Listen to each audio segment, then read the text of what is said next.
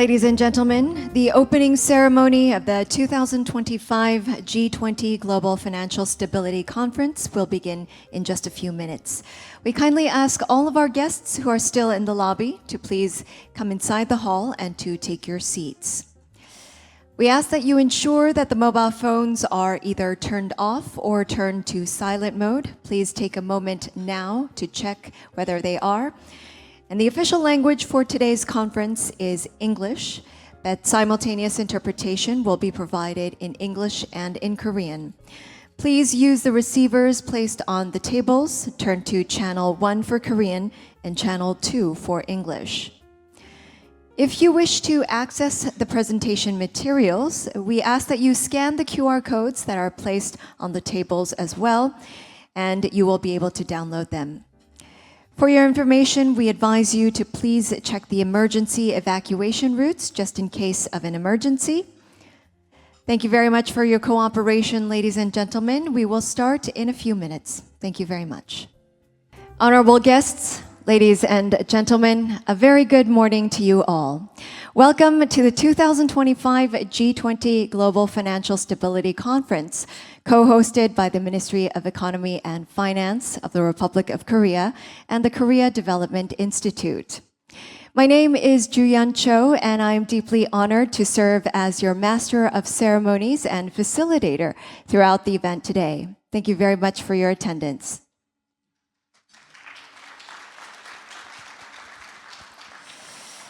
And before we begin, I'd like to take this opportunity to express our deepest gratitude to all of the distinguished speakers as well as guests for sharing your time with us today. Since 2013, the G20 Global Financial Stability Conference has been serving as a valuable platform for bringing together leading academia and policymakers and experts from around the world. The conference has provided important opportunities to assess the international financial order and jointly exploring key implications and policy responses. This year, the conference is held under the theme, Enhancing Financial Stability and Resilience Amid Structural Change and Uncertainty. And through this, we wish to deep dive into discussions on the transformation of the financial order and the key challenges facing the international economy. I sincerely hope that the discussions that we have today will not only broaden our shared understanding of the financial industry, but also provide meaningful steps forward in fostering mutual cooperation and prosperity in the years ahead. So before we begin, allow me to briefly run through the agenda and the themes of today. Today's conference will feature 2 keynote speeches and 3 sessions focusing on the first keynote speech, Trade Regime Change and Financial Stability. The second keynote will be delivered under the theme, Global Safe Asset in an Era of Policy Uncertainty. And then it will be followed by 3 sessions. First, Correcting Global Imbalances, Implications for International Trade and Finance. Second, key challenges facing the international financial system. And third, evolving sovereign debt landscape. And the 3 sessions will also host a speaker as well as the panel discussants. So with that, without further ado, let us begin our ceremony with an address from the First Vice Minister, Hyung-il Lee of the Ministry of Economy and Finance of the Republic of Korea. Ladies and gentlemen, please welcome him with a big round of applause.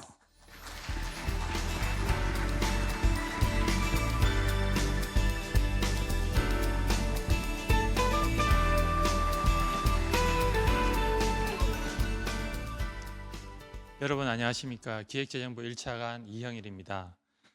기획재정부와 한국개발연구원이 공동으로 주최하는 2025 G20 글로벌 금융안전 컨퍼런스에 참석해 주신 모든 분들께 진심으로 환영합니다. 특히 이번 컨퍼런스를 함께 준비해 주신 한국개발연구원의 조동철 원장님께 감사드리며 기조연설을 맡아주신 피터슨 국제경제연구소의 모리스 옵스펠트 선임 연구위원님, 프린스턴 대학교의 마커스 브루너 마이어 교수님을 비롯해 각 세션의 사회자, 발표자, 토론자로 함께해 주신 국내외 학계, 국제기구 및 각국의 전문가 여러분들께 진심으로 감사의 말씀을 드립니다. 내외 기빈 여러분, 현재 우리가 직면한 글로벌 금융 환경은 단기적 불확실성과 구조적 변화가 동시에 전폭되는 전환기적 국면에 있습니다. 러시아 우크라이나 전쟁, 가자 지구 분쟁 등 지정학적 리스크가 지속되는 가운데 글로벌 무역 긴장이 완화되지 않고 이어지면서 세계 경제 하방 위험과 금융시장의 변동성이 확대되고 있습니다. 한편 세계 무역기구 체제하에서 오랫동안 작동해온 규칙 기반의 자유무역이 전면적 개편의 압력에 직면해 있습니다. 이는 세계 경제 전반에 비가역적인 영향으로 작용하며 자본, 노동, 생산의 흐름은 물론 국제금융의 기본 질서도 흔들 수 있는 요인입니다. 아울러 금융 시스템 내부에서도 구조적 도전 요인이 부상하고 있습니다. 첫째, 비은행 금융기관의 영향력 확대입니다. 비은행 금융기관은 다변화된 투자 전략과 행태를 보이는 한편 경기와 시장 변동에 민감하게 반응하는 특성이 있습니다. 이는 위기 시 변동성 확대와 유동성 경색을 초래할 수 있어 기존 은행 중심의 금융안정 체제에 대한 점검과 보완을 위한 논의가 필요합니다. 둘째, 디지털 전환의 급속한 진전입니다. 인공지능과 스테이블 코인 등 금융의 디지털 전환은 금융시장과 통화체제의 혁신을 기대하고 있습니다.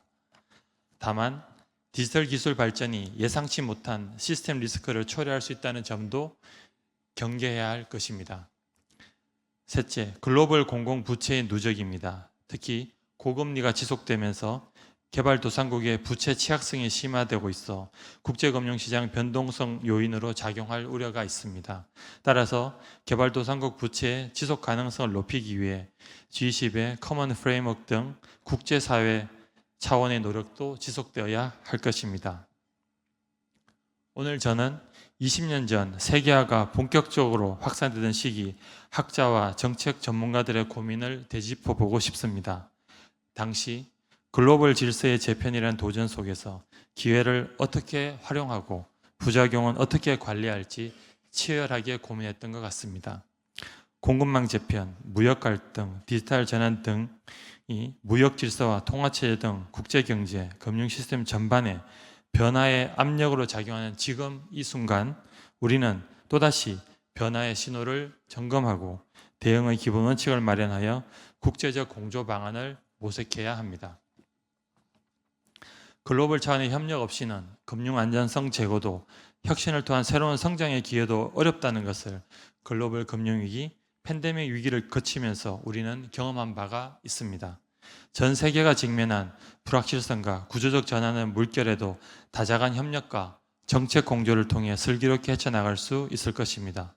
내외 기빈 여러분, 오늘 회의를 통해 통찰력 있고 실행 가능한 방안이 폭넓게 제시되고 심도 있는 논의를 거쳐 정책 대안으로 구체화될 수 있기를 기대합니다. 한국 정부도 G20 국제금융체제 워킹그룹의 공동의장국으로서 여러분들의 제안에 늘 귀 기울이며 노력과 협조를 아끼지 않겠습니다. 끝으로 오늘 이 회의 준비를 위해 노력해 주신 모든 분들께 다시 한번 감사의 말씀을 드립니다. 경청해 주셔서 감사합니다.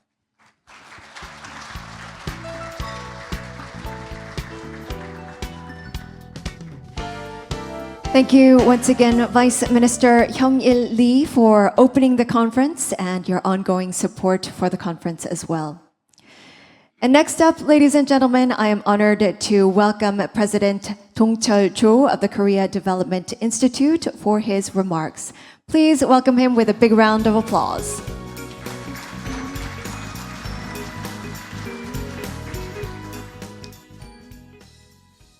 존경하는 내외 귀빈 여러분, 2025 G20 글로벌 금융안전 컨퍼런스에 함께해 주신 모든 분들을 진심으로 환영합니다. 바쁘신 일정에도 불구하고 세계 각국에서 이 자리를 빛내주시기 위해 귀한 시간을 내어주신 여러분께 다시 한번 깊은 감사의 말씀을 드리고, 특히 피터슨 국제경제정책연구소의 모리스 옵스필드 박사님과 프린스턴 대학의 마크스 브루너 마이어 교수님께 기조연설을 맡아주신 것에 대해서 감사드립니다. 또한 이번 행사의 성공적인 준비와 개최를 위해 든든한 협력과 지지를 보내주신 기획재정부 이영일 제1차관님께도 감사드립니다. 오늘 우리는 구조 변화와 불확실성 환경에서의 금융 안정성 강화와 회복력 제고라는 주제를 가지고 전 세계가 직면한 복합적인 금융 경제적 도전에 대해 함께 논의하고자 이 자리에 모였습니다. 공급망의 재편과 지정학적 긴장은 무역과 투자의 흐름에 불확실성을 더하고 있고요.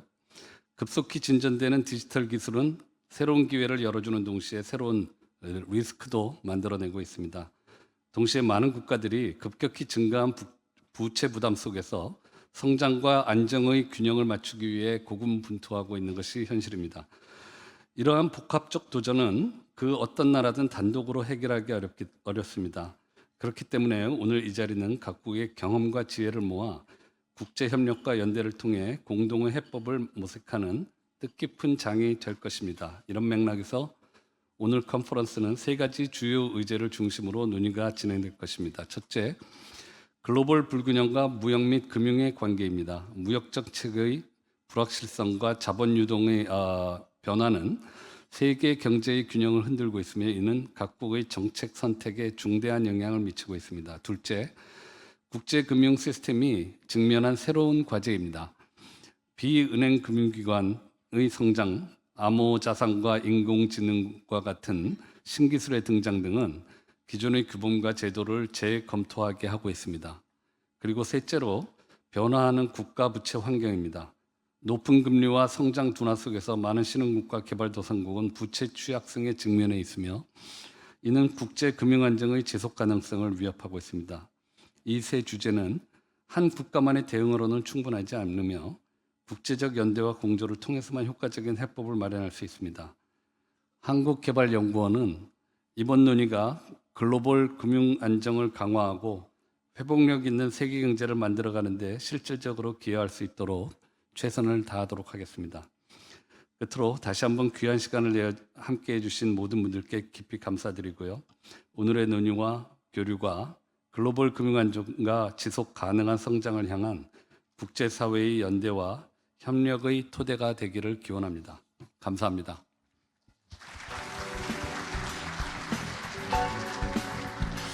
Thank you once again, President Cho, for setting the stage for discussions throughout the day today. And thank you once again for your support for the conference. And now, ladies and gentlemen, before we move forward, I would just briefly like to inform you that once again, we will have 2 keynote addresses and then 3 sessions. We also have speakers that will be joining us online today. So we hope that you enjoy the rest of the conference throughout the day. Before we move on, we'd like to take a brief photo session for our VIPs. So I will now invite one by one our guests who will be joining us for the photo op. So please, from the third row, please come to the stage area. Ms. Ji Young-chae, the Deputy Director General for International Affairs of MOEF, please join us on stage.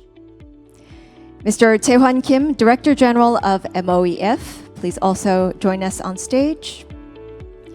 Mr. Tae-hee Chung, the Senior Vice President of the Chief Research Officer of KDI. And Mr. Chung-gyu Lee, Director of KDI. Please join us for the third row of our photo. Please follow the guidance of our staff and stand in your designated spots. And now for the second row, I would like to invite Mr. Charles Engel, the Professor of Economics at the University of Wisconsin-Madison. Please join us. Mr. Kwon Ho-shin, Professor of Economics at Korea University. Mr. Alexander Plekhanov, the Director for Transition Impact and Global Economics at the EBRD. Mr. Randall Henning, Professor of International Economic Relations at American University. Mr. Chun-il Kim, a visiting scholar at KDI. Mr. Kenneth Kang, Deputy Director for Strategy, Policy and Review Department of the IMF.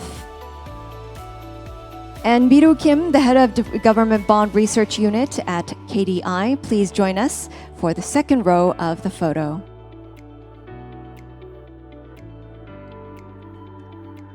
now, last but not least, our first row, Mr. Jonathan Austry, the Professor of Economics at the University of Toronto. Mr. Ayan Koze, the Deputy Chief Economist at the World Bank. Mr. Jongwon Yoon, the Visiting Professor of Economics at Seoul National University. Mr. Maurice Obstfeld from the C. Fred Bergstein Senior Fellow at the PIIE. Mr. Zia Qureshi, the Senior Fellow in the Global Economy and Development Program of the Brookings Institution. Mr. Miroslav Singer, the former Governor of the Czech National Bank. Mr. Cho Dong-cheol, the President of KDI. And Mr. Hyung-il Lee, the first Vice Minister of Economy and Finance. Please join us for the group photo. Thank you very much. We do have multiple cameras in front of you, so please smile for our photo. Thank you very much. Now, ladies and gentlemen in the audience, can you please give them a big round of applause? Thank you very much.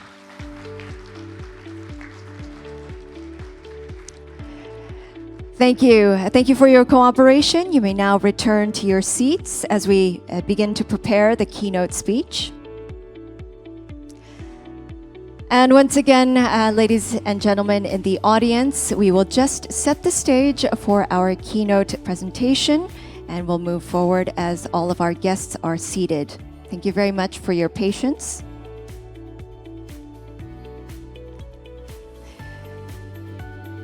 Allow me to remind you of the theme of the first keynote speech. It will be of trade regime change and financial stability. I believe that we're now ready to invite our speaker on stage. It's my deepest pleasure to introduce the keynote speaker, Dr. Maurice Obstfeld, the C. Fred Bergstein Senior Fellow of the Peterson Institute for International Economics. Please welcome him with a big round of applause.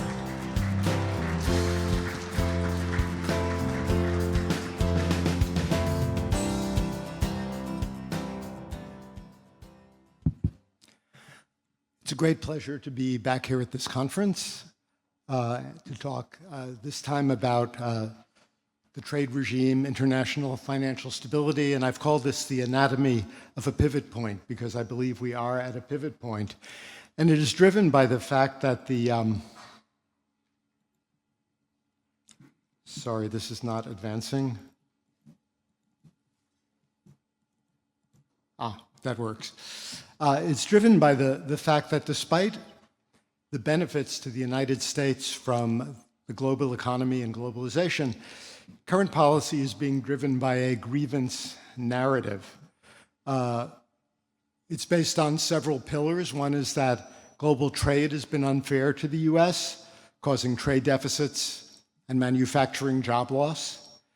That global capital markets have an unfair structure in that they take advantage of using the dollar as a key currency and accessing US financial markets.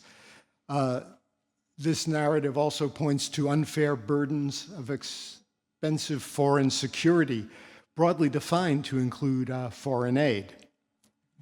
The basic concerns are not new, and I'll try to explain that, but the zero-sum approach to resolving them is very new, as is the routine use of tariffs for geopolitical coercion. Now, to put the role of the dollar in perspective, it was mentioned 18 times in the original Articles of Agreement of the fund, and it was bound to rule the post-war international monetary and financial system. The US was the premier power in terms of its share of global GDP, and even though this has fallen over time, the dollar has accumulated other advantages that have allowed it to remain the premier reserve currency. US financial markets were also supreme and have grown and played an important role. But the path has not been monotonic, and if you look at a metric like the share of the US dollar in global reserves, you can see that it rose very quickly in the immediate post-war period at the expense mostly of the pound sterling. But in the period after the 70s, it declined quite a bit, reaching a low of around 50% in the late 1980s. Even during the Bretton Woods period, the types of trade-offs between global stewardship and domestic considerations were important for the US and played a role. But the mode of resolving them was very different. We can see this in several episodes. In the 1950s, President Eisenhower used the IMF's veto, the US veto in the IMF, to force resolution of the Suez conflict. Now, this was a power play on the IMF, but it was broadly in line with the views of the international community as expressed multilaterally through the United Nations General Assembly. In his very second month in office, John F. Kennedy spoke to Congress about the gold problem. One of his recommendations was that the US might pay higher interest rates to foreign official holders of dollar reserves to persuade them not to convert those reserves into gold. This is pretty much the opposite of what some in the White House have recently recommended. In the 1960s, the German government agreed to not convert dollar holdings into gold out of fears that the US might otherwise have to reduce its security commitment in Europe. Nixon in 1969 called for the allies of the US, particularly those in Asia, to take up more of the burden of defense. Again, this is a theme that we've heard much more of in recent years. And of course, there was the Nixon shock of 1971, which led to floating exchange rates in 73. This set off a period of rapid change, but also rapid inflation in the global economy, which you can see in this chart. The US took several actions which actually buttressed the dollar's role over the longer term. The US capital account was liberalized in 1974. This resulted in integration of the onshore dollar market and the offshore euro dollar market, which had grown up in the 1950s and 60s, and put the dollar in pole position to become the international currency of choice. Of course, in this period, OPEC also found its power, which changed the distribution of influence within the global economy. Group of 7 consultations began, starting us on a path of more regular multilateralism. But the weakness of the dollar was indicated by the substitution account proposal that got some traction in the late 1970s, which was the idea that the IMF would take up countries' dollar reserves, issuing SDRs in return, and thereby allow countries to easily diversify. This fell afoul of the requirement that someone should bear the resulting exchange risk to the fund's capital position.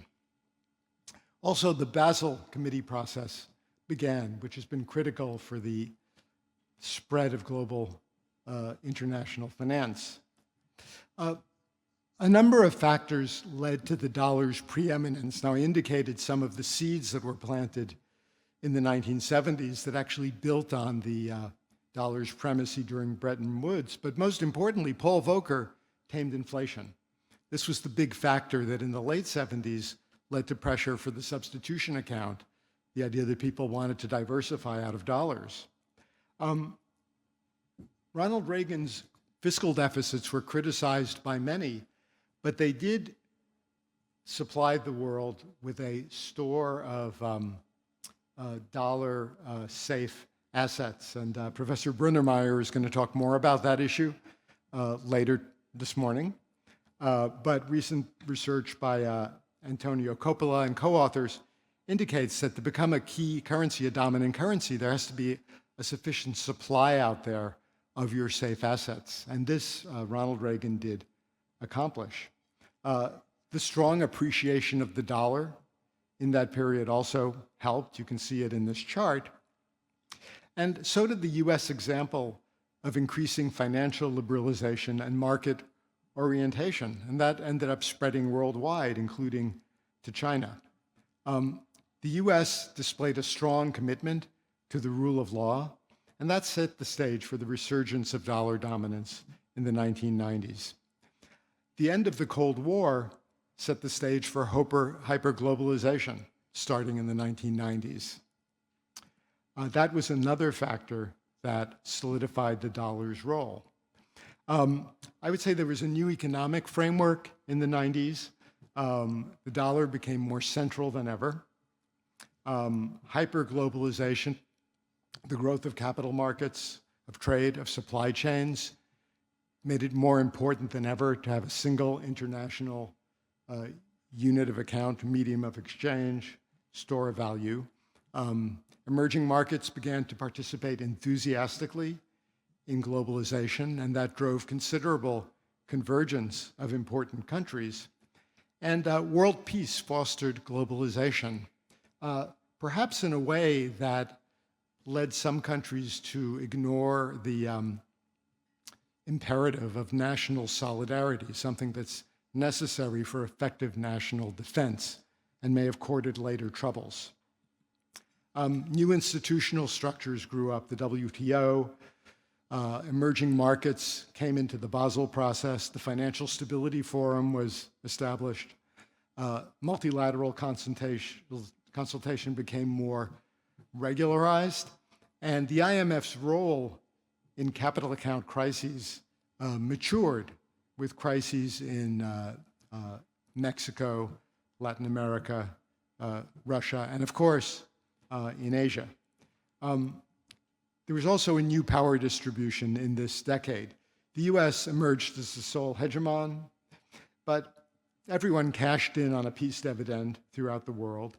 EMs became richer and more influential, and the former Soviet bloc countries entered the world economy.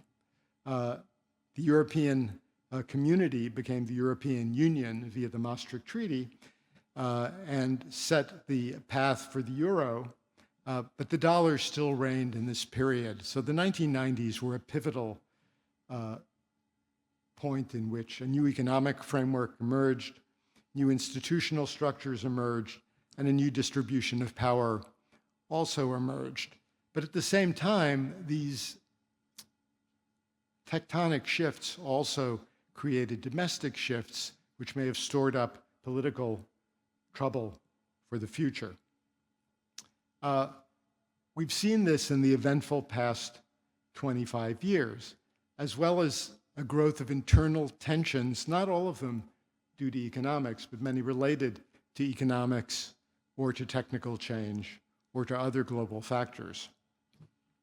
Among the institutional changes that became important, many of them positive, were the G20 process, which became much more important, the extension of swap lines and other regional reserve initiatives, the Financial Stability Forum evolved into the Financial Stability Board, Basel III was worked out, but also there was significant degradation of the World Trade Organization over the recent decades.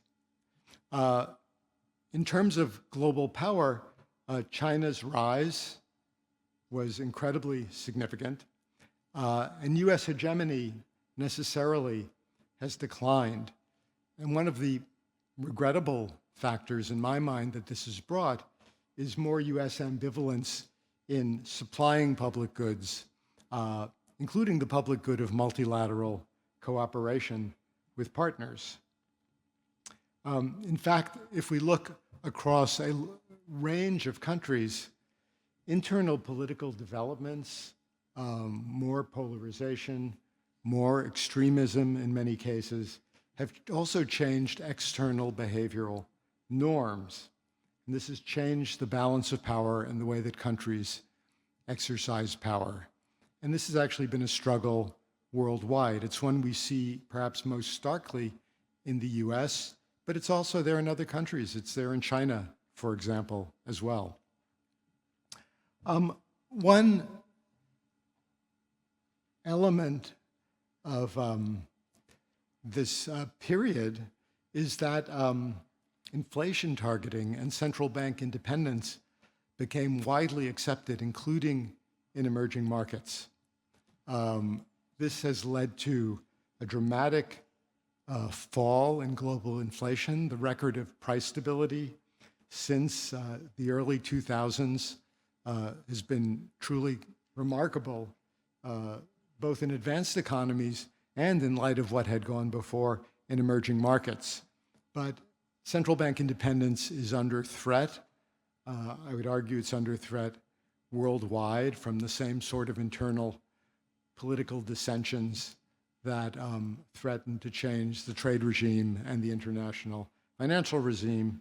And this is, again, very dramatically and openly in the United States, but something that's also true in other countries. When we see someone like Liz Truss in the UK arguing that the Bank of England brought her government down, it's an attempt to paint central banks as political actors who have to be brought under the reign of the political process, not trusted to independent judgment.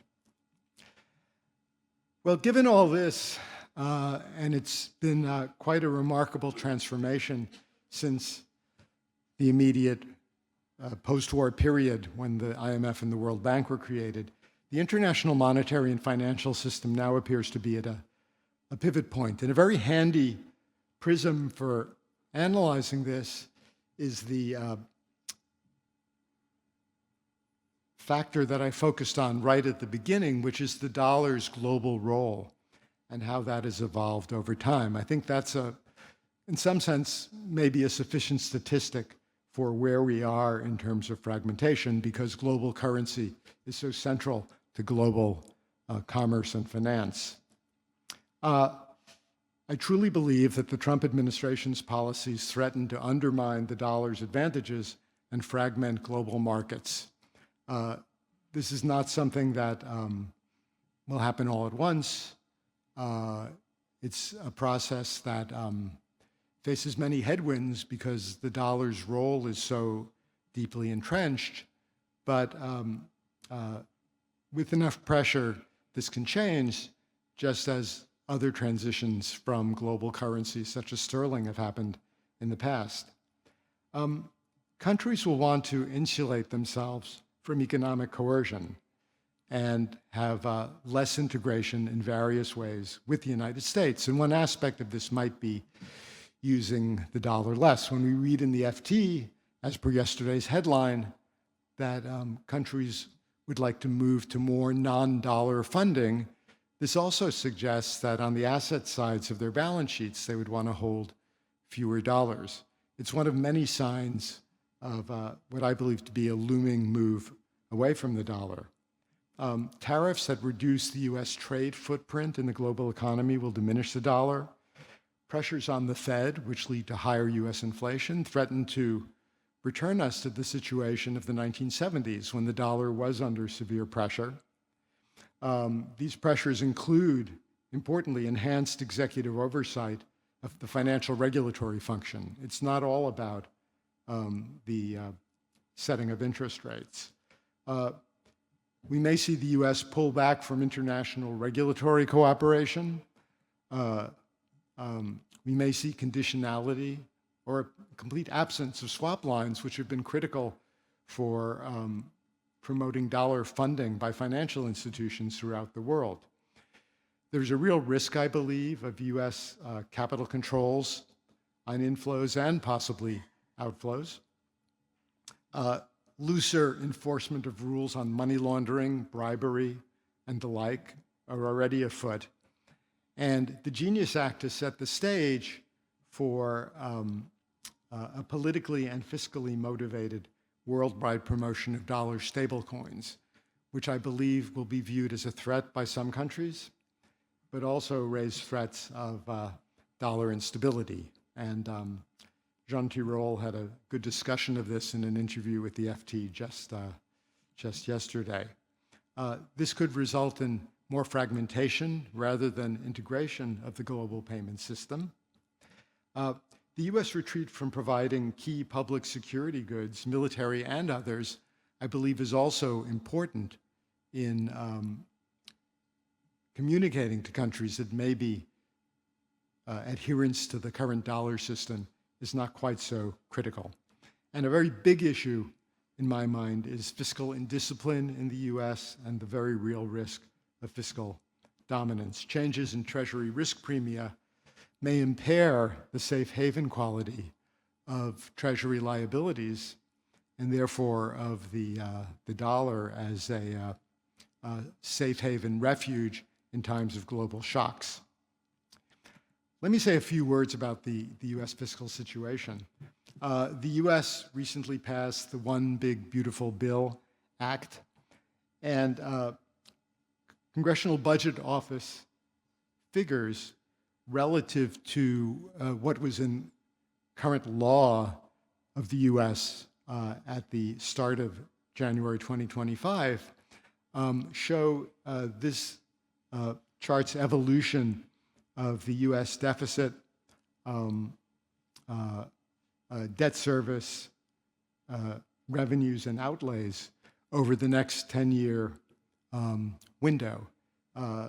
There's a large accretion to US debt of over $4 trillion. Now, if we look at the global role in funding this, global investors currently hold about a third of Treasury liabilities. What this means is that 2/3 of these will have to be financed domestically, at least 2/3, I would argue. How are these financed given meager US saving? Well, investment can fall, which would certainly be bad for the US, or the US investor could be induced to move out of foreign assets into dollar assets. For that to happen, we need a rise in return on dollar assets and likely a further depreciation of the dollar, both of which I think are probably in the cards given current fiscal settings. Again, just yesterday, markets reacted to the possibility that the tariff revenue that has been promised to plug the huge OBBBA budget gap might not be forthcoming if courts rule that many of President Trump's tariffs are illegal. And the thought that this might spur more Treasury issuance led to a jump up in the long-term Treasury yield. Now, in recent months, with the Liberation Day tariffs, there has been an increased volatility in net foreign Treasury purchases. But to be honest, looking at a somewhat longer span of time, the level of volatility in recent months is not unprecedented. There's been volatility clearly around the COVID pandemic, but also around episodes of debt limit controversies in the US. So, whether we'll see more of a rush out of treasuries in these treasury data remains to be seen. But in addition to these economic factors that I've mentioned, there is a wide-ranging incursion on US institutions on the rule of law that I believe has been a fundamental advantage for the dollar as an international currency. Why did I start off with a picture of the crying Hamilton on a $10 bill? Well, Hamilton wrote in his report on public credit in 1790, this is sort of the founding document of federal debt issuance. States, like individuals who observe their engagements, are respected and trusted, while the reverse is the fate of those who pursue an opposite conduct. The US now is engaging in very volatile behavior, reneging on past commitments. For example, the Korea-US free trade deal that was renegotiated in the last Trump administration. Across the board, it is changing the rules of the game. And so I do think if Hamilton can see what was going on, he would cry for the future of U.S. credibility as an issuer of bonds. The U.S. has always aspired to this Hamiltonian standard, even if it hasn't always met this high ideal. But these ideas, these precepts are under threat as rarely they have been before. This could lead to a Treasury funding environment that is much more negative, with higher rates demanded by domestic as well as international investors. A positive covariance between stock and bond returns, which is a feature of a more inflationary environment, raises term premia. And we saw this correlation much more frequently since April, including just yesterday. So does a positive correlation of global shocks and US capital flows, and we have seen this as well. Shocks to US policy have led to capital outflows from the US. One factor that has been documented extensively in recent literature is a falling convenience yield on longer-term treasuries, and this has raised funding costs. The research finds that because broker-dealers have to absorb more treasuries into their balance sheets, the convenience yield has fallen. The shadow cost of these additional holdings is quite high for them. And there's also lower seniorage at the long end of the term structure due to increasing Treasury supplies. However, if the Treasury engages in more short-term issuance, the risk of rollover crises grows, and negative auction results could be a trigger for more pervasive crises, as in the UK in 2022. The stablecoin issue is very important. I don't really want to get into it, but one point that one could make is that there's roughly 40 billion of seniorage a year that the US collects due to cash held abroad in the underground economy. If people move into stablecoins, this seniorage is transferred to stablecoin issuers. And finally, there is a real risk of higher interest rates globally due to a number of macro factors. One of these is higher European defense spending, but there are other factors at work, and to talk about them all would take us far afield.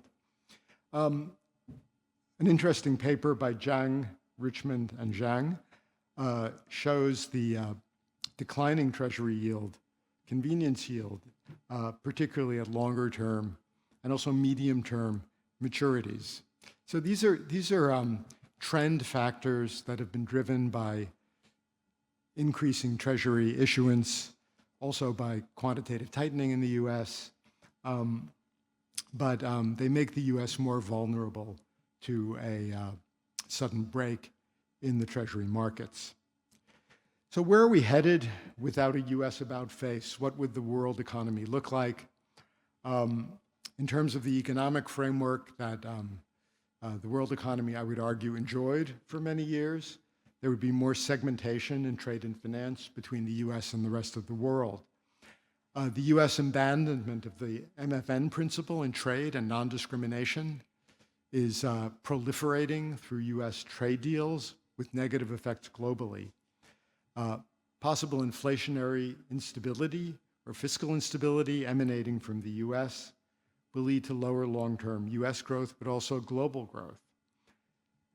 The degree to which these negative trends infect the rest of the world depends on the ability of others to cooperate.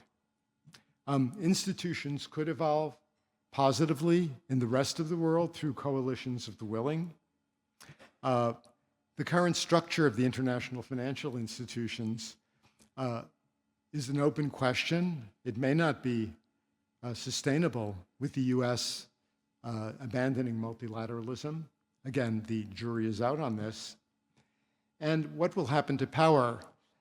My guess is that by exercising short-run coercive power, the US undermines its power in the system in the long run because it forces others to coalesce into more insulated, sustainable arrangements. And this is about not just soft power, which is very important, but also hard power. The influence of the US will be greater the more disunited is the rest of the world. So if the US strategy, which has been basically to pick off trade partners one to one, succeeds, that enhances US influence over a much more chaotic global system. What we do see, however, is a number of countries looking to forge more intimate trade relationships with partners other than the US. Europe, and I would add Asia, both have the potential to raise their influence significantly through multilateral cooperation. If we think of the situation the world as a whole faces, I haven't even talked about the real major threats of climate change, of disease, of nuclear proliferation. And even if the US chooses to stand aside, the rest of the world is big. The rest of the world can do a lot to help make the world safer and solve these problems. But this will require a strengthened recommitment to multilateralism in the face of the pressures that US behavior is bringing about.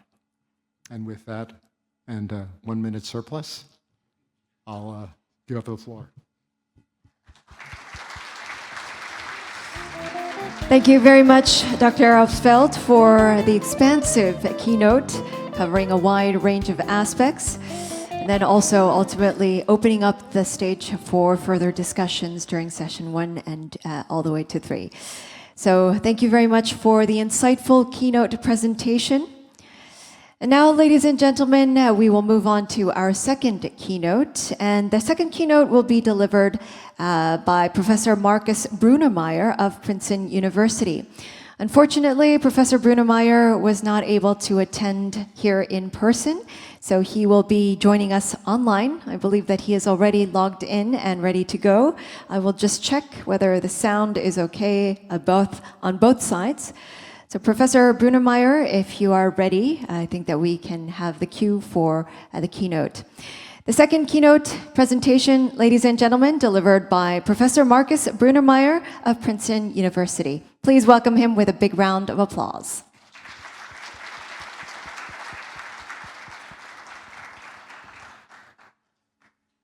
Thanks a lot. It's a pleasure to be with you and an honor to present in front of you for this G20 Global Financial Stability Conference in Seoul. And I apologize that I couldn't come in person and have to do it over video conferencing. So I will continue where Professor Arofsfeld finished and will build on his insights.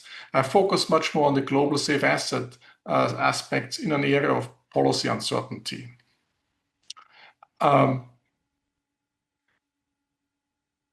So what I want to do first is I want to characterize the huge geopolitical shifts we are in at the moment, where we started and where we are going to.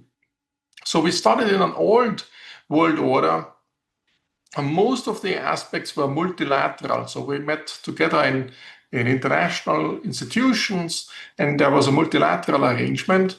The international order was rule-based, and we had a global framework. And the foundation of this multilateral rule-based order was a mutual interdependencies. So we were actually not resilient one of each other. So we relied on each other. We really depended on each other. And every nation essentially had numerous choke points against the other nation. So we all depended on each other. The most classical example is if you look at chains, supply chain was a just-in-time supply chain arrangement. So there was essentially, the mutual dependency, and this formed a strong foundation on which you can build a multilateral rule-based order. Now we move away from this we move to a world order where it's much more bilateral negotiations, country by country, and two countries meet and bilaterally negotiate rather than multilateral arrangements through the WTO, IMF, and so forth. And it's instead of rule-based, it's much more transactional.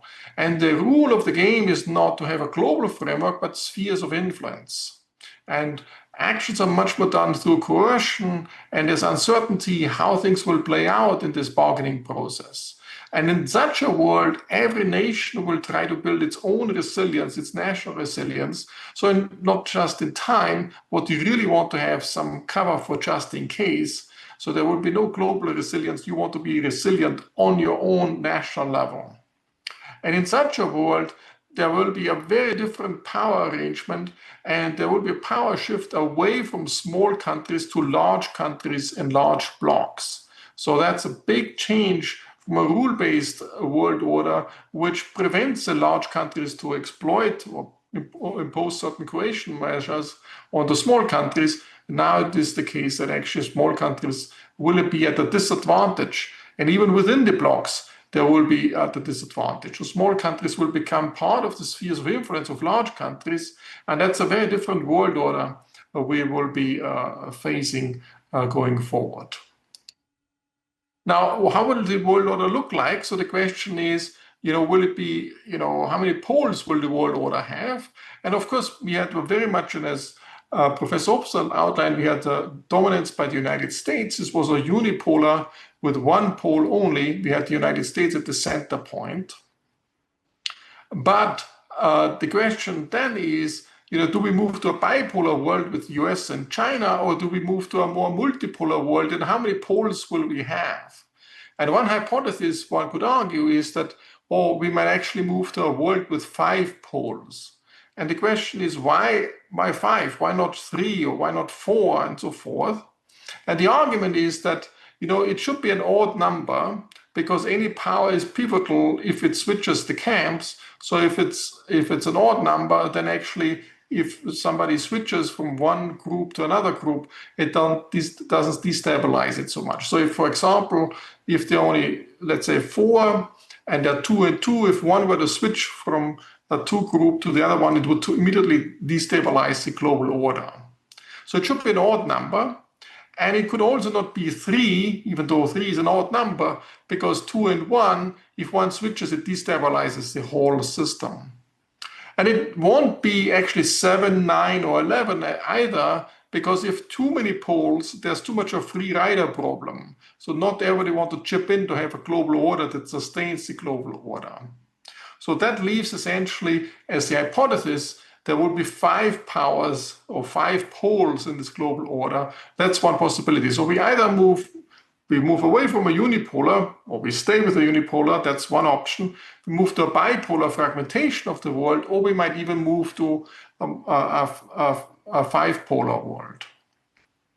So actually, if you look in history, there's some examples where we typically move from a unipolar world to a 5-polar world. I have some examples here that refers to some European history. I won't have the time to really go into that, but after the 30-year War in 1648, or after the Napoleonic Wars in 1815, it always ended up there were 5 main power poles then creating this European order at that time.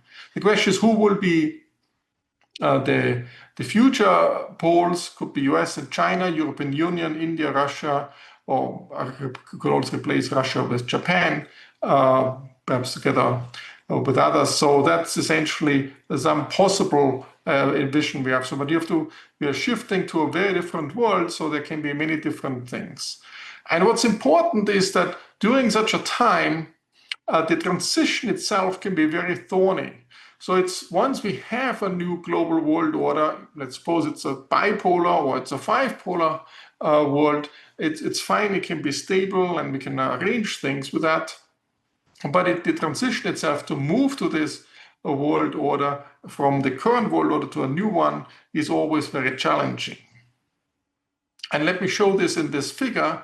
So what you essentially have when you move to some global order let me call it to a 5-polar or to some disorder, fragmented order, could be a bipolar thing, the transition is typically not smooth as it's shown here in this blue line here, but it typically has a Jacob effect that actually it goes down much more dramatically, and then after a while it stabilizes until you reach the new equilibrium there. Now, of course, there's some tipping points, but you might not hit the tipping point if the transition is sufficiently slow. Now, if the transition is fast, like in this case, in the dashed line, the green dashed line, then actually the Jacob effect might be also more pronounced, and then the Jacob effect might actually hit the tipping point, and then rather than turning around and going to the new equilibrium, you might not hit the equilibrium, and you get into some adverse feedback loops or some spirals, and the situation might be derailing even more. So the danger is that in these transition phases, if they move very fast and they're very disruptive, actually we might not reach a very stable equilibrium down the road. So that's what that will be some challenging aspects to that. And if you think about it, in the current world, everybody tries to hedge itself. Each country tries to hedge itself. So it's not, we have to figure out how to position itself. You can see just the recent events going on in China, where, different countries now reposition themselves away from the US towards other countries and want to have a hedge position. So the transition is very challenging. So we have essentially big geopolitical shifts. We might move from a unipolar world to a bipolar world or to a 5-polar world. We don't know yet, but this transition, in particular transition, might not be so resilient. It might not bounce back, in particular if the transition happens very abrupt and in a very fast way. So in this light, I would like to put now I'd like to talk about the global finance aspects to it, and in particular focus here on currency, on the US dollar, and the safe asset aspects to it, the US treasuries, and what they can be focused on. One could also talk more about global trade and the different choke points, like rare earth and other choke points you have. You can create choke points for the other country, and you want to make sure that you don't expose the choke points. But today I will focus primarily on the global finance aspects and primarily on the safe asset or reserve asset components to it. Now, what is safe asset? A safe asset, currently you would argue that there's a currency, there's the dollar. It's a very attractive currency, and it is also the U.S. government debt, the U.S. Treasury as a safe asset.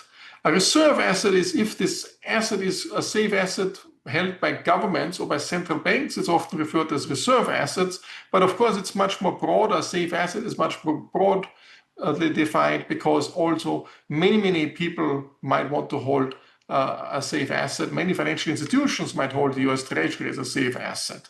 So what is a safe asset? And I would characterize a safe asset by two phenomena. And the first one, I call it the good friend analogy. A safe asset is safe because it's like a good friend. A good friend is there when you need him, and that's what a safe asset is. It has to be tradable, so it maintains its value in bad times. So in bad times, it is still valuable. It might even appreciate in value in bad times. And it is tradable, so if I face an individual shock because times are very uncertain, I face some idiosyncratic shock, I can actually sell it to somebody who didn't face idiosyncratic shock. So it has to be tradable. That means there's no asymmetric information involved. It has to be informationally insensitive in the sense that if the information changes, it doesn't change its own value so much. So that's why a debt, typically it's a debt contract. It should be default-free. So there should be not an asset, a government bond, which easily defaults. That's not a good safe asset. And there should be no coercion going on in order to be a good safe asset. So this good friend aspect is essentially the important thing. It's liquid and valuable in risky times. Now, the other thing is what I call a safe asset tautology, which says an asset is safe because it's perceived to be safe. So if the people coordinate on a particular asset or treat it as a safe asset, then it will be actually safe, because people, oh, this is a safe asset, and if the volatility goes up, if risk is going up, we fly into this safe haven in this particular asset, then it will be a safe asset and it will appreciate in value in crisis times as well. And then there's essentially an element of coordination there on a multiple equilibrium story, where you have a safe asset is picked as a safe asset and we coordinate on this safe asset. So a safe asset is safe because it's perceived to be safe. Now, once you have a safe asset, the pricing of a safe asset is actually different, because it provides a service flow from being the safe asset. It means when there's bad times, I can easily trade it, and I can actually when I'm hit with an idiosyncratic shock, I can actually liquefy it and then buy get some insurance service from that. So then the price of the safe asset is the expected present value of the cash flows. That's a traditional asset pricing component, but it also has some service flow, the present value of service flow. And the service flow, I value a safe asset, in particular, the service flow is particularly valuable when the risk is very high. So especially in large crisis times, when the volatility is very high, this service flow will be very high. And the service flow, this convenience yield Professor Obstler was talking about, is also part of the service flow. It helps me to overcome some collateral constraints or other elements where the US Treasury is very useful. It provides some service flow on top of the cash flow, the interest payments you're getting from the US Treasury. Of course, if you issue a safe asset, which provides a lot of service flow, you don't have to pay so much on the cash flow. The interest payment can be low, and you might find it still attractive because it has the service flow. That means the interest rate, the real interest rate, can actually be potentially below the global growth rate, and then you can have some bubbly elements in it because the real interest rate is below the global growth rate. Now, what is, if you have the ability to issue the safe asset, you essentially have some what's referred to as exorbitant privilege. And I would argue there are 3 exorbitant privileges, not only one. So if you open up the box, you can actually characterize 3 exorbitant privileges. 2 of them are structural or permanent, and 1 is particularly high during crisis times. And that's also, that's in my view, is the most important exorbitant privilege. So what's the first one? And that's the convenience yield, which Professor Obstler was referring to. You get the lower, you can issue some debt at the lower interest rate. So your debt burden will be lower all the time. It's a permanent advantage you have. Now, it can also be that the interest rate you have to pay is actually smaller than the global growth rate. But then actually you can actually issue new debt all the time. And when the old debt becomes matures, you can then issue new debt and pay off the old debt. And if the growth rate, the GDP, grows faster than the interest rate, you can actually do this all the time, and you never essentially have to pay back the initial debt you issued. So that's another element as permanent element in this setting. But the most important element is that during crisis times, there's a flight to safety. That means when there's risk, and a risk is going on during crisis times, people fly into the safe asset, and the safe asset appreciates then in crisis times. What does this mean? That means, as you can see, there's all this flight to safety to the US Treasury or to some German bond or perhaps also Japanese bonds.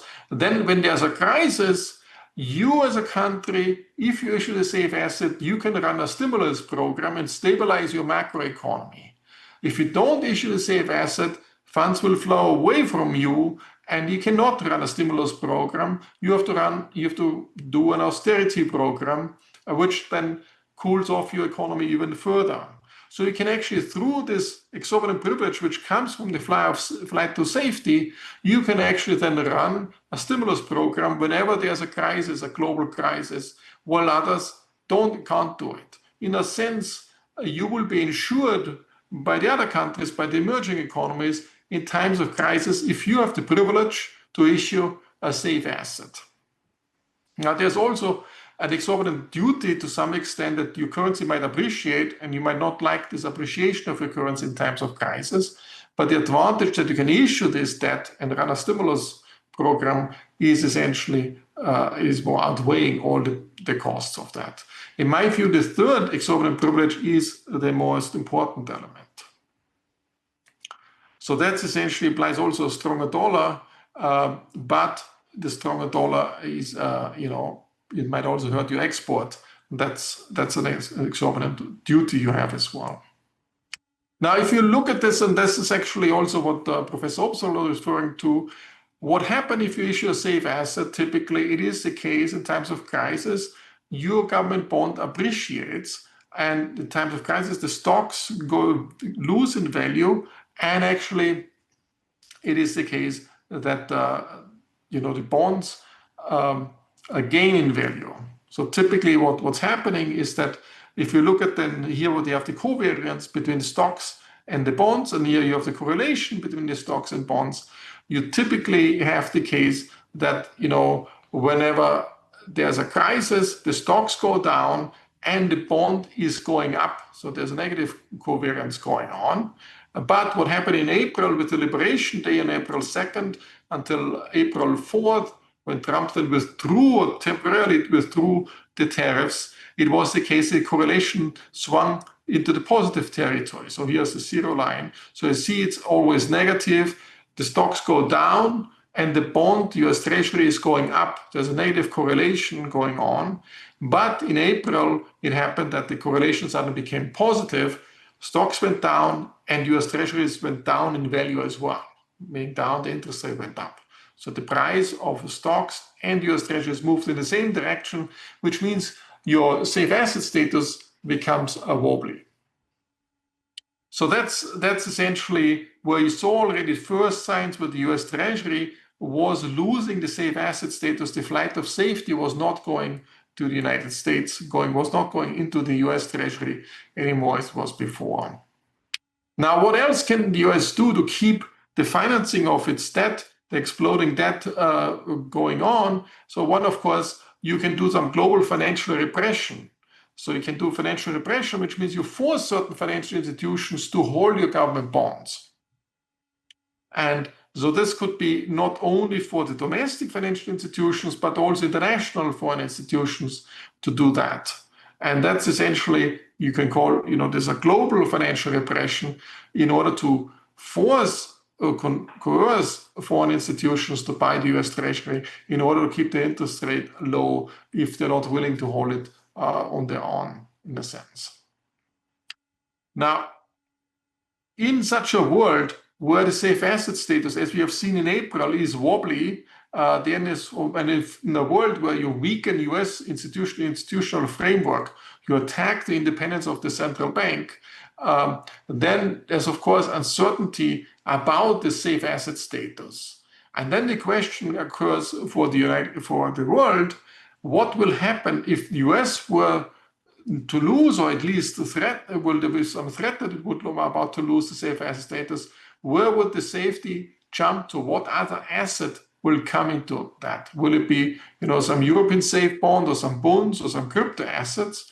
Or will it, if there's no global safe asset at all, will all global safe assets go away? How will such a world look like? And of course, if we don't have the safe asset status, you weaken, of course, the exchange rate. That might be desirable from an export if you are an exporter, US exporter, but otherwise it is negative.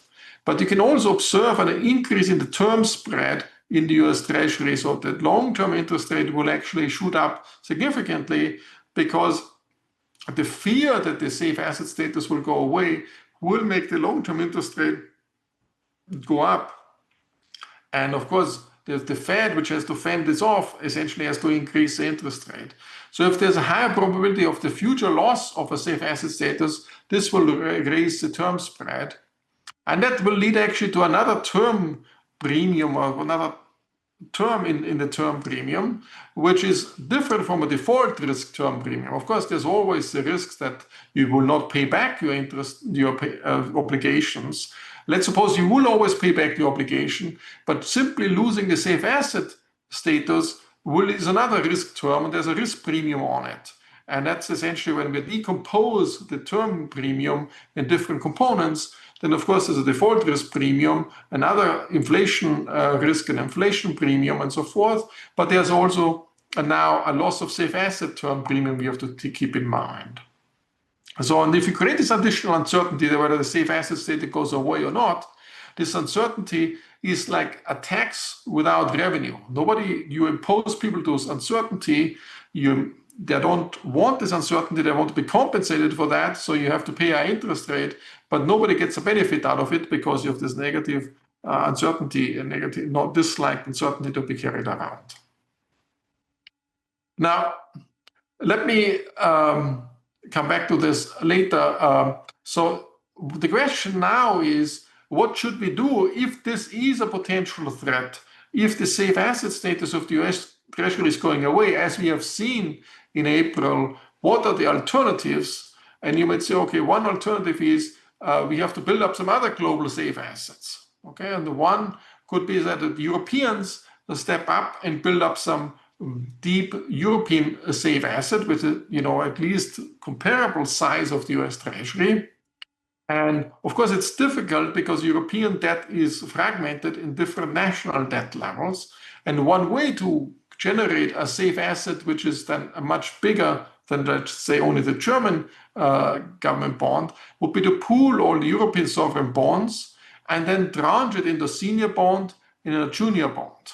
Okay, so, and that's essentially to this pooling and this tranching the junior bonds. If there were some default within the European governments, some were to default and others will not, that will be actually will be covered and protected by the junior bonds. So if the value of these assets will go down, the junior bond will absorb it before the senior bond is touched. So the senior bond will be a safe asset for the world, where the world can actually then save in the senior bond. Now, that can be done by the Europeans, but it could also be done at a global scale, and I call this the GLOSBIS, a global safe bond. Essentially, it's the same thing. You can pool, let's say, emerging market economies, sovereign bonds, or Asian bonds, and then have a senior bond and a junior bond. And what happens then, if there's flight to safety, if we go in a risky time, then there's still probably some flight to safety to the US, but if this US is not really a flight to safety asset anymore, then there will be flight to safety from the junior bond of these Asian economies to the senior bond of these Asian economies. So you can see that the flight to safety will actually be a flight to safety not across borders from one country to another country. It will be from the junior bond, which is Asian, to a senior bond, which is also Asian. In this sense, there will be less cross-border flight to safety, but more cross-asset class flight to safety from a junior bond to a senior bond. Of course, there are the other potential safe assets like Switzerland, but they're too small for this. And of course, China might also try to do this, but China, of course, doesn't have capital controls on it, and so you can't really use their government bond as a safe asset as well. So that would be a world where you want to say other countries have to step up to develop essentially a safe asset status. Let me say a few words perhaps about the Triffin dilemma, where you would say, okay, when you look back in history when Triffin said, okay, what's this Triffin dilemma? He said, oh, a gradual decline of US relative to the world economy is actually creating a problem. And this was essentially this Triffin dilemma. In a world with a fixed exchange rate in a Bretton Woods world, there's increasing demand for US dollars, but this whole thing is, if it's ultimately backed by the dollar, by gold, there will be a run on dollar to get the gold, and there's a diminishing backing by gold as the world economy is growing and it's outgrowing essentially the US economy. Now, there's a similar Triffin dilemma, I call it Triffin dilemma 2.0, in a world with flexible exchange rates. Since the Nixon shock in 1971, we have flexible exchange rates. So there's increasing demand for safe asset, typically it's US Treasury. And then so a run on gold would be the equivalent, and the fragility element would be not the run on gold, like in the Triffin dilemma, would be the collapse of the US safe asset status. And the diminishing backing is essentially the US in traditional driven dilemma of not enough gold. In the driven dilemma 2.0, it is the fiscal capacity of the US is that the outstanding debt level is enormous, but the fiscal capacity is not able to bear, essentially, to support and to back essentially the whole debt outstanding. So there's similarly dilemmas coming up in the context of a safe asset as well. So let me summarize. So what I wanted to make clear is that, and this is of course clear to everybody, we have a huge geopolitical shift away from a rule-based multilateral system to a more transactional-based bilateral system. And you can approach this with saying, how should we deal with this? We should diversify, we should hedge each other, or you can say we have to be more agile, more flexible. So the resilience approach is to say, okay, I have to be adapting to this new world, and I have to be, even later on, I have to be able, flexible. If the circumstances change, I have to be agile to adapt to that. There is not only one exorbitant privilege I would like to highlight. I think there are three.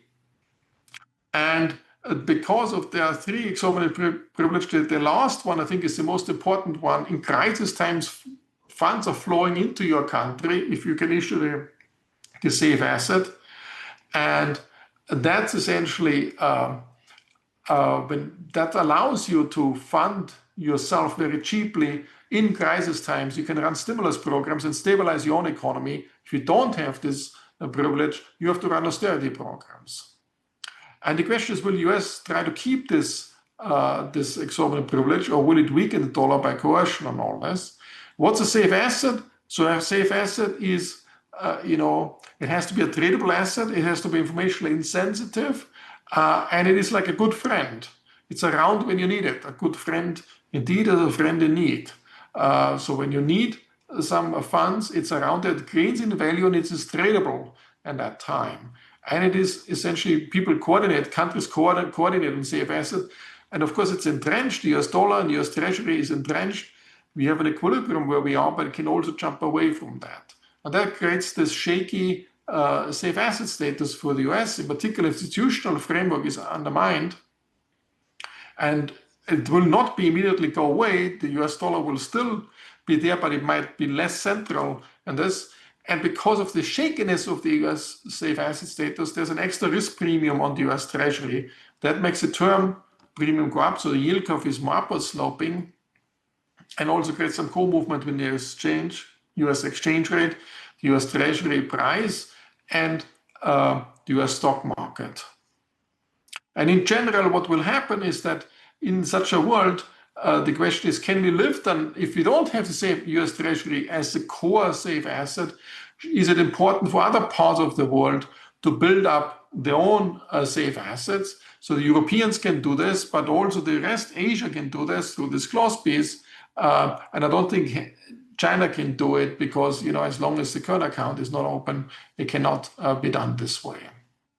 So thanks a lot. I appreciate that I had this opportunity to outline the role of the safe asset and, for a global economy, and outline a potential alternative way just to hedge ourselves and prepare for a situation where things get more shaky on the US side. Thank you very much. Please give him another big round of applause. Thank you. Well, thank you for the great presentation on the keynote on the safe assets and their roles. Thank you very much. I hope that you enjoyed our two keynote sessions, ladies and gentlemen. So before we move on to our first session, we'll have a short 15-minute coffee break. Please enjoy the coffee in the lobby, and we'll see you back here to start at 11 a.m. sharp. Thank you very much. Thank you, ladies and gentlemen, for being on time. I believe that there is a long queue outside for coffee, so we will proceed, and hopefully our guests will join us once again. So with that, we will start our first session titled Correcting Global Imbalances, Implications for International Trade and Finance. So allow me to introduce our moderator, our speakers, and panelists up onto the stage. Session 1 will be moderated by Professor Kwan-ho Shin of Economics at Korea University.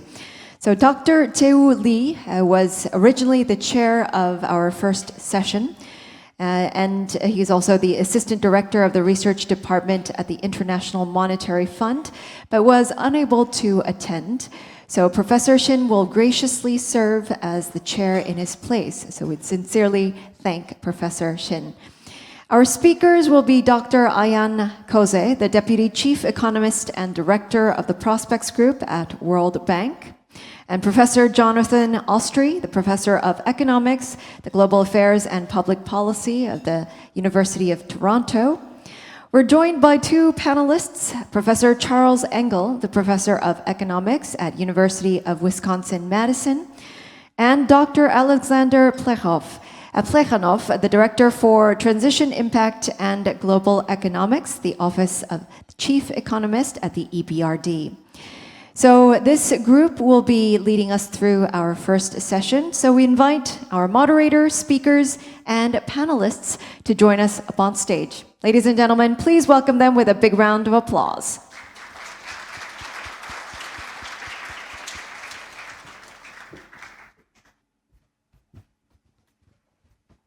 And now everyone is seated, and I turn the floor over to our moderator. Good morning, distinguished guests, ladies and gentlemen.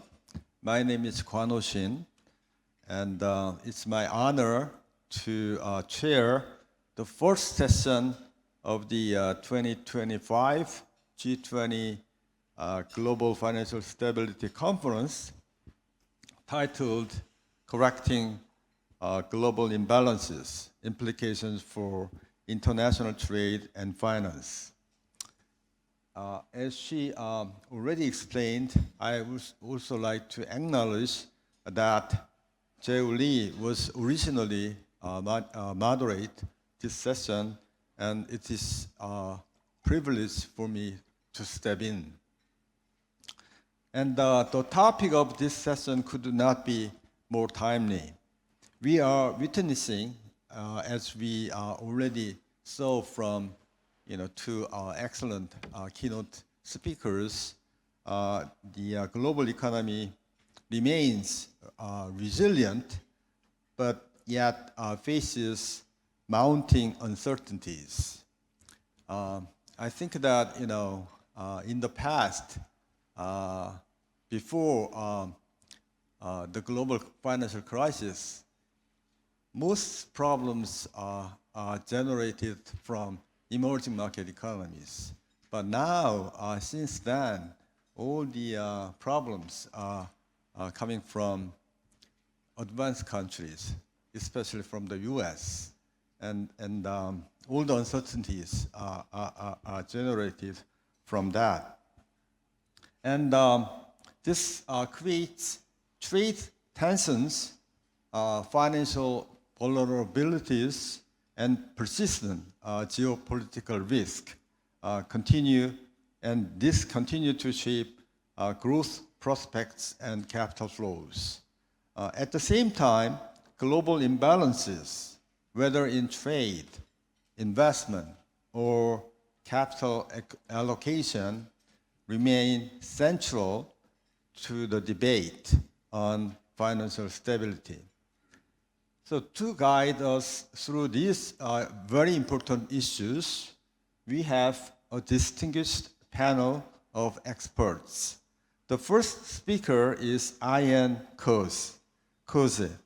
He is Deputy Chief Economist and Director of the Prospects Group at the World Bank. And he will begin with a broad perspective on the global economy in times of uncertainty. And he will focus on trade, FDI, and the policy priorities for emerging markets and developed countries. The second speaker is Jonathan Austry. He is professor at the University of Toronto, and he will follow with a presentation on how trade restrictions and trade policy uncertainty shape foreign direct investment, and the broad implications of growth and stability. We are also privileged to have two eminent discussants. The first discussant is Charles Engel. He is professor of economics at the University of Wisconsin-Madison, and he will share his insights on the coherence or incoherence of trade policy objectives and their consequences for uncertainty and investment. And finally, Alexander Plekhanov is the second discussant, and he is director for transition impact and global economics at the European Bank for Reconstruction and Development. And he will address how fragmentation in trade, investment, and even payment system is reshaping capital flows and policy choices. So without further ado, let me invite the first presenter, Ian Koze. Koze, please.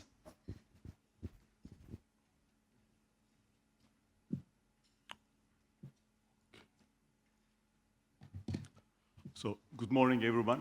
It's great to be here in Seoul and see many friends once again.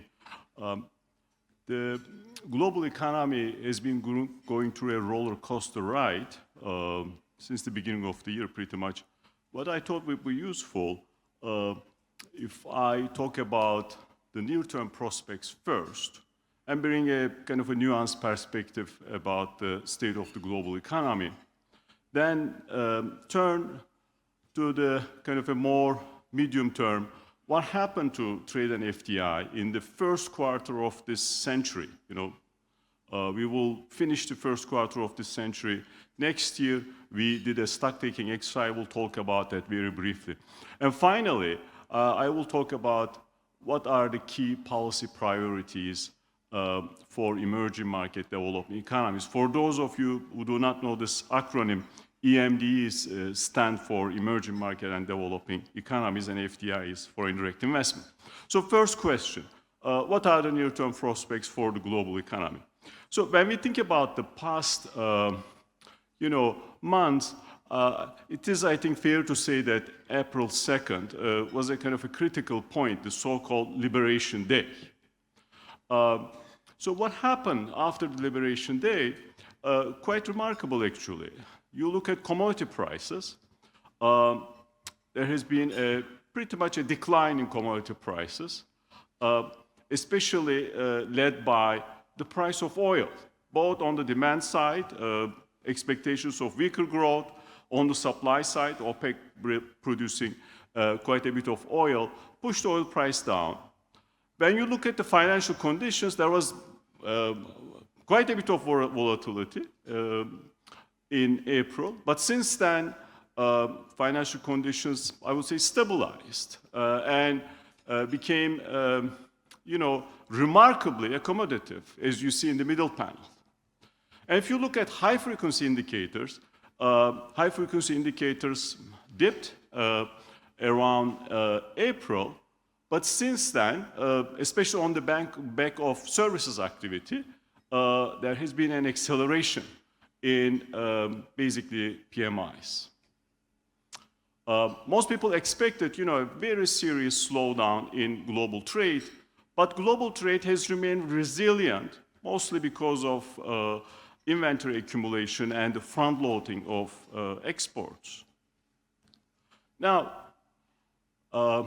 after the so-called Liberation Day announcements, forecasters downgraded their forecasts. Some basically increased the likelihood of a US recession, even a global recession. So this figure shows you consensus growth forecast, not the growth forecast of the World Bank, for 2025. In January, expectation was the global growth this year will be around 2.6%.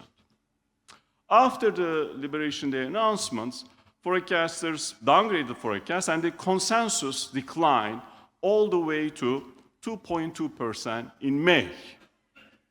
But as I explained, lower commodity prices, accommodative financing conditions, resilient global trade, high-frequency indicators picking up, forecasters started upgrading the forecast.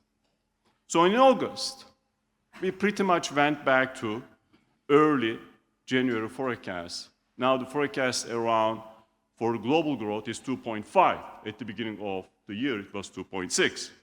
For US as well, there was a significant upgrade in forecasts. Early in the year, forecasters expected growth to be around 2.2. They pushed the forecast down to 1.2, and then now it's around 1.6. China also saw forecasts upgraded, and emerging market developing economies, excluding China, a little bit as well. So when you go back, look at how these forecasts revised relative to the numbers at the beginning of the year over the past basically 15 years, something striking basically emerges. In the 2010s, forecasters were reasonably accurate in terms of basically predicting growth rates around the world. As you see these red bars on the left panel. So the forecast deviated from the realizations deviated from forecast a little bit, but not much. When you come to the 2020 to 24, basically you leave out 20 and 21, what you see is that forecasters were quite pessimistic at the beginning of the year. And at the end of the year, realizations were much higher than forecasters expected, especially in the case of the US. So in 2022, 23, 24, US delivered growth much higher than what was expected at the beginning of the year. This translated into largely higher growth what was expected at the global level as well. Now, when you look at the deviations of these realizations from forecast over the period 2020 to 24, whatever the outperformance took place largely driven by the United States. So 70% of the forecast upgrades was due to US performance. This year again, more than 1/3 of the forecast upgrades since May has been driven by the US outperformance relative to basically what people expected in April.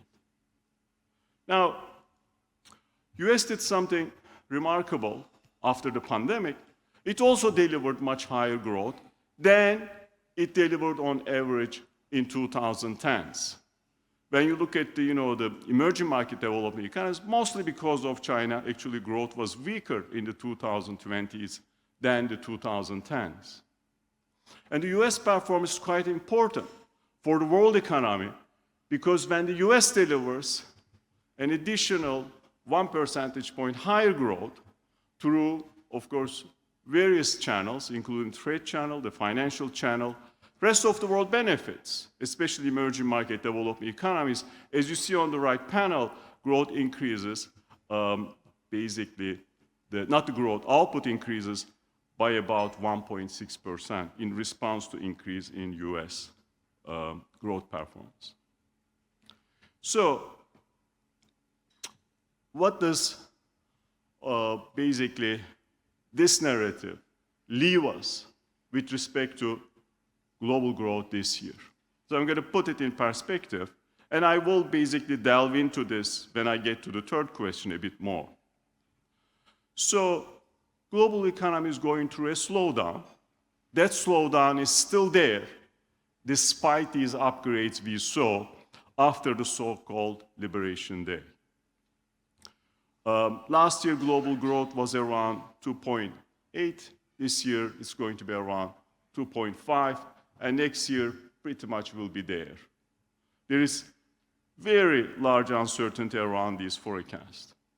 What's important here is what you see on the right panel. This year, we will see, in all likelihood, the weakest growth rate. global economy delivered since the 2010, right before the global recession of 2009, outside of these two disastrous years, 2009 and 2020. So despite these improvements we saw, global economy will still perform rather poorly at the end of this year if the forecasts materialize in the way they are envisioned. And as we learned from the first two speakers, there are significant downside risks. Persistent elevated policy uncertainty is one of them. Inflationary pressures, quite dominant, especially in the United States. And those pressures can translate into financial market reactions, given the type of, political pressures on the Fed. That type of financial stress could be devastating for many emerging market developing economies. Around 50% of lower income emerging market developing economies are in debt distress or high likelihood of falling into debt distress. Of course, we might see further escalation of trade tensions. We might see tensions associated with geopolitical stress, and of course, in different parts of the world, climate-related disasters, ever more costly and more frequent. So all of these could have a bearing on the global economy. So let me now give a very quick answer to the first question. What are the near-term prospects? The global economy is slowing, but more resilient than expected. So the type of damage most of us expected associated with these trade restrictions, at least in the near term, are not seen in the data yet. But there is, of course, significant downside risks. Let me turn to the second question very quickly. How have global trade and FDI evolved in the first quarter of the 21st century? So, trade slowdown has been in the news recently, but that slowdown has been there when you look at the average trade growth in the 2000s and then 2010s, and of course in the 2020s. As you see on the left, in the 2000s growth was around 5.3. Now it's around 3.5% on average. In all likelihood this year we will see even weaker number. While trade is slowing in the 2000s, what happened is that we saw the rise of emerging market and developing economies. They start explaining a much larger share of global growth and accounting for a much larger share of global exports. So in the 90s, around 20% of global exports coming from these economies, emerging developing economies. That number in the 2020s, around 40%.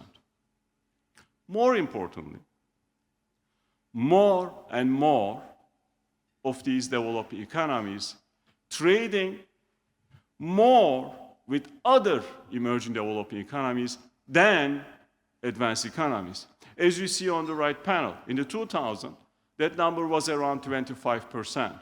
Now, it is close to 60%.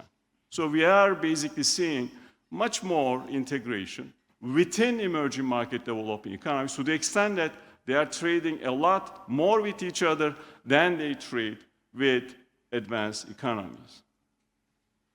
So what happened in the first quarter of this century?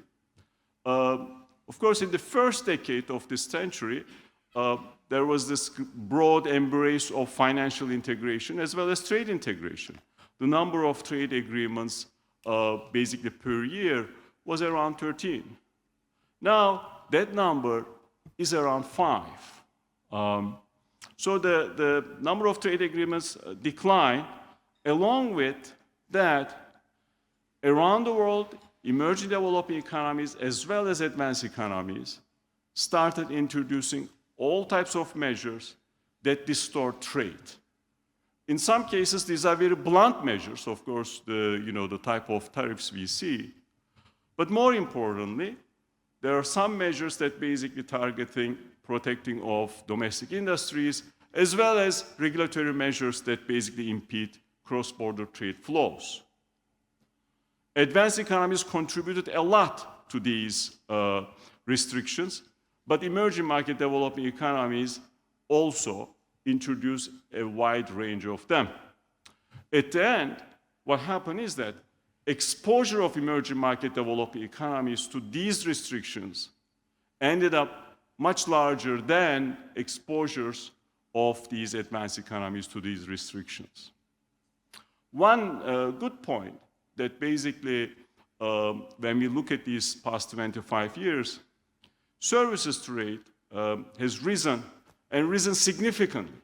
Still, the services trade account for a small fraction of global trade, around 25%, but it has risen by threefold over the past 2 decades.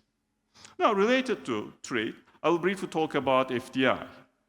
So, the FDI story is quite simple and somewhat similar to trade.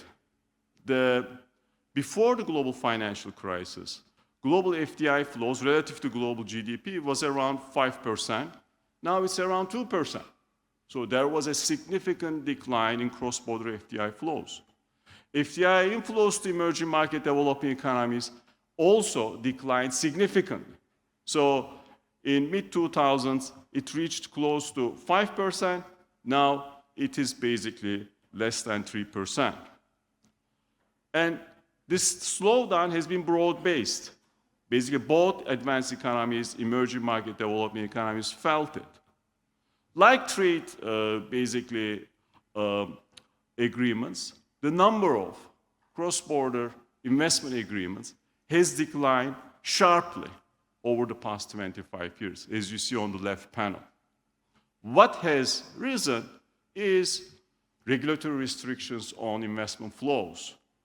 And emerging market developing economies increasingly have resorted to these types of restrictions as we saw basically a sharp increase in geopolitical risks and, of course, fragmentation. So now what is the answer to this question? How have these trade and FDI flows evolved? Trade and FDI flows have slowed since the 2000s. That basically reflected the loss of momentum in trade and investment integration and rising trade and geopolitical tensions, as well as larger restrictions on cross-border flows. So let me turn very briefly policy priorities. So global economy is facing multiple challenges, but some of these challenges really bite. When you talk to policymakers, they will tell you they would like to see economic growth, they would like to see jobs, and they would like to see investment, since investment is key. This half decade, from 2020 to 25, will deliver weakest output growth, weakest investment growth, and the weakest trade growth global economy has experienced since the mid-1990s. While growth is quite weak, global economy is facing a historical jobs challenge. That job challenge is basically a sharp increase in working age population in some continents. For example, in the case of sub-Saharan Africa, that increase is around 600 million over the next 25 years. When we look at the ability of these economies to generate jobs, to basically new entrants to the job market, it has been disappointing to say the least. As you see in the middle panel, only 1 out of 4 emerging developing economies was able to deliver enough jobs to meet the demands of this jobs challenge. Whenever you have a jobs challenge, you need to have skilling and education. The countries that have the largest job challenge have actually the lowest ratios of schooling and education, making the problem even larger. So what should policy priorities be for emerging market developing economies in an increasingly difficult external environment? The first one is undertaking reforms at home. Yes, it's difficult to integrate through trade, but there are still very large barriers, domestic barriers to trade these economies have to overcome. Those barriers related to infrastructure, those barriers related to basically restrictions or very high costs on the border. They need to reduce those and reduce those sharply. They also need to reduce the regulatory restrictions on FDI. The unfortunate truth is that they have been introducing more restrictions on FDI instead of reducing them. And of course, to attract more investment, they need to improve investment climates, which hasn't happened in the way most people expected over the past 10 years. A number of countries lag behind reducing basically the regulatory restrictions and improving the investment climate and the rule of law in the way it should have been done. So what is the big policy priority in this very difficult external environment is to be very aggressive when it comes to domestic structural reforms and improve conditions to support trade and FDI. Of course, there are short-term macro interventions that are necessary. So let me conclude. I basically looked at the near-term growth prospects. There have been some positive news recently. Things have been better than expected, but still, it is a kind of a difficult moment for the global economy. That difficulty is very clear when you look at the trade and FDI flows. The numbers were at the lowest levels we have seen over the past 25 years. And it's high time for policymakers to basically find ways to differentiate themselves with aggressive domestic reforms. Thank you.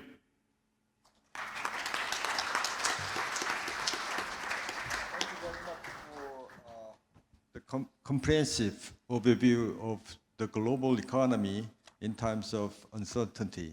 We'll now hear from Professor Jonathan Austri. The podium is yours. Thank you very much for your excellent presentation. To me, you're finding that this policy uncertainty has negative impact on FDI is extremely important. Now we turn to two distinguished discussants. I'm sorry to say this, but total time assigned to both discussants is only 15 minutes. So only 7 and 30 seconds is assigned to each discussant. I know that you have lots of things to say, but please make your discussion as short as possible. And we'll have some time after discussion for Q&A. So the first discussant is Professor Charles Engel. Please. Okay, is this on? So first let me thank you for inviting me here. Actually, one of my favorite places to visit is Korea, and I'm very happy to be here. I was asked to talk about trade policy uncertainty and the macroeconomic implications. I really want to talk about the source of trade policy uncertainty, and I'm talking fast because I just learned I had half as much time as I thought I had. So the underlying cause of the uncertainty, I don't really think is so much that the trade policy of the U.S. Keeps changing, but that, in fact, it has to do with the objectives of the trade policy. And it's not so much even that the objectives of the trade policy haven't been announced, but in fact, the problem is that they're really incoherent. And the incoherence makes it then really very hard or impossible to predict in which way trade policy is going. So I'm going to talk about, first of all, a set of 3 objectives of trade policy which are mutually inconsistent in the sense that if any one of them is achieved, it weakens the other 2. And then I want to talk about the objective of improving the trade balance, which I and a lot of people would say tariffs are really unlikely to help. I'll briefly talk about other policies which seem to work against the objectives that have been announced, and then I'll conclude. First of all, these are the three goals of tariffs that have been announced, and these are in a sense an impossible trinity, that the goals of stimulating manufacturing in the U.S. As a source of revenue to help balance the budget. And then another thing that's been argued is that, well, it's a negotiating tactic to reduce barriers to trade globally and to get us on a level playing field with freer trade. And again, my point here is for these is that if any one of them is achieved, it makes the other two harder or impossible to achieve. So first of all, will the tariffs stimulate manufacturing? A lot of people have already argued that, in fact, even if they're successful, they're not going to be very successful. There are other forces driving the decline in manufacturing in the U.S. But suppose that, to some extent, the tariff policy does improve manufacturing in the U.S. It will improve it because it keeps imports out. If it keeps imports out, it means that we're not going to be collecting very much tariff revenue. We can't both eliminate or restrict imports and collect a lot of revenue. I mean, currently we are collecting revenue, but it hasn't helped our manufacturing yet. Of course, it also doesn't work to achieve the goal of freer trade by having these higher tariffs. Now, the other possibility is that these tariffs will raise revenue. And again, it's easy to exaggerate how much revenue they can raise. They're not going to raise enough revenue to have a really very big effect on closing the U.S. Budget deficit. But suppose they did raise revenue. Suppose they were successful in that. Well, they're successful in that because we're continuing to import, which means we're not protecting domestic industries. That is, that it's so difficult to substitute out of the imports that we can continue to import and raise a lot of revenue. So the revenue raising objective is inconsistent with the objective of promoting manufacturing, and of course it's also inconsistent with the objective of having freer trade globally. So the third objective here is freer trade and a level playing field. But of course, if there's freer trade, if the objective is to use the threat of tariffs to get everyone to reduce tariffs globally, then of course it neither protects domestic industry nor does it raise tariff revenue. So again, my point is that one of the goals may be achievable to some extent, but what's incoherent and what makes things difficult to predict is that if any one of the goals is achieved, it's working against the other two goals. Now, in practice, there's been this move really to use trade policy as a form of extortion. And what I mean by that is that, the U.S. is kind of in a good position here in these global trade bargains because the U.S. is a large economy.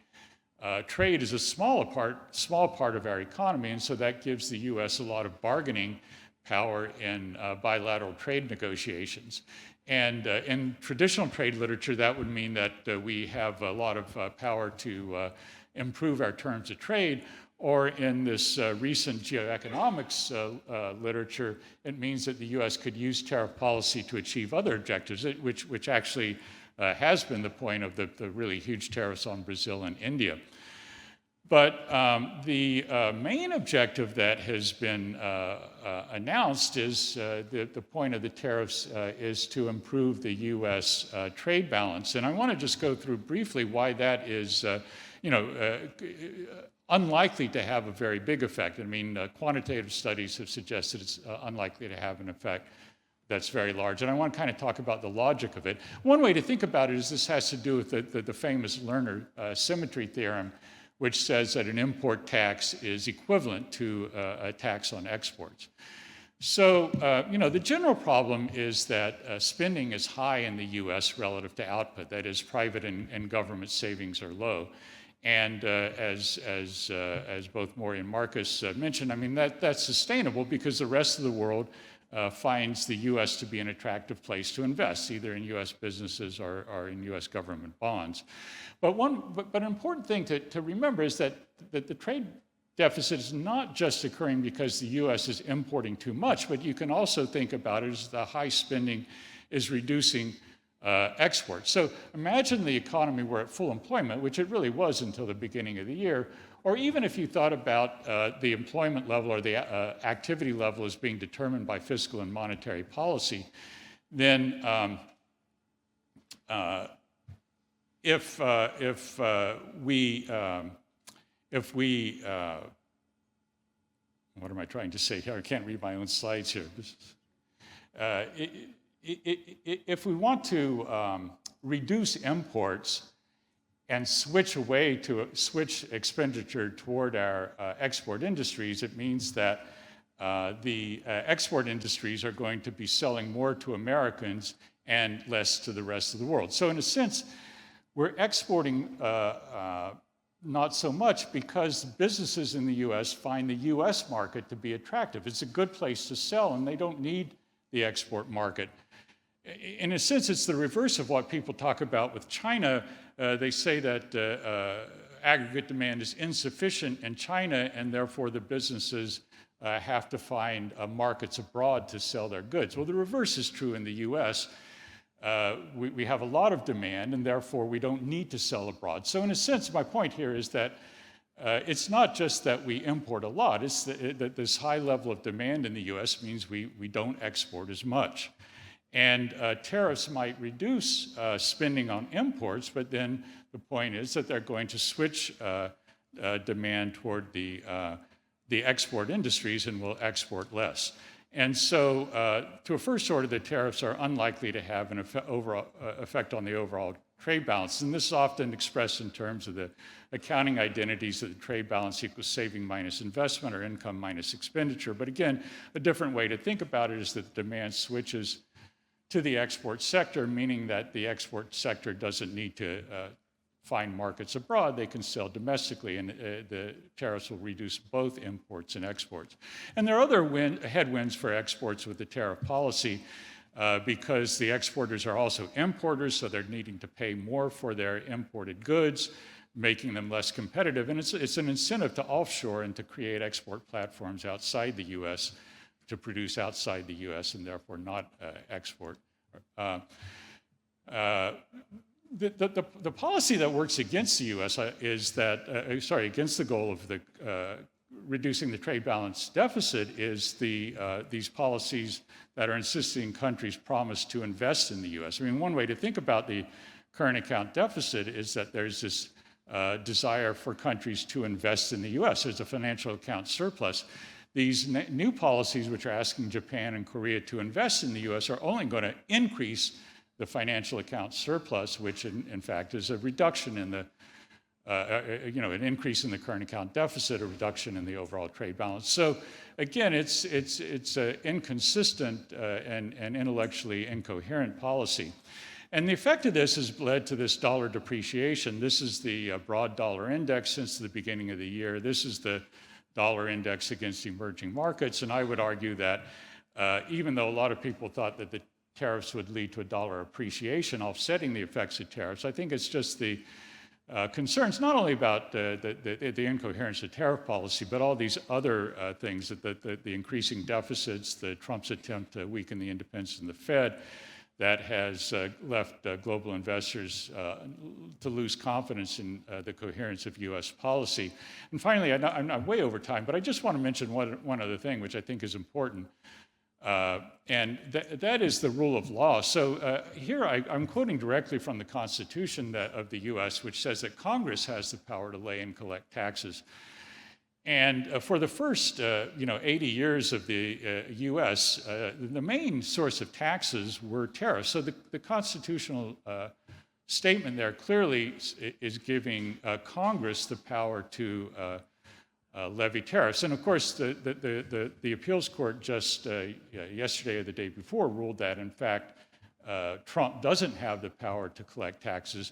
Now, the Supreme Court may overrule that, but as I thought about it, I mean, that would be really even worse for the rule of law if the Supreme Court overrules it, because it would end up saying that the clear language of the Constitution doesn't say what we thought it meant. And Here the point is that all this uncertainty generated by not following the rule of law, I think undermines long-run growth. And that was exactly what Ashimolu, Johnson, and Robinson won the Nobel Prize for, was emphasizing the importance of the rule of law and institutions for long-run prosperity. So to sum up, I think the important point here is that this trade policy environment has been caused by the US environment, and it's been disjointed, it's been incomprehensible, and really the first step ought to be to explain in a way that makes sense what the objectives of the trade policy is. Okay, thank you very much for the another excellent discussion. I really like your idea that incoherence of policies, not just uncertainty, that matters more. Okay, the last discussion is Dr. Alexander Plekhanov. Please.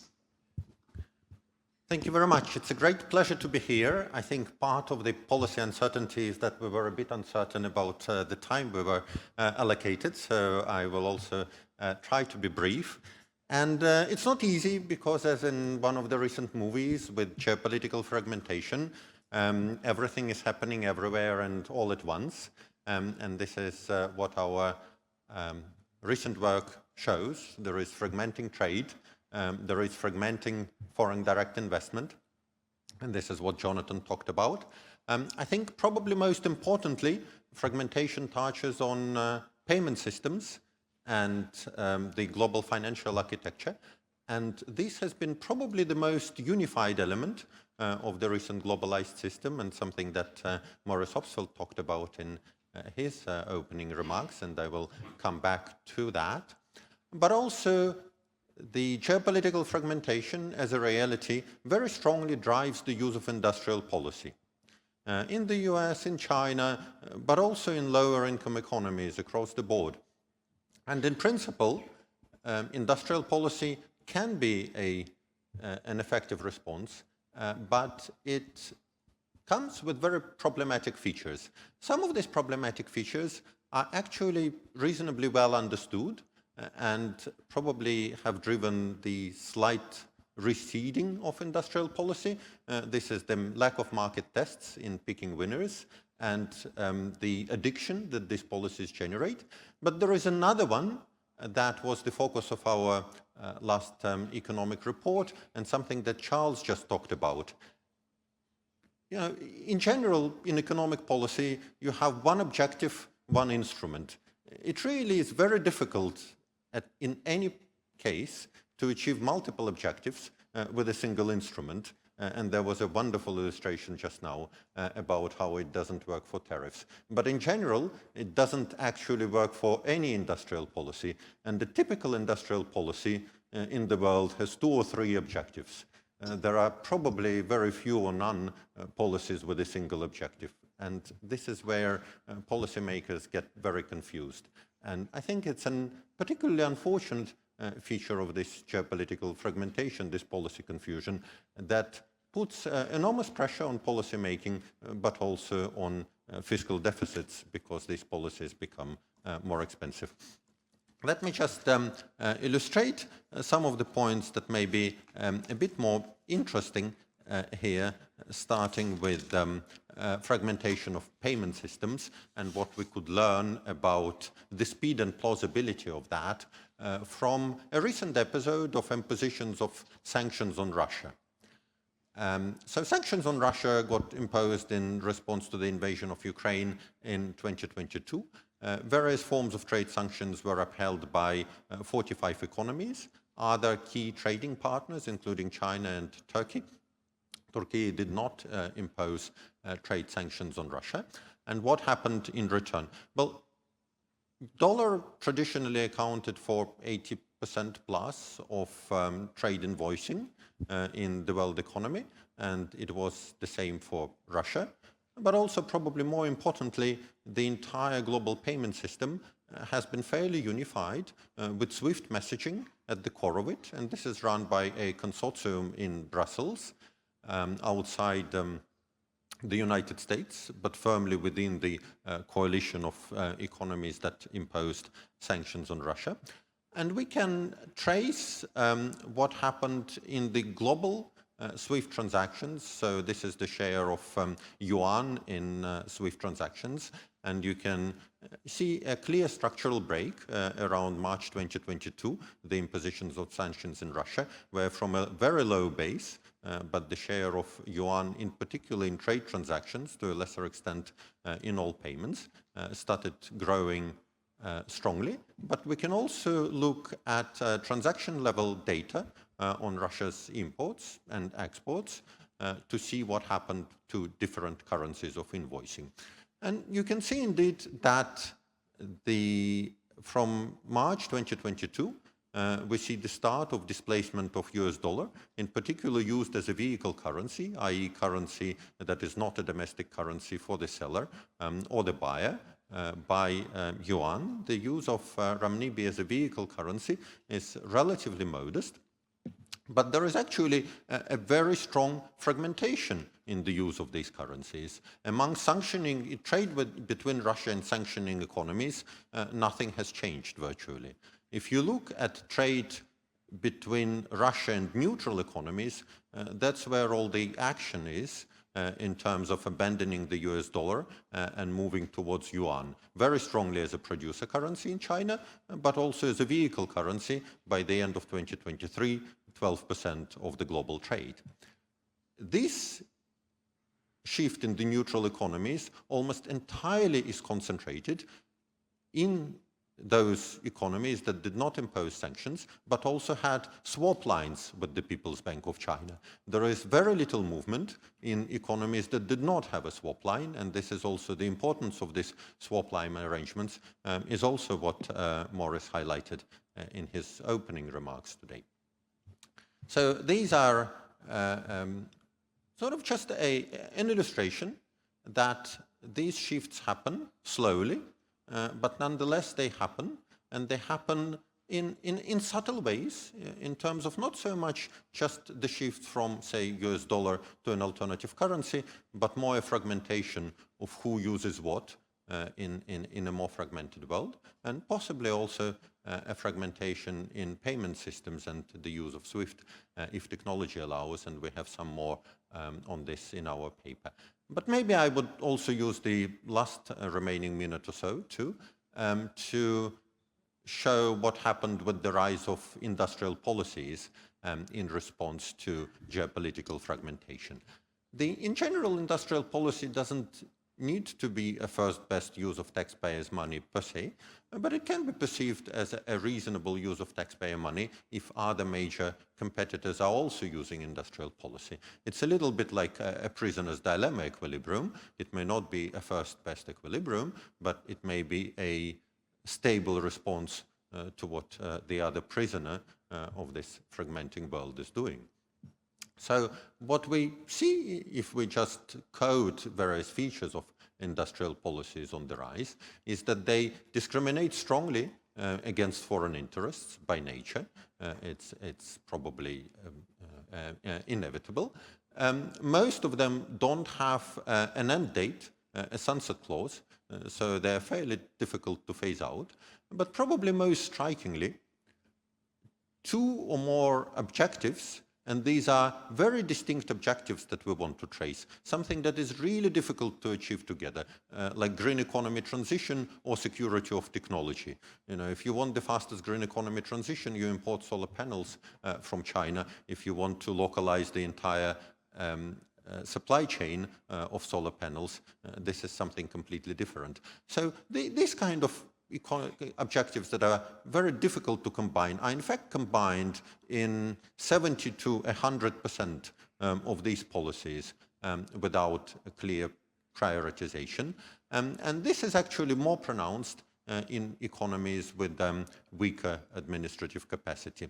And maybe the very last point that I would like to illustrate, coming back to Jonathan's remarks on what happens with foreign direct investment. I think what we see in our work is exactly what Jonathan highlighted, that foreign direct investment responds very strongly negatively to uncertainty. Uncertainty undoubtedly poses a brake on foreign direct investment. As to the geopolitical tensions per se and the rise of restrictions, this is much less clear-cut. I think the direct effect would be exactly what Jonathan shows. So if investment between, say, China and US is more restricted, there is less foreign direct investment. If trade is more restricted, there is less foreign direct investment. However, there may be a sizable positive spillover on connector economies, third-party economies that can benefit from the resulting industrial policy in China or in the US. And we use here an Inflation Reduction Act as an illustration of how this actually happened in economies like Morocco or in fact Korea or a few others, economies that actually benefited strongly from inflows of foreign direct investment in response to eligibility of some of this foreign direct investment to benefit from IRA subsidies in the US. I don't have time to go into detail more about it in our recent papers, but just to highlight that in a complexly interconnected world, these positive spillovers to connector economies are possible. They're in fact sizable and can be positive. I will stop there. Thank you. Thank you very much again for excellent presentation. And you point out another important aspect of the global economy, which is fragmentation. And I now are already run out of time, and I understand that the lunch is waiting for us. But let me ask just one question to each panelist before we have lunch. And my question is this. After the Liberation Day, huge tariffs are imposed, and most economists actually expected that the US economy might be in recession and suffer from higher prices. But so far, US is quite strong, at least in terms of GDP growth. And there's no clear sign of inflation yet. But according to a newspaper I saw yesterday, Korea is very famous for this quick release of data. We already have data for August exports. Our exports to US decreased by 10%. But as Ian said, actually, our total exports didn't decrease because there was a switch from US to other emerging economies. So there is something going on to the US. At least their imports are decreasing. But still, there is no sign of inflation. So how do you expect about future inflation in the US and the future economy in the US? Let me give Charles the first to respond, because I feel guilty that I gave you too short I less took more time. time anyway. Yeah. So I guess I would just make 2 points. I mean, first of all, the tariffs are a relative price change, and that's not necessarily inflationary. I always think of this as the inflation is going to be determined by the Fed and by monetary policy. And the way I like to think about it is, how are the tariffs going to affect the inflation output trade-off? And I think people say it's going to be worse. And I don't really have any insights to when it's going to hit or how much. But the other thing, so that's my first point. But my second point is that it's easy to exaggerate the potential inflationary effects of the tariffs. The average tariff rate now is something like 20%. Imports of goods are about 11% of U.S. GDP. So even if the tariffs were ultimately all the way passed through to U.S. consumer goods, that would be 20% times 11%, or about 2% inflation over however long it takes to pass through. So I really don't, I don't even think that the potential inflation or the short-term output loss is really the main issue with the trade policy. And there's sort of a lot of other things that have been brought up that I think are kind of more important, like long-run growth and our relationships with our allies and the rule of law and things like that, which I think matter a lot more for the long run. Okay, thank you very much. Ian, do you have anything to add? So let me quickly make 3 points on this question, which is probably one of the most important questions confronting the Fed as well as the financial markets, the US inflation. Now, the first observation is that there are early signs of the impact of these tariffs on tariff-sensitive goods. You already see that when you look at the prices of furniture, prices of electronics, even the prices of cars. Now, the headline inflation numbers somewhat stable, but when you look at the core inflation in the US, that has been on the rise actually as well. So one can easily claim that inflationary pressures are building when we think about the big picture in the context of the US economy. The second point is that there is this question, when you impose these tariffs, they are there, once they have an impact on the kind of the inflation, whatever their impact, that's going to be in all likelihood temporary. So increasingly, this view has been gaining more support at the Federal Reserve Board, at the FOMC, and it was very clear from the Powell's speech at Jackson Hole as well. Now, if that's the case, the central bank can consider, the tariffs as a kind of a one-time, maybe supply shock, and see through it and won't react. And then after a while, we will see a little bit of an increase in inflation, but then it will come down. I think the third important point, the impact of tariffs, everything else equal, we might see an increase in inflation. But we also have to think about, the other drivers of inflation as well. And increasingly, the labor market weakness, and that weakness could become a bigger challenge for the policymakers at the Federal Reserve Board, FOMC, has been gaining traction as well. And the reason is that, of course, that labor market weakness could be the downward pressure on headline inflation through wages, and maybe that could be a reason for the Fed to react and push the employment objective ahead of the inflation objective. But let me stop there. Thank you. Okay, thank you very much. Jonathan and Alexander, would you like to join us to say something more?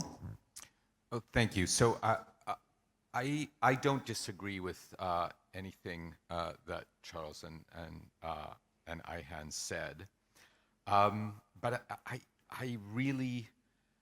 I feel strongly that economists need very deep introspection about the predictions that they made when Trump's policy was announced.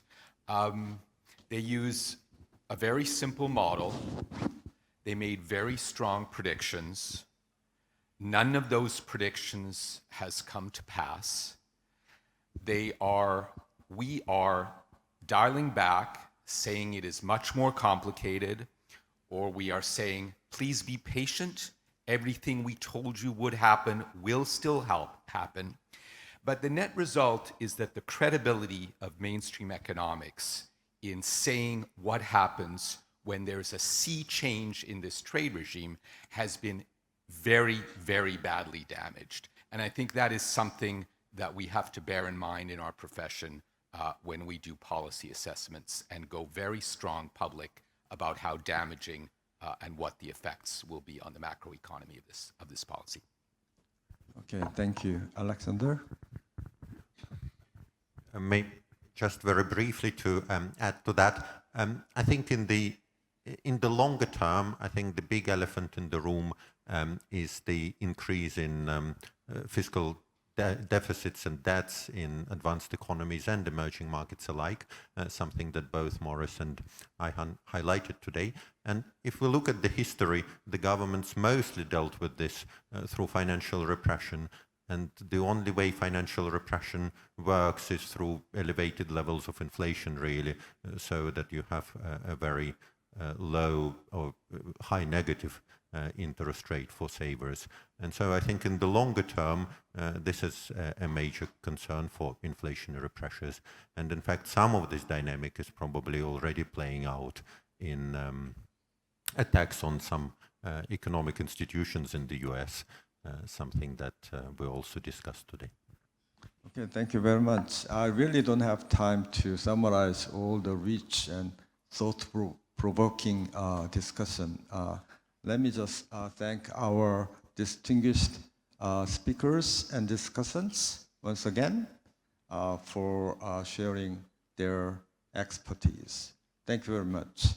This concludes session 1. Thank you.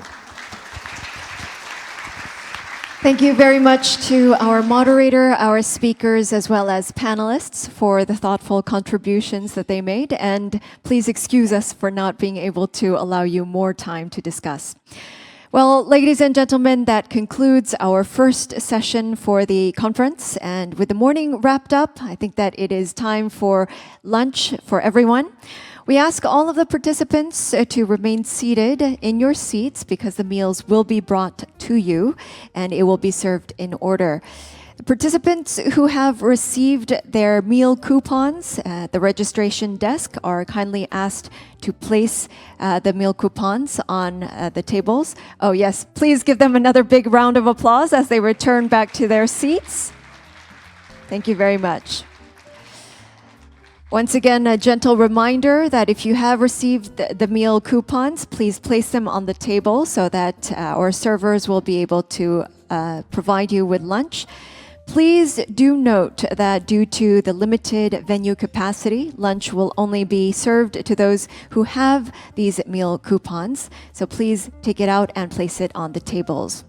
We kindly ask for your understanding regarding this arrangement. And as for our VIP guests, we do have a separate lunch for you. So those of you who have been invited, please follow our staff and move over to the luncheon hall.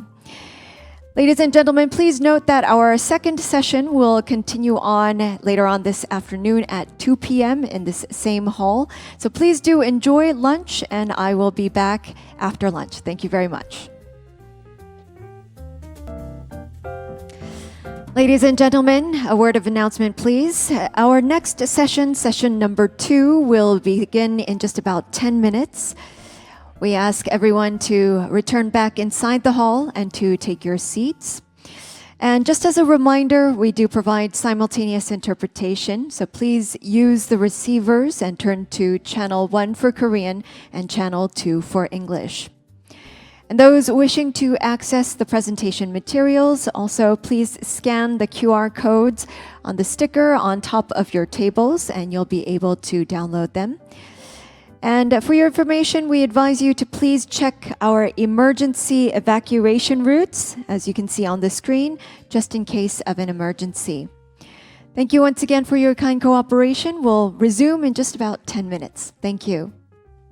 Distinguished guests, ladies and gentlemen, I think that we are ready to start our second session of the day. So thank you very much for being promptly on time. I think we will now begin.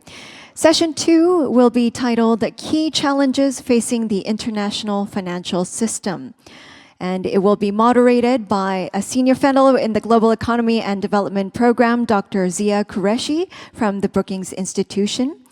Our speakers will be Mr. Kenneth Kang, the Deputy Director for Strategy, Policy, and Review Department at the International Monetary Fund, and Dr. Iñaki Aldasoro, the Principal Economist for Financial Stability Policy at the Monetary and Economic Department for the Bank for International Settlements. We have two panels that will also be joining us. Professor Kwan-ho Shin, also the moderator of the first session, Professor of Economics at Korea University and President of the Korea Money and Finance Association, and Professor Jong-won Yoon, the Visiting Professor of Economics at Seoul National University and former Senior Secretary to the President for Economic Affairs at the Office of the President. This group will lead session 2 and further discussions. So with that, please welcome them onto the stage with a big round of applause.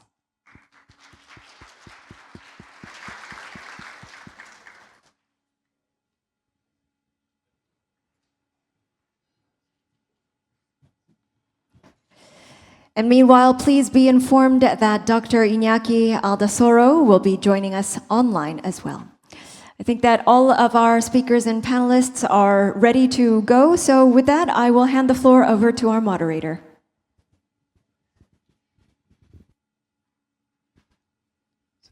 Thank you. Good afternoon. Let me welcome all of you to this session. I'm Zia Qureshi, a senior fellow at Brookings Institution in Washington, D.C. I would like to start by thanking Ministry of Economy and Finance and KDI for inviting me to this very stimulating conference on some of today's big international economic and financial issues, and also for their excellent hospitality. It's a pleasure to be here and to be back here among friends in Korea, with whom my association goes back a long time. In fact, to the 1990s, starting with my work at the World Bank, and then continuing at Brookings through our joint research projects with KDI.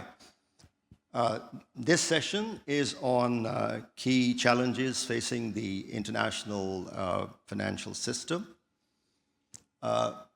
Rapid innovation with policy playing catch-up would be an apt characterization of the recent financial system evolution. The financial system is truly undergoing a transformation.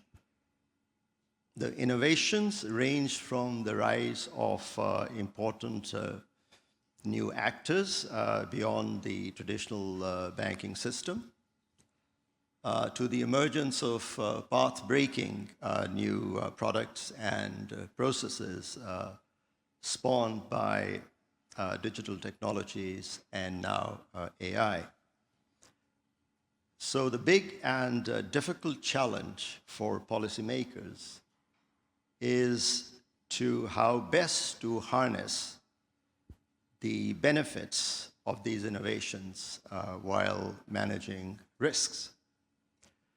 So to address these issues, we have an excellent panel of presenters and discussants.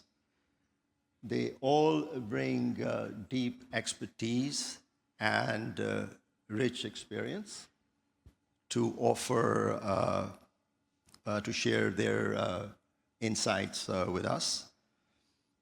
Their full bios are in the information packet that you have, so I will introduce them only very briefly in a moment.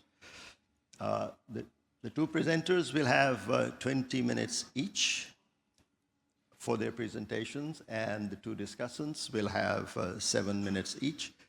And I ask my panelists to please adhere to these limits so that we have some time left at the end for Q&As and discussion. Our first presenter is Dr. Kenneth Kang, who will present on the implications of the growing role of non-bank financial intermediaries. He is currently a deputy director in the Strategy, Policy and Review Department of the International Monetary Fund, and he has had a long and distinguished career at the IMF. Our second presenter is Dr. Iñaki Aldosoro, who is joining us virtually. He will present on financial stability implications of AI applications and stablecoins. He is currently a principal economist in the monetary and economic development at the Bank for International Settlements. And his experience prior to joining the BIS includes work at the European Systemic Risk Board, European Central Bank, Bruegel, and in Argentina. Professor Kwan Ho Shin will be the discussant of Dr. Kang's presentation. He's a professor of economics at Korea University and a CES IFO Research Fellow at the University of Munich, and also president of the Korea Money and Finance Association. And Professor Jong-won Yoon will be the discussant of Dr. Aldosoro's presentation. He is a visiting professor of economics at Seoul National University and a visiting senior fellow at KDI. And previously, he held several senior positions in the Korean government and represented Korea at the IMF and the OECD. So with that, we can start with our presentations. And Dr. Kang, please, the floor is yours.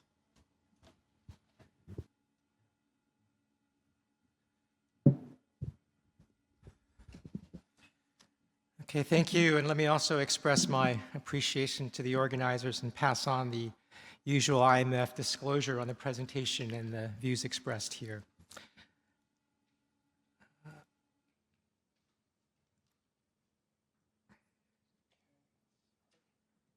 Okay. So as Zia mentioned, it's pretty clear that since the global financial crisis, we have witnessed some important changes in the financial system, including the expanding role of non-banks in global financial markets. By non-banks, I mean non-bank financial institutions. It's a pretty fairly broad term, which includes investment banks, broker-dealers, finance companies, private equity funds, hedge funds, as well as insurance companies and pension funds, and other non-deposit taking financial institutions. Looking back, post-global financial crisis reforms have made banks more resilient. Stronger capital, better liquidity, lower systemic risk. But at the same time, the non-bank sector has grown rapidly. The benefits include more diversified and flexible financing, especially when banks are constrained, and support to risk-taking by productive firms, boosting economic activity, but these also come with risks. In my talk today, I will summarize some recent research at the IMF examining the implications from the expanding role of non-banks in global financial markets, focusing on the financing shift from banks to non-banks and their real and global implications. And the references to this research can be found at the end of this presentation. Whoops, sorry. Let me start by quickly reviewing what we know so far about the growth in non-banks.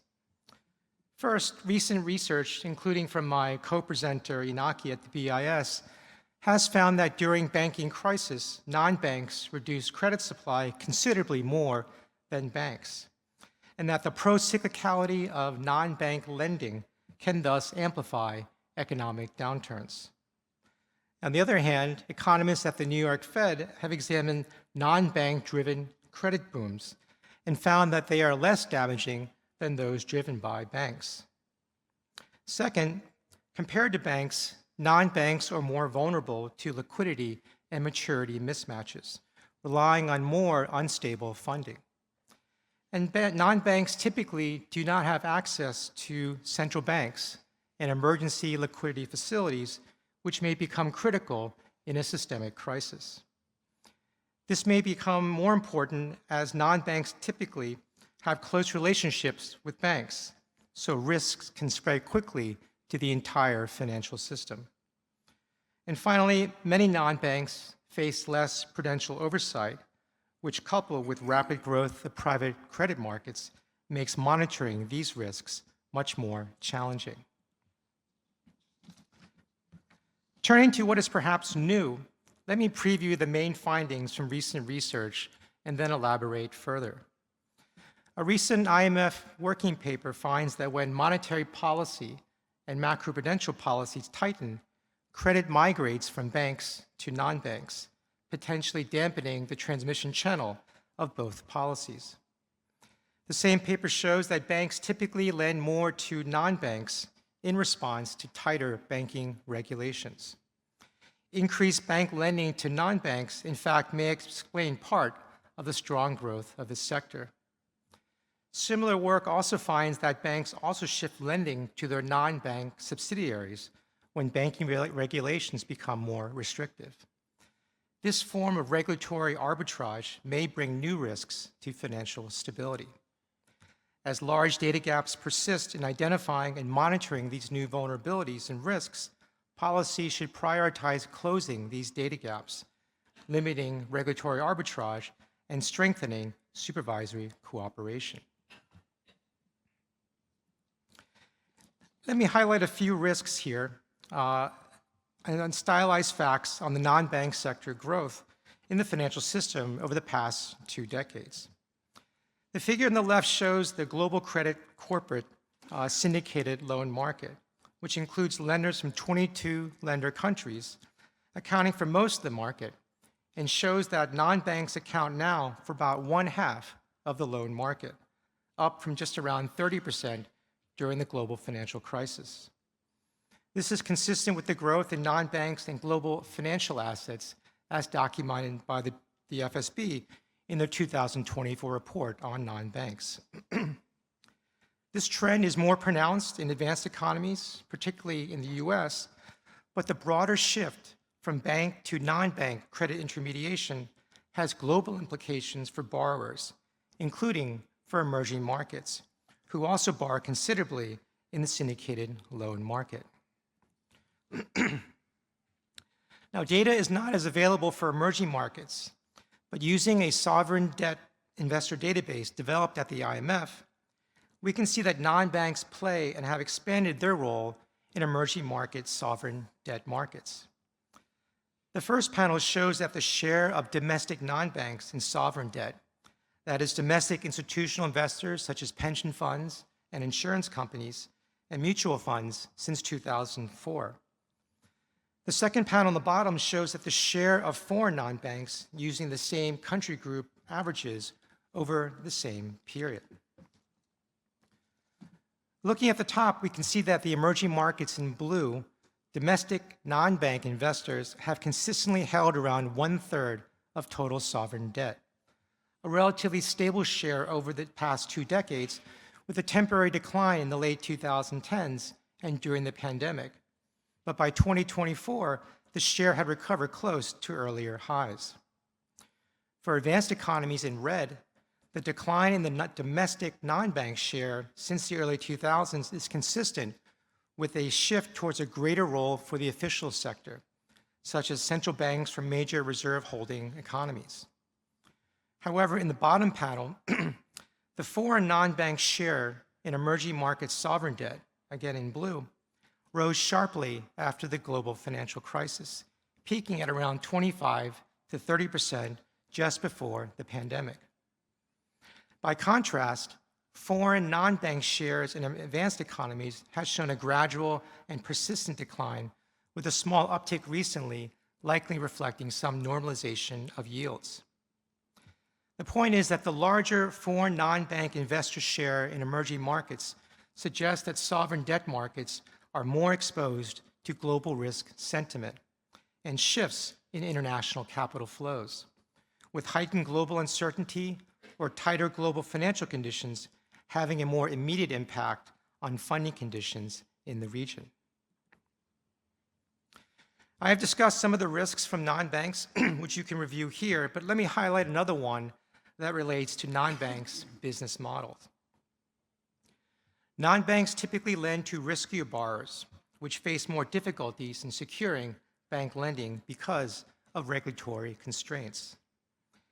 IMF research shows that during this period, non-banks have become more exposed to the non-tradable sector, where firms are typically less productive, more leveraged, and financially vulnerable, partly because of being less exposed to competition. The figure on the right shows that after the decline in the lending share to non-tradables during the global financial crisis, the share in total lending has picked up noticeably since 2015, particularly by non-banks. This may reflect lending to the real estate and construction sector, including real estate investment trusts, which have more leverage. One factor may be the more active use of macroprudential measures. In this figure, we draw from the IMF's macroprudential database, tracking changes in several macroprudential measures for a large set of countries. These measures are recorded as binary variables, indicating a tightening, a loosening, or no change in policies, and are aggregated for the world, advanced economies, and emerging markets. These net cumulative macroprudential policy actions give a sense of the stringency of macroprudential policies over time. The overall message is that countries, in particular emerging markets, have increasingly relied on macroprudential policies since the global financial crisis, with a clear tightening over time. The increasing use of macroprudential policies may have an important and perhaps unintended implication for the growth of the non-bank sector. While these policies aim to curb excessive credit growth and strengthen financial resilience, it is also possible that these macroprudential tools may have contributed to the expansion of the less regulated non-bank sector. For instance, post-GFC tightening of bank regulations, which imposed tighter constraints on banks' balance sheets, has coincided with the rise of non-banks. Research looking at the US and Denmark also provides evidence that tighter monetary policy may have also stimulated non-bank lending. As seen in the right chart here, this research found that non-banks increased their lending by around 3 to 4% relative to banks when monetary policy tightens, thereby weakening the transmission of monetary policy. What is the mechanism?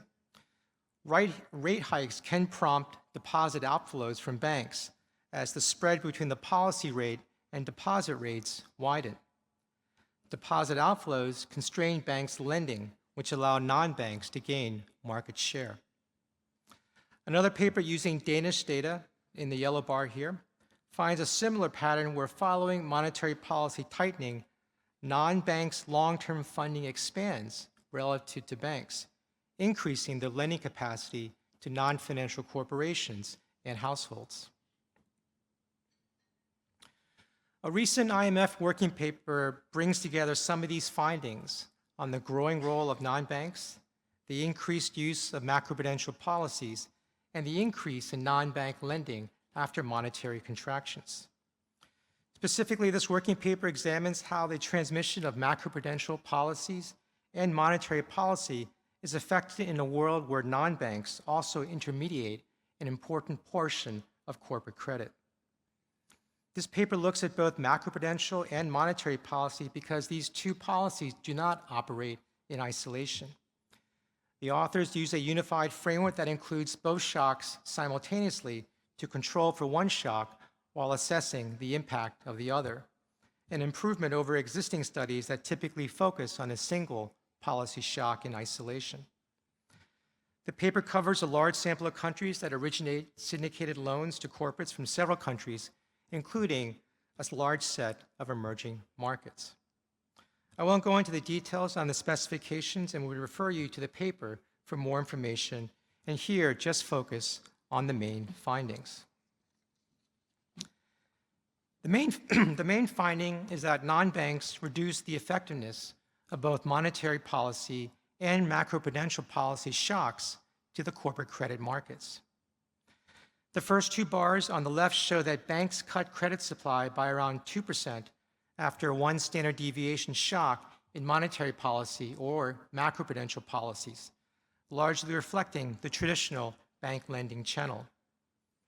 By contrast, the yellow bars show that the non-banks expand lending by around 4.5% relative to banks during monetary policy shocks and by close to 1.5% during macroprudential policy shocks. In absolute terms, non-bank lending expands during monetary policy shocks, but is muted during macroprudential shocks. While one might expect monetary policy tightening to raise funding costs for both banks and non-banks, the finding that non-bank lending expands relative to bank lending suggests that the deposit channel of monetary policy is stronger than the broader funding cost channel, as documented in earlier research for the US and Denmark. For macroprudential shocks, these findings are consistent with the view that tighter capital requirements reduce the supply of bank deposits, thereby constraining banks' lending capacity and giving space for non-banks to increase their market share. Let me also mention that non-bank expansion also lowers spreads relative to banks. Higher quantities and lower spreads are consistent with credit supply effects from non-banks driving the results, not changes in borrower demand. Turning to the real impact, firms receiving non-bank credit also invest and hire more relative to other firms following contractionary policy shocks. The left figure shows that firms with an existing non-bank relationship tend to see their financial performance in terms of CapEx and intangible spending and employment improve relative to other firms. However, as shown in the last red column, despite the improvement in firms' financial performance, non-bank relationships do not seem to reduce borrowers' riskiness following the shocks. If anything, the probability of default appears to increase for these firms, with stronger evidence during macroprudential policy shocks. The findings highlight a possible dual implication of non-bank relationships for financial stability. Non-banks help mitigate the adverse impact of tightening shocks on firms' access to credit, which allow these firms to maintain investment and employment. But firms with non-bank links tend to have a higher default probability and are more leveraged, raising concerns about the broader financial stability implications. This slide summarizes the main findings of this line of work and highlights the need to look also at the indirect effects of monetary policy and macroprudential policy shocks for non-bank lending.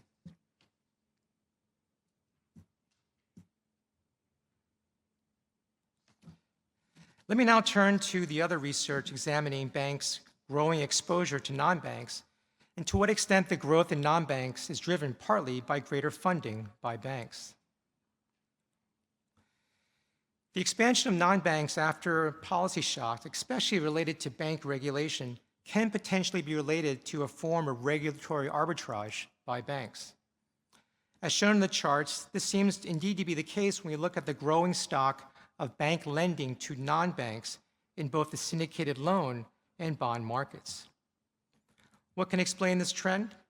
The research finds that banks actually increase lending to non-bank borrowers relative to corporates after a tightening in macroprudential policy shocks, by around 1% to 2% after a one standard deviation in macroprudential tightening.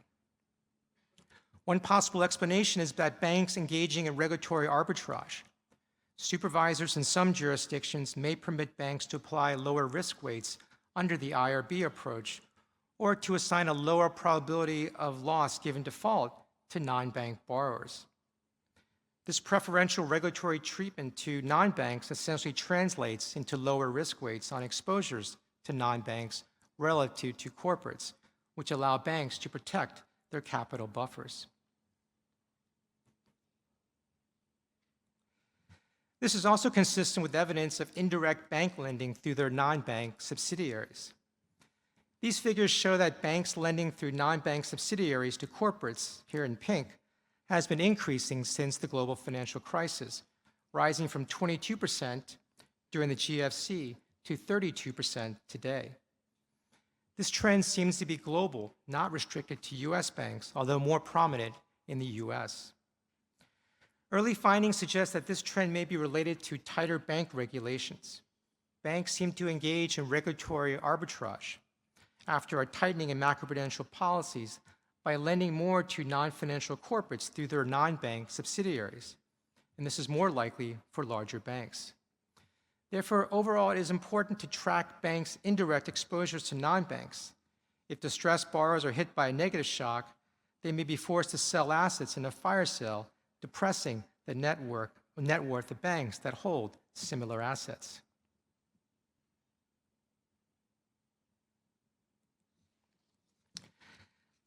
This slide summarizes what we just discussed, and I won't repeat it, instead end with just a brief summary of the policy priorities. Policy and supervisory priorities to address non-bank risks have been well outlined by the FSB, the BIS, and others, including by our Monetary Capital Markets Department at the IMF.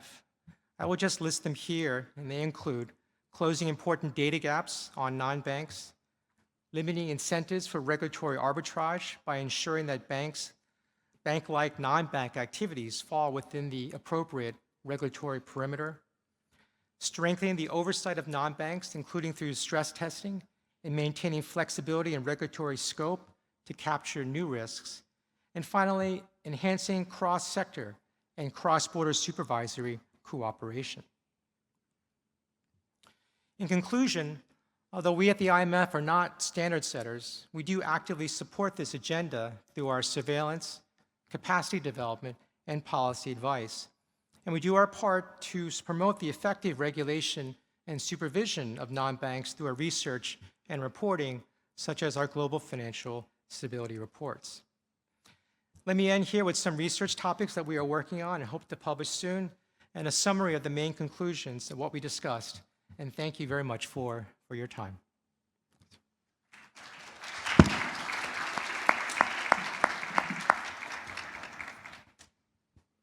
Thank you very much, Ken.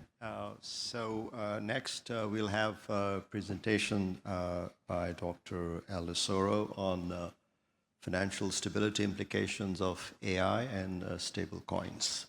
He's joining us virtually. Can you hear me and confirm that you see in the slides?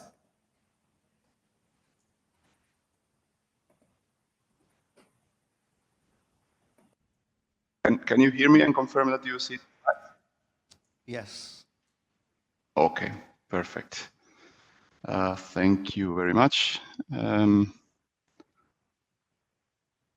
Okay, so first, good afternoon to everyone. It's a fine morning here in Basel, early morning, sun is rising.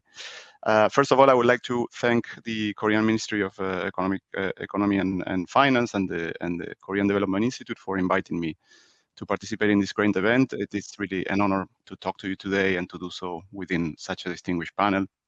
Of course, I only regret that unfortunately I cannot make it there in person. So today I will talk about the opportunities and challenges to the financial system that arise from new innovative technologies, financial or otherwise, and I will focus in particular on two technologies. One which is non-financial in principle, artificial intelligence, itself an umbrella term that covers many techniques and approaches, and as I will try to relay. And second, I will be discussing stablecoins and the policy challenges that emerge from them, which, as we all know, is a hotly debated topic across the globe and also in Korea itself. So I have the daunting task of covering these two vast topics in 20 minutes, and I could talk for a very long time about both, especially stablecoins, where I have done quite a bit of research. So I guess what I'm trying to say is that my presentation is bound to be a bird's eye view, as it were, which hopefully serves to spark further discussion. So before I begin, let me remind you of the usual disclaimer that whatever I say today are my views and not those of the BIS. So let me start with AI, which is transforming the way people interact with computers by allowing all of us to just chat with them through ordinary language and do a wide array of things. Now, when thinking about AI in finance, we have found it helpful together with some colleagues, to start from the perspective of conceiving finance within the evolution of information processing technology. And this is so because the financial sector aggregates dispersed information, it processes that dispersed information and uses it to produce signals, price signals that can guide the allocation of scarce resources. So in other words, one can think of finance as the brain of the economy, which enables efficient flow of capital, that helps to manage risks, and also helps to manage and maintain adequate liquidity. And through this lens, one can put into perspective the journey to modern AI and how the financial sector was there all along the way. For starters, the financial sector was among the first to use the earliest computers. The financial industry was also at the forefront of adoption of early rule-based expert systems, so what used to be called good old-fashioned AI or GoFi. And this led to efficiency improvements, but also shaped the development of the technology itself in part. Machine learning, as we all know, was also very quickly adopted in finance in various applications, although in the early stages, computational power acted as a limiting factor that prevented more widespread use. And of course, the new frontier that has caught us a bit by storm is generative AI, which has both vast potential but also some important risks. And the financial sector is among the most exposed to AI, which means that it has the greatest opportunities, but also has the greatest risk arising from AI. And this is partly because its high share of cognitive demanding tasks. And this has been nicely shown by work by IMF colleagues as well in terms of sectoral exposure to AI. Now, with Gen AI, the question is what is new? And we have argued that the three characteristics make it particularly special.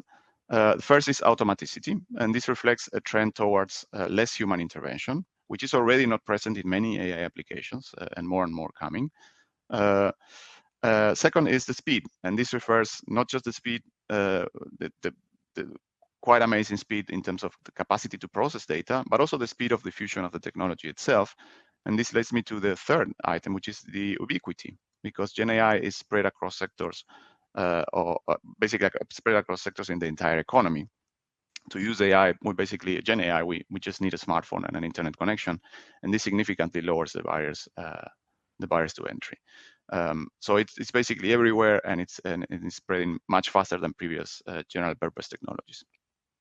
But the use of AI in the financial sector has also proceeded through various steps. So it's useful to compare the various AI iterations to try to look a bit beyond the hype and understand what is new. Now, this table illustrates the impact of traditional analytics, machine learning, and Gen AI across main functions of the financial sector, which we grouped into four categories: financial intermediation, insurance, asset management, and payments. Now, already traditional analytics and rule-based expert systems in the early iterations of AI in the 50s, 60s, and 70s allow for better risk management, for some portfolio optimization, high-frequency trading, and also some fraud detection.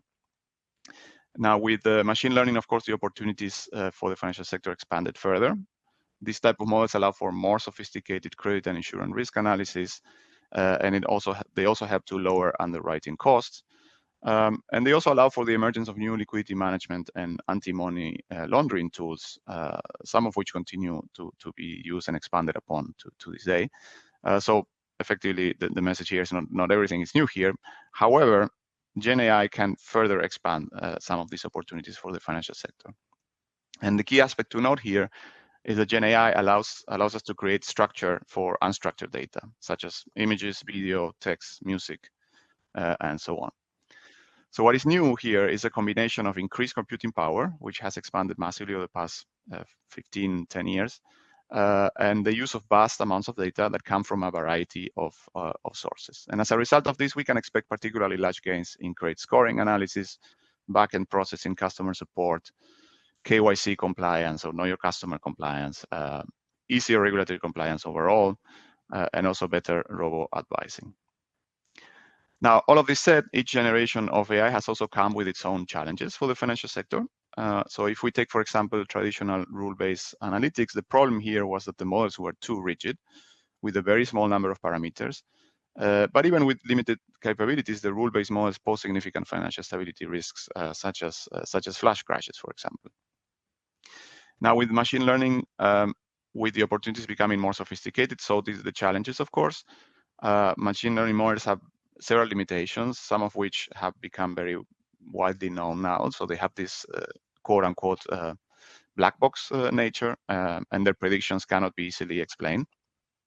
They also carry the biases of the data that they are trained on into their own predictions. And they also carry other threats to consumer privacy, cybersecurity, the emergence of data silos, and also model and algorithmic herding, as also highlighted in work by the FSB last year. Now, moving on, GenAI amplifies some of these challenges, and the risks include model hallucination, also widely known by now. That refers to the tendency that these models have to spit out an output that appears plausible, but is incorrect, misleading, often entirely fabricated. And this calls, of course, for human intervention in sensitive areas. This is the human in the loop sort of approach. There is also the problem of garbage in, garbage out, which is typical of many of these models, as well as even larger threats that derive from market concentration, because not only cloud computing, but also data and the same foundational models are in the hands of a few providers. But that's not all, of course. There are also larger, more systemic financial stability risks that arise with wide AI use. So even the early rule-based AI system had important implications for financial stability. For example, if you take the 1987 stock market crash in the US, this was rooted in the dynamics of that were created by rule-based strategies of portfolio insurance companies. Many portfolio insurance companies had similar automatic sell orders, and then when securities prices fell below a predetermined level, this led to cascade effects and eventually a stock market crash. With machine learning models, the threat to financial stability is much larger, of course. Model herding, network interconnectedness in the economy have increased because of the use of machine learning, and this potentially leads to more systemic risk. And of course, GenAI has the potential to add new dimensions to these risks. In particular, by relying on alternative non-traditional data, they are likely to lead to the so-called fat tail problem. And additionally, there is the issue of high levels of market concentration along the entire AI supply chain that I foreshadowed before. And in this sense, GenAI can contribute to this concentration risk and single points of failure. Now, one important theme that we developed in last year's annual economic report is that just as AI poses some important challenges for central banks and for other regulatory authorities, it also represents an opportunity in that these tools can be harnessed themselves in pursuit of the policy objectives and policy mandates in order to address the emerging challenges that arise from AI itself.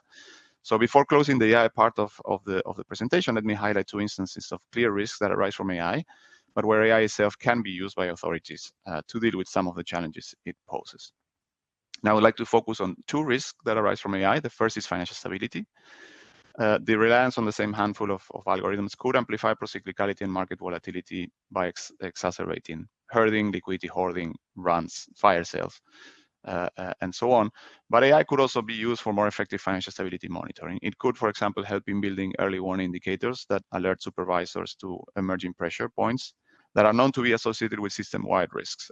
And this is an active area of research where I have myself contributed this year, and I have also other colleagues working on additional work in this space, and also in other institutions. I am aware that is ongoing work as well. The second risk is the greater prevalence of cyber attacks, of course, because we not only have more sophisticated versions of familiar tricks that we are aware of, like phishing, but there are entirely new sources of cyber risk that exploits weaknesses that are specific to large language models, so the main GenAI application. And this makes the model behave in unintended ways or reveal sensitive information. But here again, just as AI increases cyber risks, it can also be used by cyber defenders in the threat analysis and the monitoring of computer networks. In a recent BIS survey of central bank cyber experts, most of them actually deem AI to be effective or moderately effective at combating cyber attacks. And in particular, they believe that AI systems can outperform traditional methods in cybersecurity management, especially in areas such as the automation of routine tasks or threat detection. Now, there are, of course, a number of other important challenges that arise from AI, such as the implications for labor market, productivity, inflation, and the macroeconomy at large. We have covered those in the last year's annual economic report. You can find it as well in some of the publications of the fund. and I relay some of this at the end of the presentation in the annex slide. But in the interest of time, let me move to the discussion of stablecoins. I presume that you all know stablecoins are crypto asset tokens that circulate mainly on public permissionless blockchains, and they promise to maintain a stable value relative to the reference asset. Most are pegged to the US dollar. They promise redeeming investors $1 for each stablecoin on demand. This is much like other forms of money or money-like claims, such as bank deposits or MMFs. Hence the comparison that we sometimes see in the media and elsewhere. Now, the major stablecoin issuers, they back their tokens primarily with fiat-denominated short-term assets, treasuries mostly, but also repo agreements, repurchase agreements or repos, and bank deposits as well. And given the rapid growth, they have become a focal point in policy debates about the future of money and an increasingly digitized financial ecosystem. And they have reached a stage where potential spillovers to that system can no longer be ruled out. And in response, many jurisdictions have introduced or are in the process of introducing or developing or updating regulatory frameworks for crypto assets and stablecoins, building on the high-level principles that have been established by international standard setters, most notably the FSB with its high-level recommendations. So in the rest of the remaining brief talk, I will take stock of the market and provide a high-level overview of the main financial stability and policy challenges that arise from stablecoins. So the plain number of stablecoins in active use has shot up from around 60 middle of last year to over 170 today. This is what you can see on the first panel. But perhaps even more striking is the sharp increase in market capitalization, which went from 125 billion less than a couple of years back to actually around 280 billion today. So this figure is a couple months old. It's already behind by 20 plus billion. And this is what you can see in the second panel. And this panel also shows that despite the proliferation in the number of stablecoins and the growth of the market overall in terms of market capitalization, the market remains highly concentrated, with around 90% of market capitalization accounted for by just 2 issuers. And the concentration is also seen in the dollar. The market is overwhelmingly dominated by the US dollar as a reference asset. 70% of active stablecoins by count, but almost 99% by market value, market capitalization, are actually pegged to the dollar. Now, despite their namesake promising a stable value, stablecoins have experienced episodes of high price volatility, and indeed some exhibit volatility that is in excess of stocks or even notoriously volatile unbacked crypto assets such as Bitcoin. Yet even the fiat-backed stablecoins, which are by a good margin the least volatile within the stablecoin space, rarely trade exactly at par relative to the unit of account in secondary markets, even during tranquil times, and also even more recently as the market has matured. This is what you can see on the graph on the right. In fact, them sitting at exactly 1 is the exception rather than the rule, and this is because they are traded in the secondary market, and as such, they have a market price. And this stands in stark contrast to current forms of money that we all use for everyday transactions, such as bank deposits, which question to some extent stablecoins' ability to serve as a reliable means of payment. Now, the growing prevalence of stablecoins also raises a number of policy challenges. First, there is a prospect of broader use of foreign currency denominated stablecoins that has prompted quite a heated discussion about issues around monetary sovereignty, in particular in emerging markets. Stablecoin cross-border use has been growing, with quarterly trading volumes exceeding already 400 billion for the 2 largest coins, as you can see the graph on the left, which is based by research by BI's colleagues. Moreover, recourse to stablecoins in cross-border transactions tend to rise following episodes of high inflation and foreign exchange volatility, and this is what you can see in the graph on the right. Now, recurrent concern here is that in this kind of environment, of course, dollarization through the backdoor. Once we have broad-based stablecoin adoption, this could provide seamless access to dollar-denominated claims for non-US residents, and this can potentially weaken the effectiveness of domestic monetary policy. And it could also undermine, of course, the effectiveness of foreign exchange regulations or capital controls in those countries that use them, something for which there is, in fact, already some empirical evidence lining up. Now, an additional set of issues related to stablecoins is about the impact that they have on the markets in which they invest their backing assets, or the reserve assets that they use to defend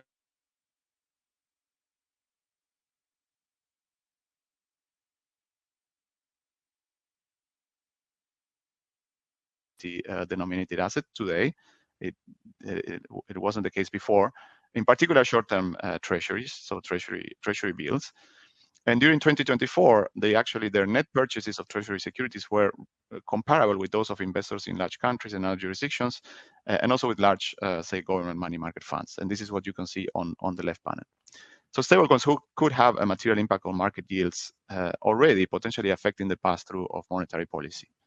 In a recent paper, we estimated that a 3.5 billion inflow into stablecoins, which roughly corresponds to 2 standard deviations, can reduce treasury bill yields by around 2.5 to 5 basis points.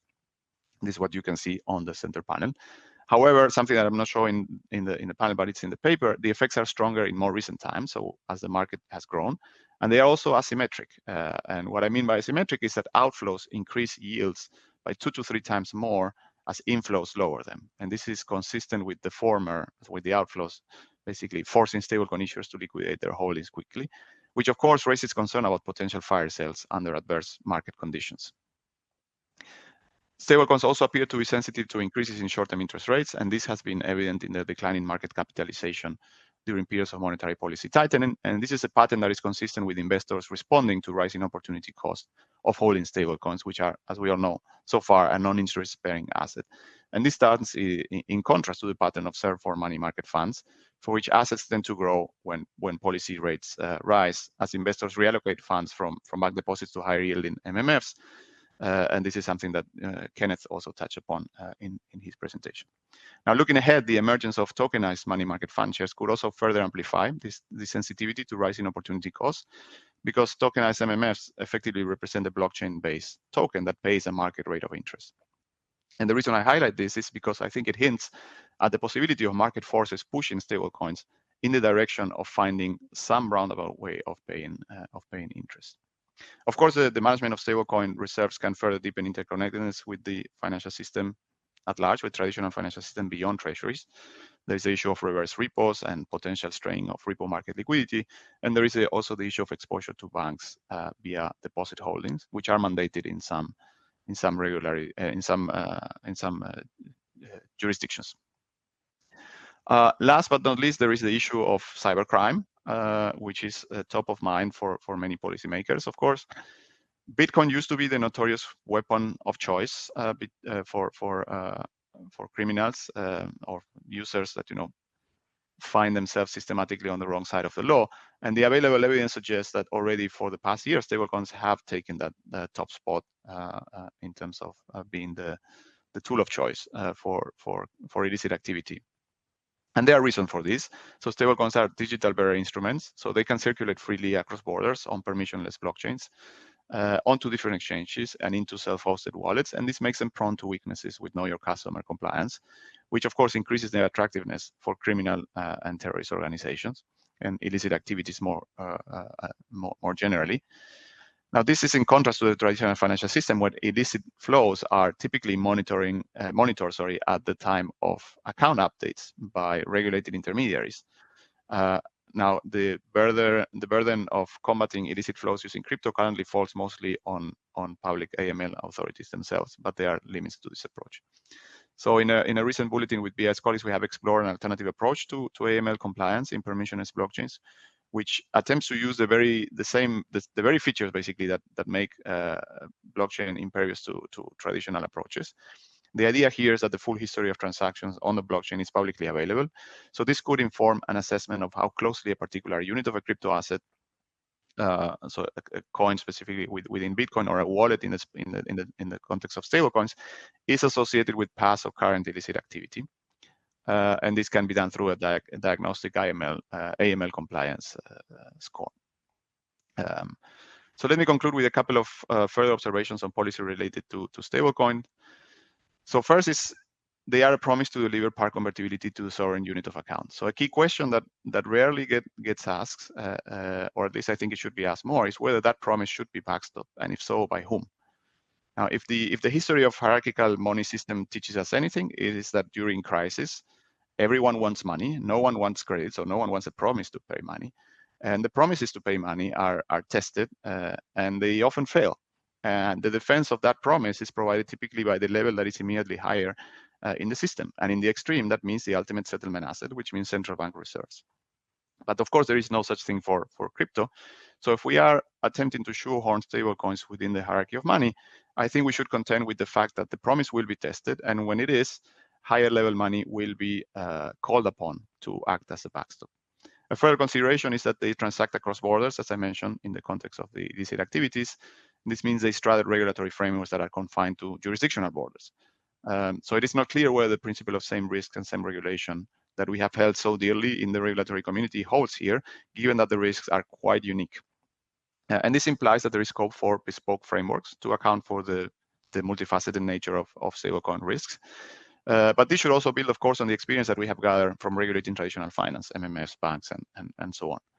And this need not imply less regulatory stringency. On the contrary, I think since many entities within the stablecoin ecosystem operate without established safeguards, a more restrictive regime might actually be necessary. And of course, this is a point that echoes something that Kenneth mentioned in a different context. International cooperation remains crucial. It's harder than ever, but it remains crucial given the ease with which these stablecoins can move across borders. And finally, before closing, let me close by saying that the principle of technological neutrality in regulation should not be compromised, as well as we think in terms of regulatory frameworks for stablecoins, to avoid creating an uneven playing field that could then potentially have far-reaching consequences into the future. So with that, let me thank you again, and I look forward to the discussion.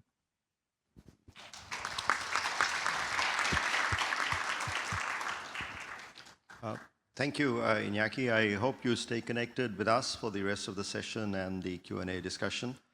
So I now call on Professor Shin for his discussion of Dr. Kang's presentation.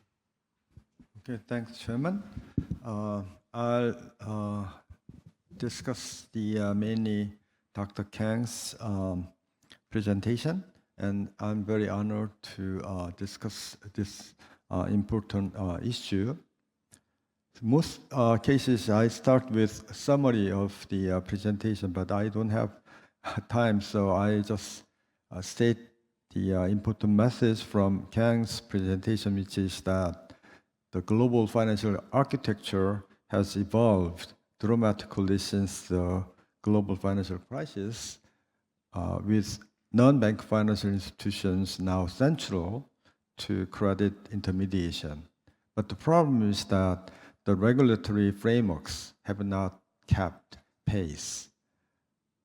So I just like to draw some implications from Korea's experience. And this is the joint work I did with Hyun-Song Shin, who is going to present in a minute.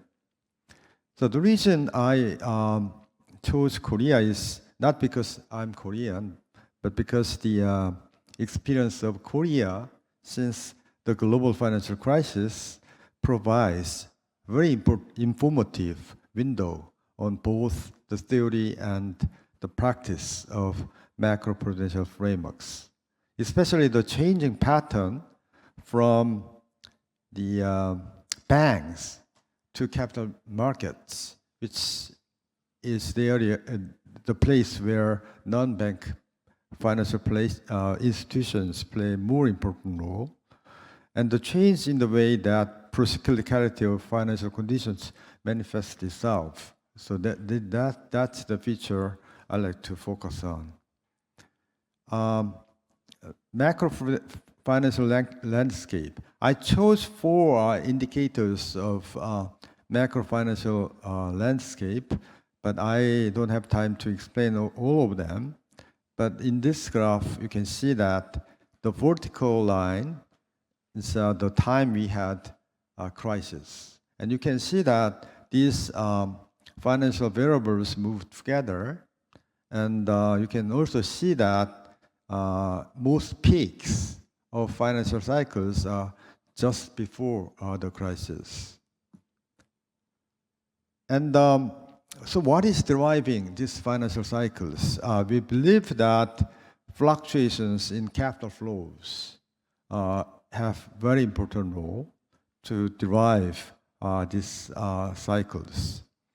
And I'll show you maybe I'll show this. So this is the gross capital inflows by type. So I decompose capital flows into four components. The first is FDI. The second is the gross portfolio equity. And third one is debt inflow. And finally, the last one is borrowing by banks. And the red line is the exchange rate. And we have crisis when the exchange rate hikes up. And you can see that before the crisis, we have sudden reversal of bank capital flows. But especially, you see the purple, which is bank borrowing, has peaked just before the crisis and then suddenly became negative. And you can see the same thing here. The purple bank borrowing, had peaked before the crisis, and as there is a sudden reversal in bank borrowing, we have sudden exchange rate increases, which is the crisis phenomena. So it is evident that the sharp depreciation of the Korean won is closely related to sudden reversal in capital flows, and the bank borrowing played the most important role. So Korea has built on the lessons from this crisis and these patterns to pioneer new approaches to macroprudential policies at mitigating risks from capital flow booms and subsequent reversals. And especially we try to curb the reliance on the banking sector, especially banking sector's short-term wholesale funding. And you can see that this is cross-border borrowings by banks, and this is around the global financial crisis. And the red bar is short-term borrowing. So we had huge increase in short-term borrowing, and after that, we actually decreased bank borrowings, even though this blue one, which is long-term borrowing, is increasing. The whole, the sum has been decreasing because the short-term borrowing decreases more drastically. So how did we do that? Actually,